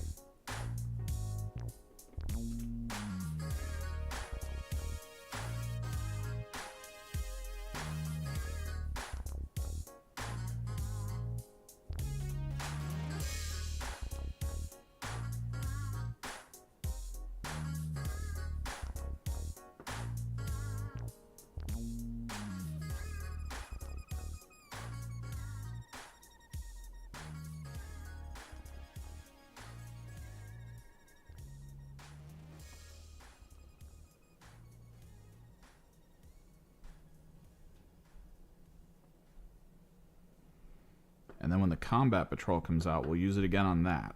So we'll see kind of like time in between situation. Because I feel like that's important. There's always the day one. What's it like once you open your airbrush? Does it work right out of the box? Does it feel good? And then there's the second round of airbrush. After you've used it once and maybe cleaned it like a little bit, but not a lot. How does it feel then?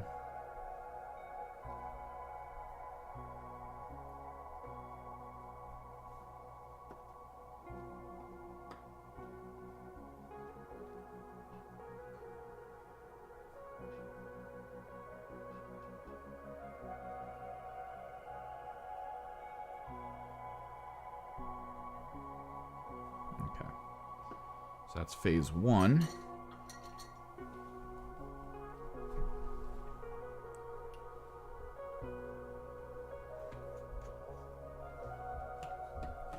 Time for phase two. Yeah, you don't have to be. I love it. Being able to do like the weird mechanical stuff. Circumventing a lot of like the random issues. So we just hit a couple spots with blue.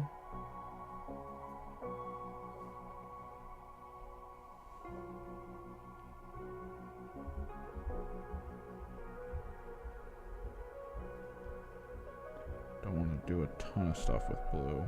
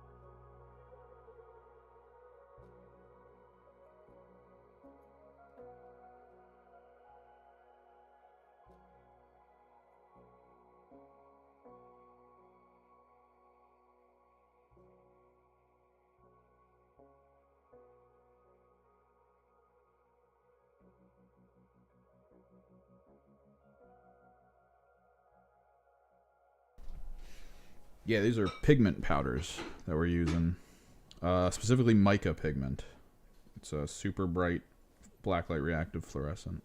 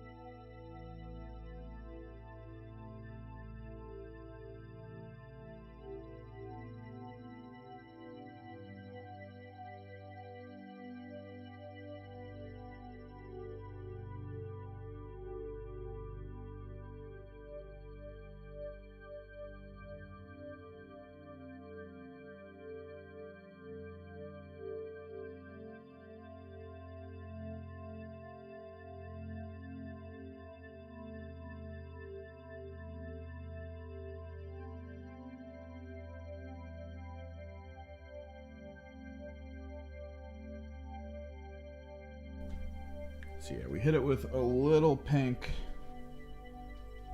or a little bit of blue because originally the idea was going to be pink and coral for pigment powder, but coral is just like just more pink.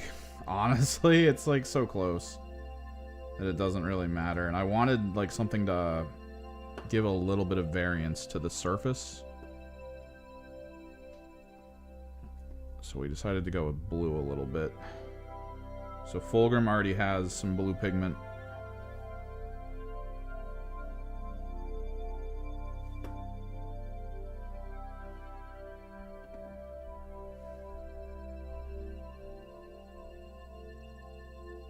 Which means it's mostly down to these guys. Just getting a little bit of blue together. Just little bursts.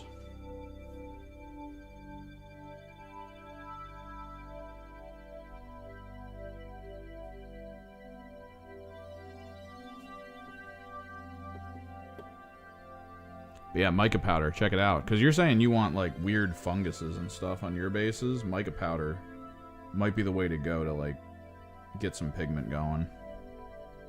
Because this is blacklight reactive. Once we're done the black rings on the bases, I'm going to go grab my blacklight and we'll see what they all look like.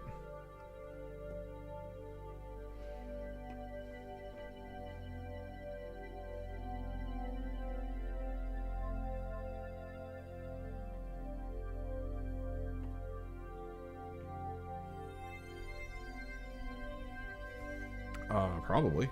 Let me check. It's this stuff. It's meant for resin. You're supposed to pour it into resin. I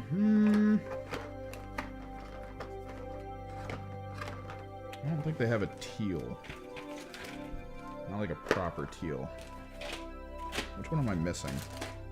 Oh, there it is. Coral. There might be one if you can find it in mica powder, but it's mostly reds, oranges, yellows, a little bit of greens, and some blues. Just not like... This is the most blue you're going to get. This is probably like the closest to teal you're going to get, and it's not teal.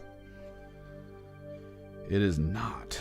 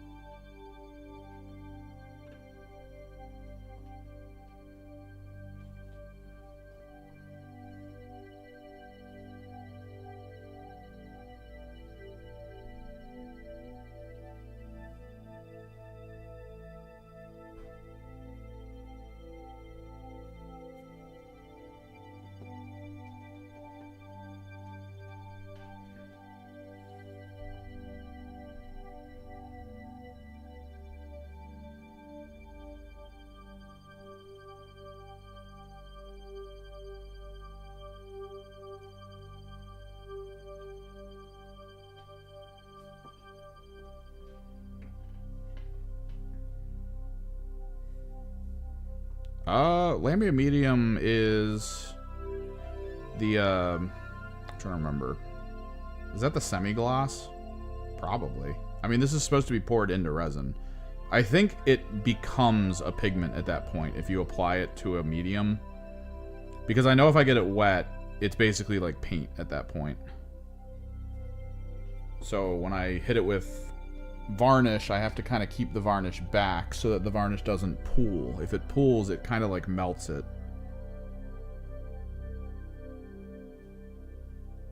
Ooh.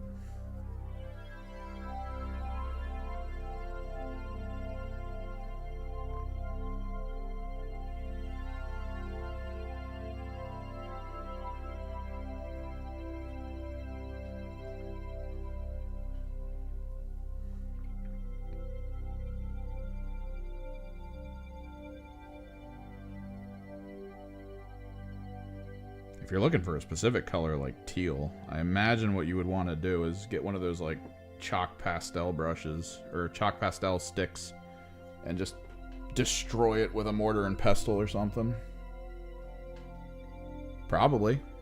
You could probably mix it with medium. I got glazing medium. I could probably put it in. But yeah, I know it gets like really sloppy. Like, it definitely dilutes in medium. It doesn't... It's not like a solid stoning pigment. It actually kind of falls apart.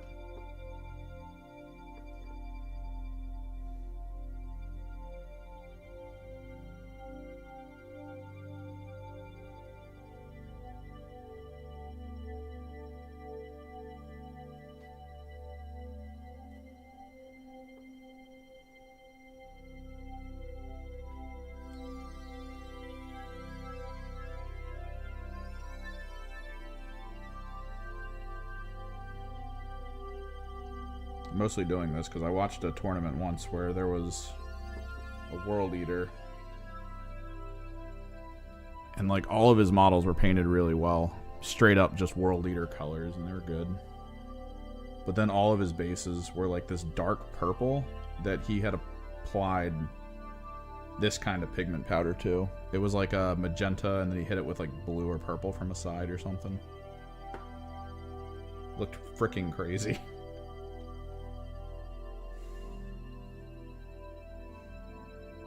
It was the most like, these are technical over here, and they look perfectly like World Eaters. And then this is a fever dream nightmare for a base.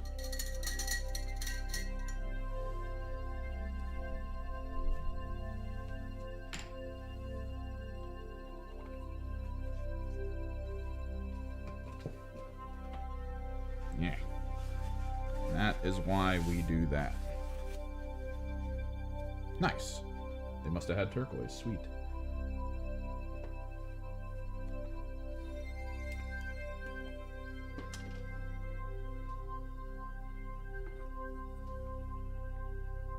But yeah, like the way it applies, the way it actually goes onto the surface just looks really cool because it tries to stay in like one spot, which is really good.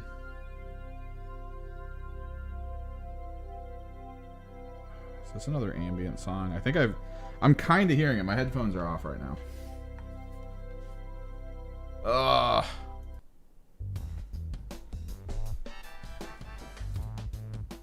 I hate you, YouTube. And your musical choices. Part of me wants to go back to streaming on Twitch.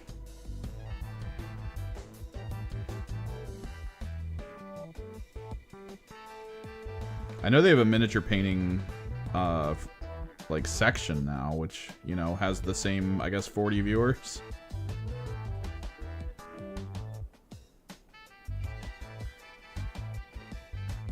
But over on Twitch, I can set my audios to be different, and we can actually just listen to music.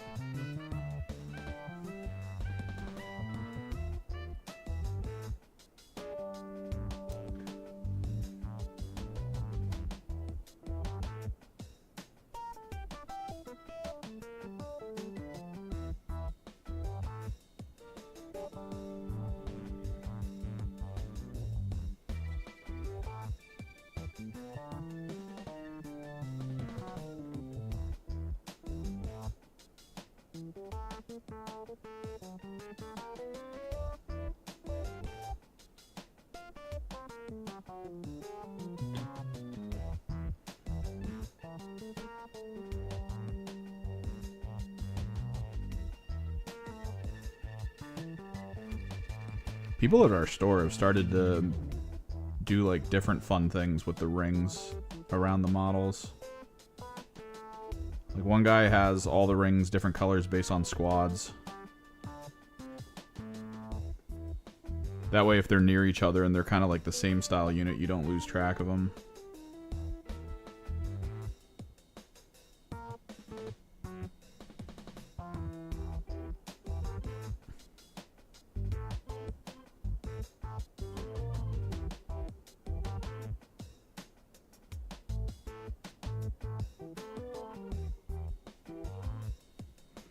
Meanwhile, I'm over here just doing black rings like I was raised to do.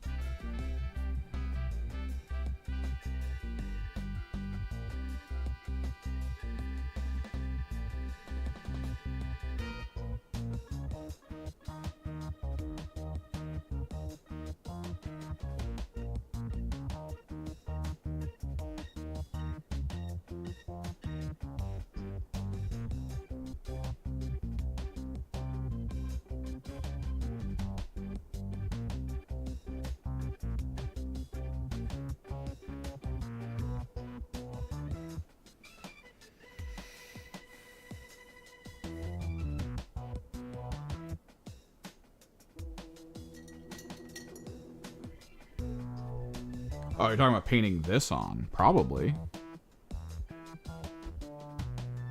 It'll most likely just become a very smooth color. I know I have a texture glue, like a texture surfacing thing called clear tar gel, and I've tried to put this stuff in it because I wanted it to hold the pigment shape, but like be suspended in a gel. That way I could kind of swirl it. But I put it in the gel, I mixed it a little bit to try to get it to swirl, and then it just turned the entirety of the gel into the color. So, pretty sure a medium will just become the color.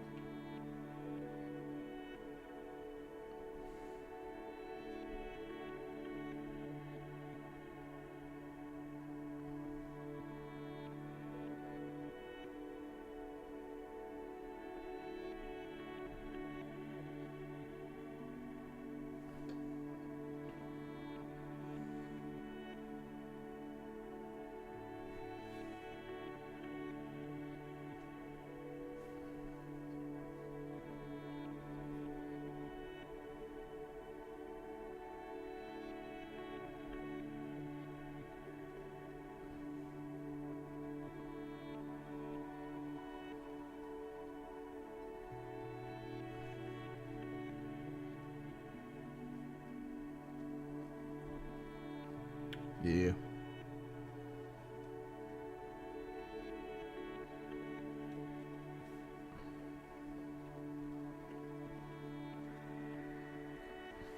See, this is the part I live for.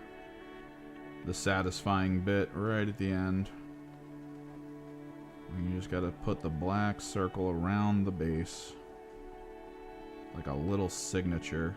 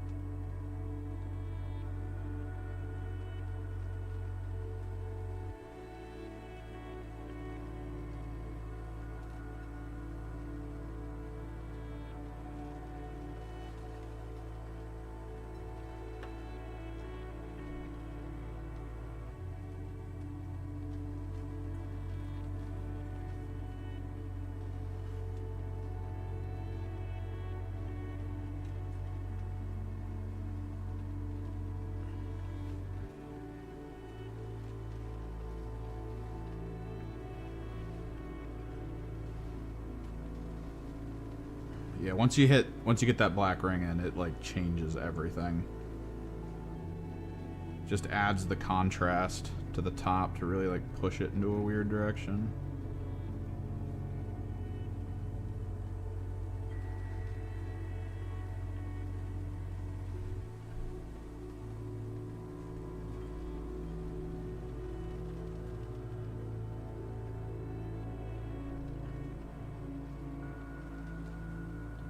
Be able to put my paint cart away. This thing's been sitting next to me for like 4 days now. Feeling cramped over here. And I guess next month when they drop the combat patrol, we'll get it all back out.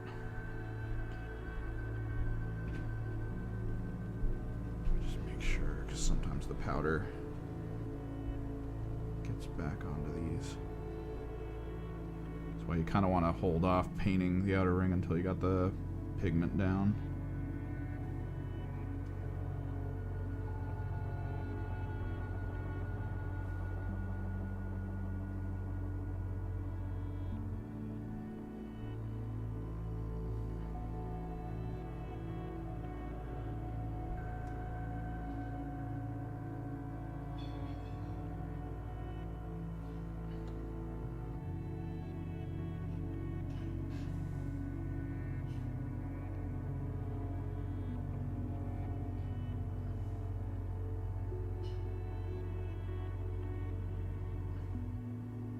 Some of the people I've shown this stuff to think it is magenta that I'm using right now.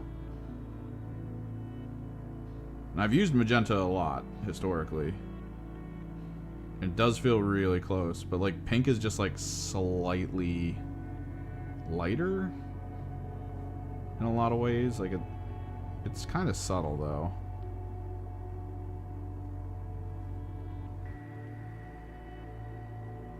In a different universe, this is the color that their armor completely would have been. Genuinely, I was thinking I was going to do all fluorescent pink for every single one of them. And then we would do the black frickin'... the black trim by hand like psychopaths.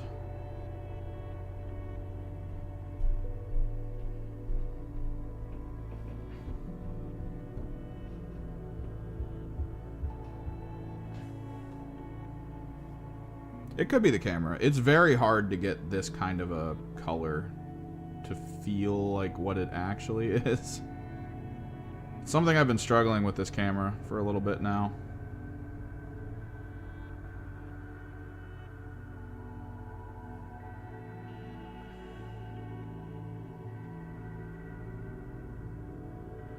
It's a good camera. It's just, it's one of those things where it's more meant for just natural colors and natural lighting. I'm out here like, stare into the sun. Do it.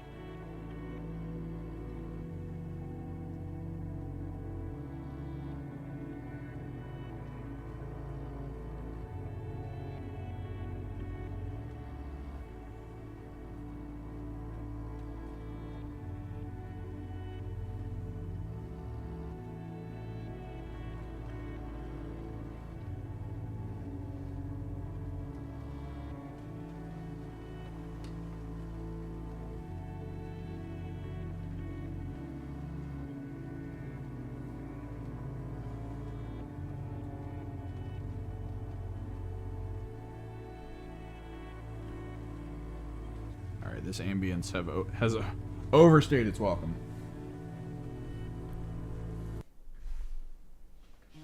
No, I will not white rim this. No. No. I'm applying a very thick layer of So Flat Black. It would be like the most thick thing ever with white. It just feels aggressive.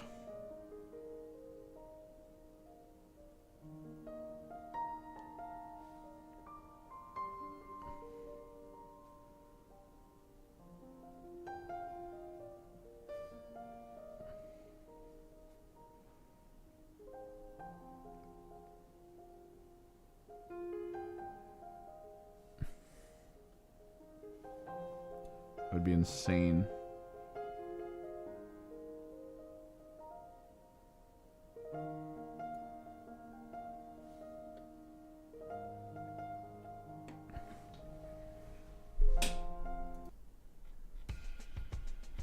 What is going on? There we go. Like hip hop, electronic, and dance. This is what I have selected for our playlist, and we keep getting ambient sad boy music. It's like, okay.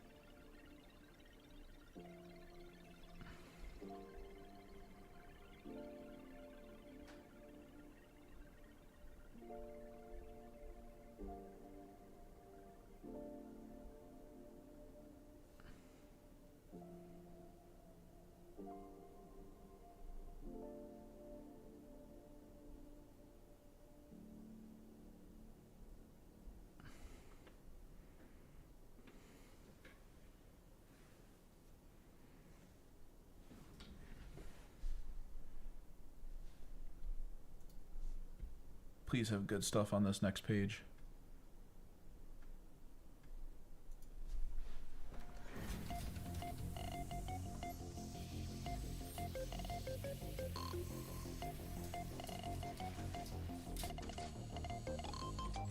In a world of constant evolution, where the line between man and machine begins to blur,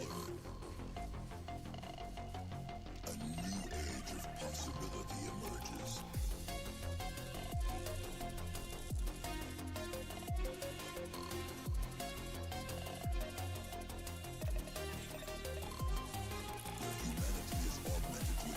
Like, seriously, I wish they just had the ability to playlist on their back end. Instead, I'm gonna need to like download every song I like, and we'll just have to playlist on our end.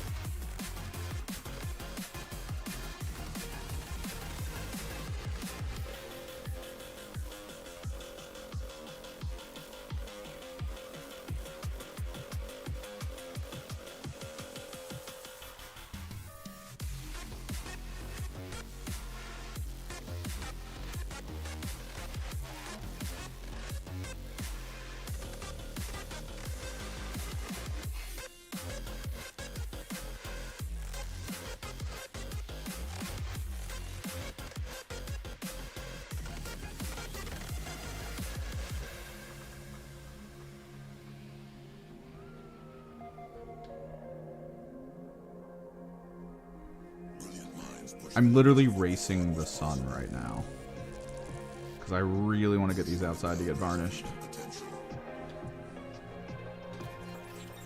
We can do it in the dark, that's not a big issue, but like, it's probably going to get really cold once it gets dark.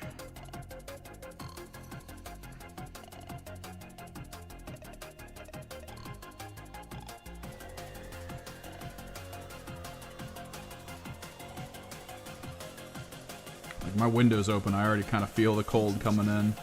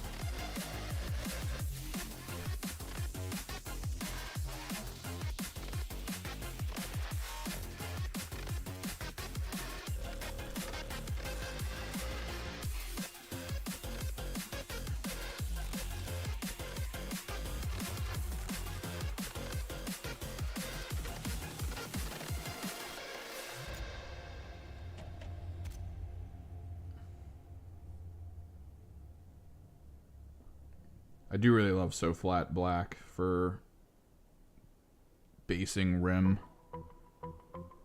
Like, there's just not gloss at all in this paint. Once it dries, it's like frickin' Vanta Black almost. There's just not an element of it that reflects.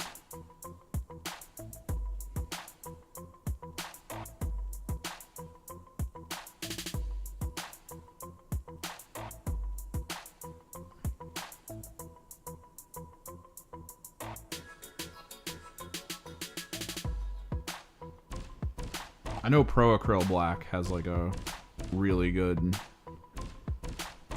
effect for that. Like, it's perfectly flat and decent, but I mean, for the price of one Pro Acryl, I basically bought a big old tub of friggin' golden. I kind of like that. Like, we barely used Army Painter or Citadel for this. We used a lot of like offbeat secondary brand things. Like this isn't miniature painting paint on most of this.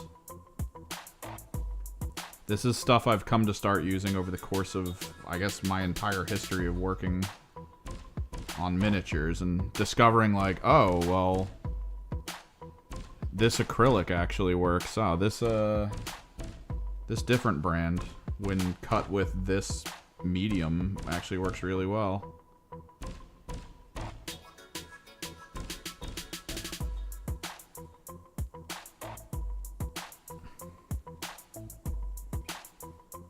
So in my brain, it's like I could go out and I could get a tiny little like eyedropper worth of paint for like $5-6 or something. Like,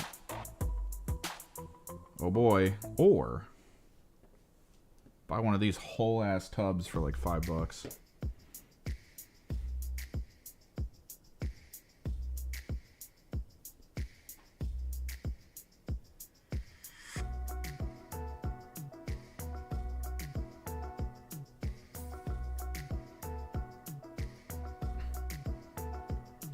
Oh, we're so close.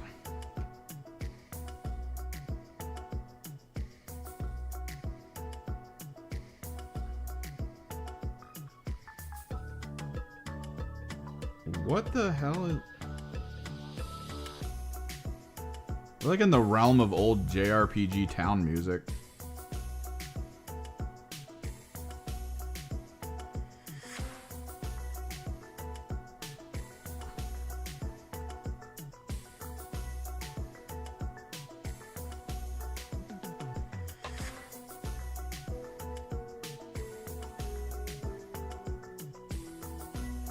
Like, this would definitely be in a JRPG for whatever the Middle Eastern style town is.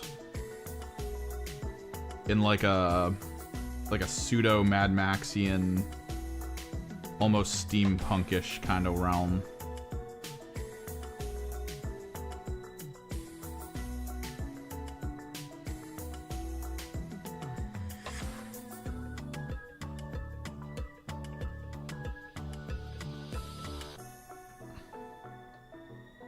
Or just like any weird Pokemon village, honestly.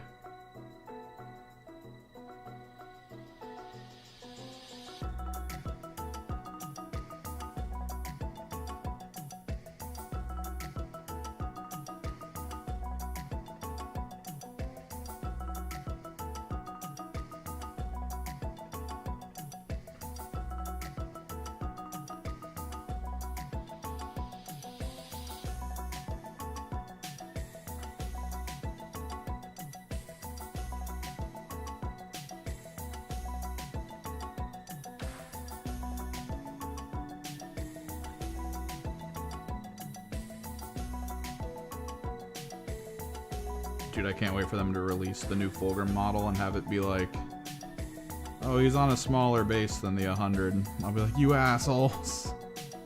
Nah.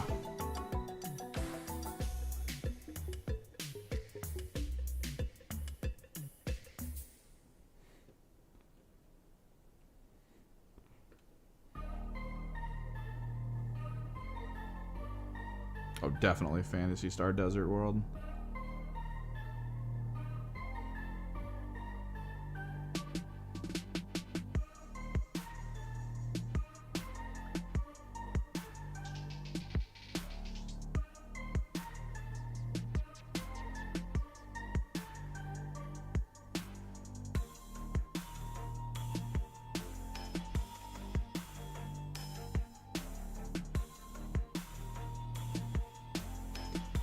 So, there's a lot of Steam games that are coming out pretty consistently from like small little like 1 or 2 person dev teams. They're just trying to make like a cool RPG or something.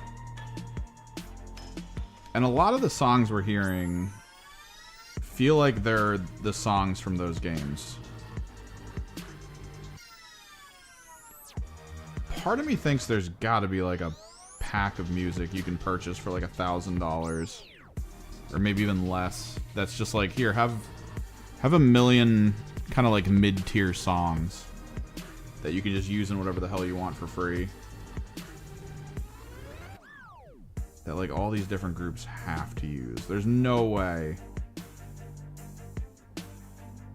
that I'm hearing this stuff on like the YouTube back end and in video games for like 2-man dev teams.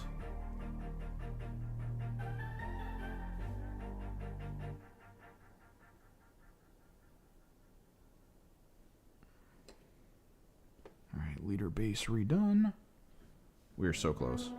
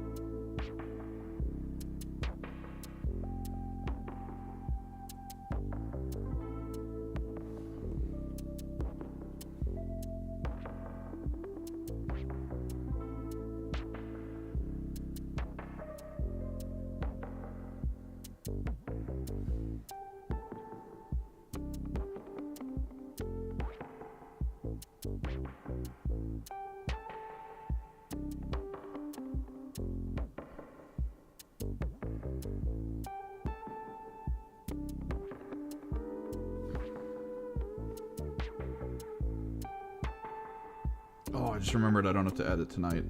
I can work on a video for my channel, maybe. Because I do want to come up with something. I want to come up with something fun. Like a fun topic. Not just like an informative topic. I might do the who's the best sniper in Kill Team right now video idea. Like a tier list. People online love their tier lists.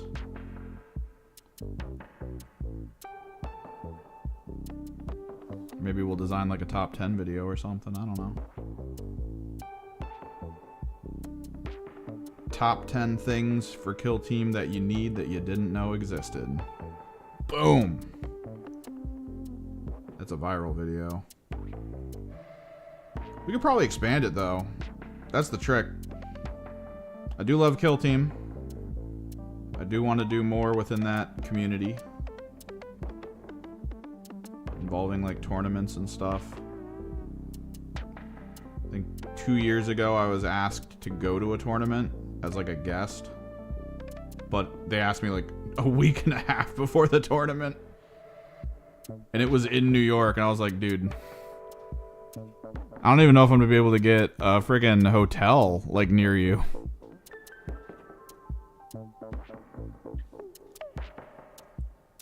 You can do terrain tiles. Someone on Etsy actually sells Gallo Dark terrain tiles because it's also for boarding actions for 40k, which is cool.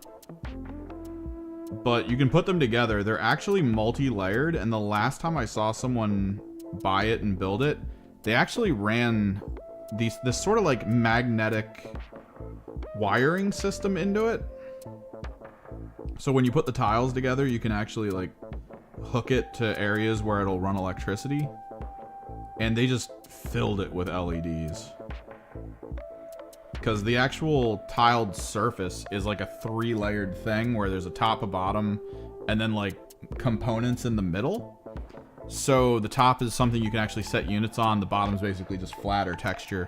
And then the middle is like pipes and stuff. And then they would just put like an LED in there. And it was so cool looking. That's like my white whale, I guess. If my channel gets big enough and maybe I get like a cool office or something. That was like the big plan, right? Get big enough that I could afford renting a place as sort of an office and make it big enough that I could kind of post to people to be like, hey, $5 monthly fee. I've got tons of terrain, tons of tables. You can come to my place, meet people, and play. And then I'll have like an area to record and stuff. And then I'd have one of those tables. Dear God. Chat, we did it.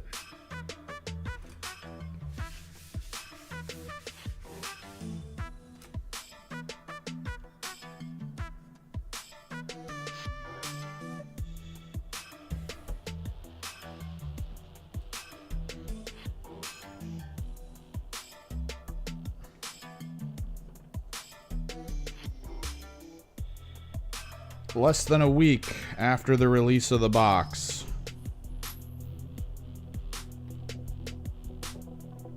Behold.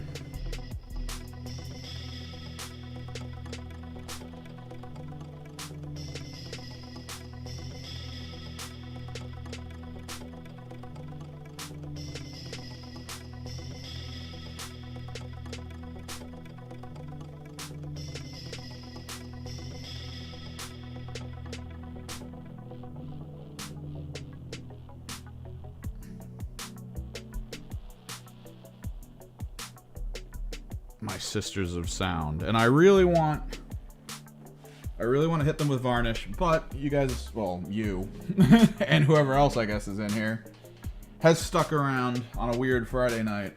I feel like Friday is my worst streaming night. Ugh.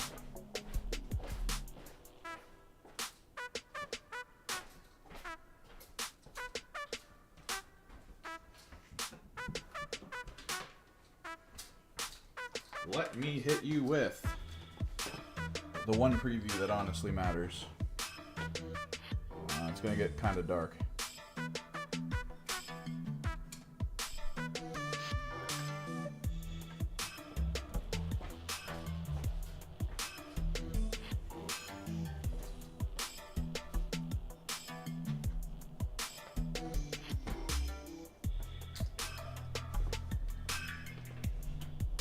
Where the hell did my remote go for my other light?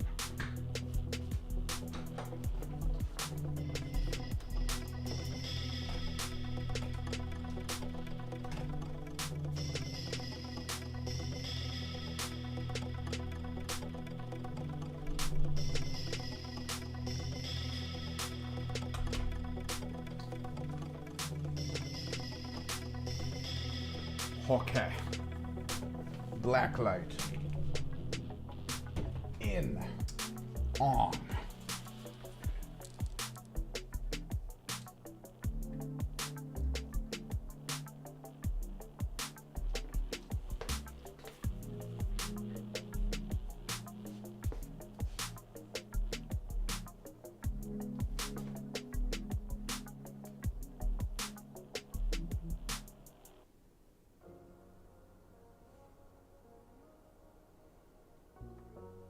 Actually, let me check something too.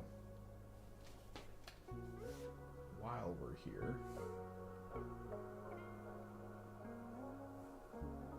Oh, Jesus. I gotta vacuum this floor. All the little paint chips. So, yeah.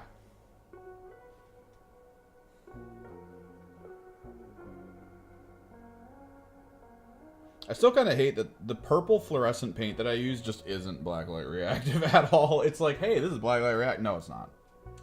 You lied to me. You lied to me, Golden. How dare you? So that's cool. I gotta clean all this crap up. I'm gonna go varnish them, clean all of this up. So I can actually bring out the rhinos, the Land Raider, get some photos.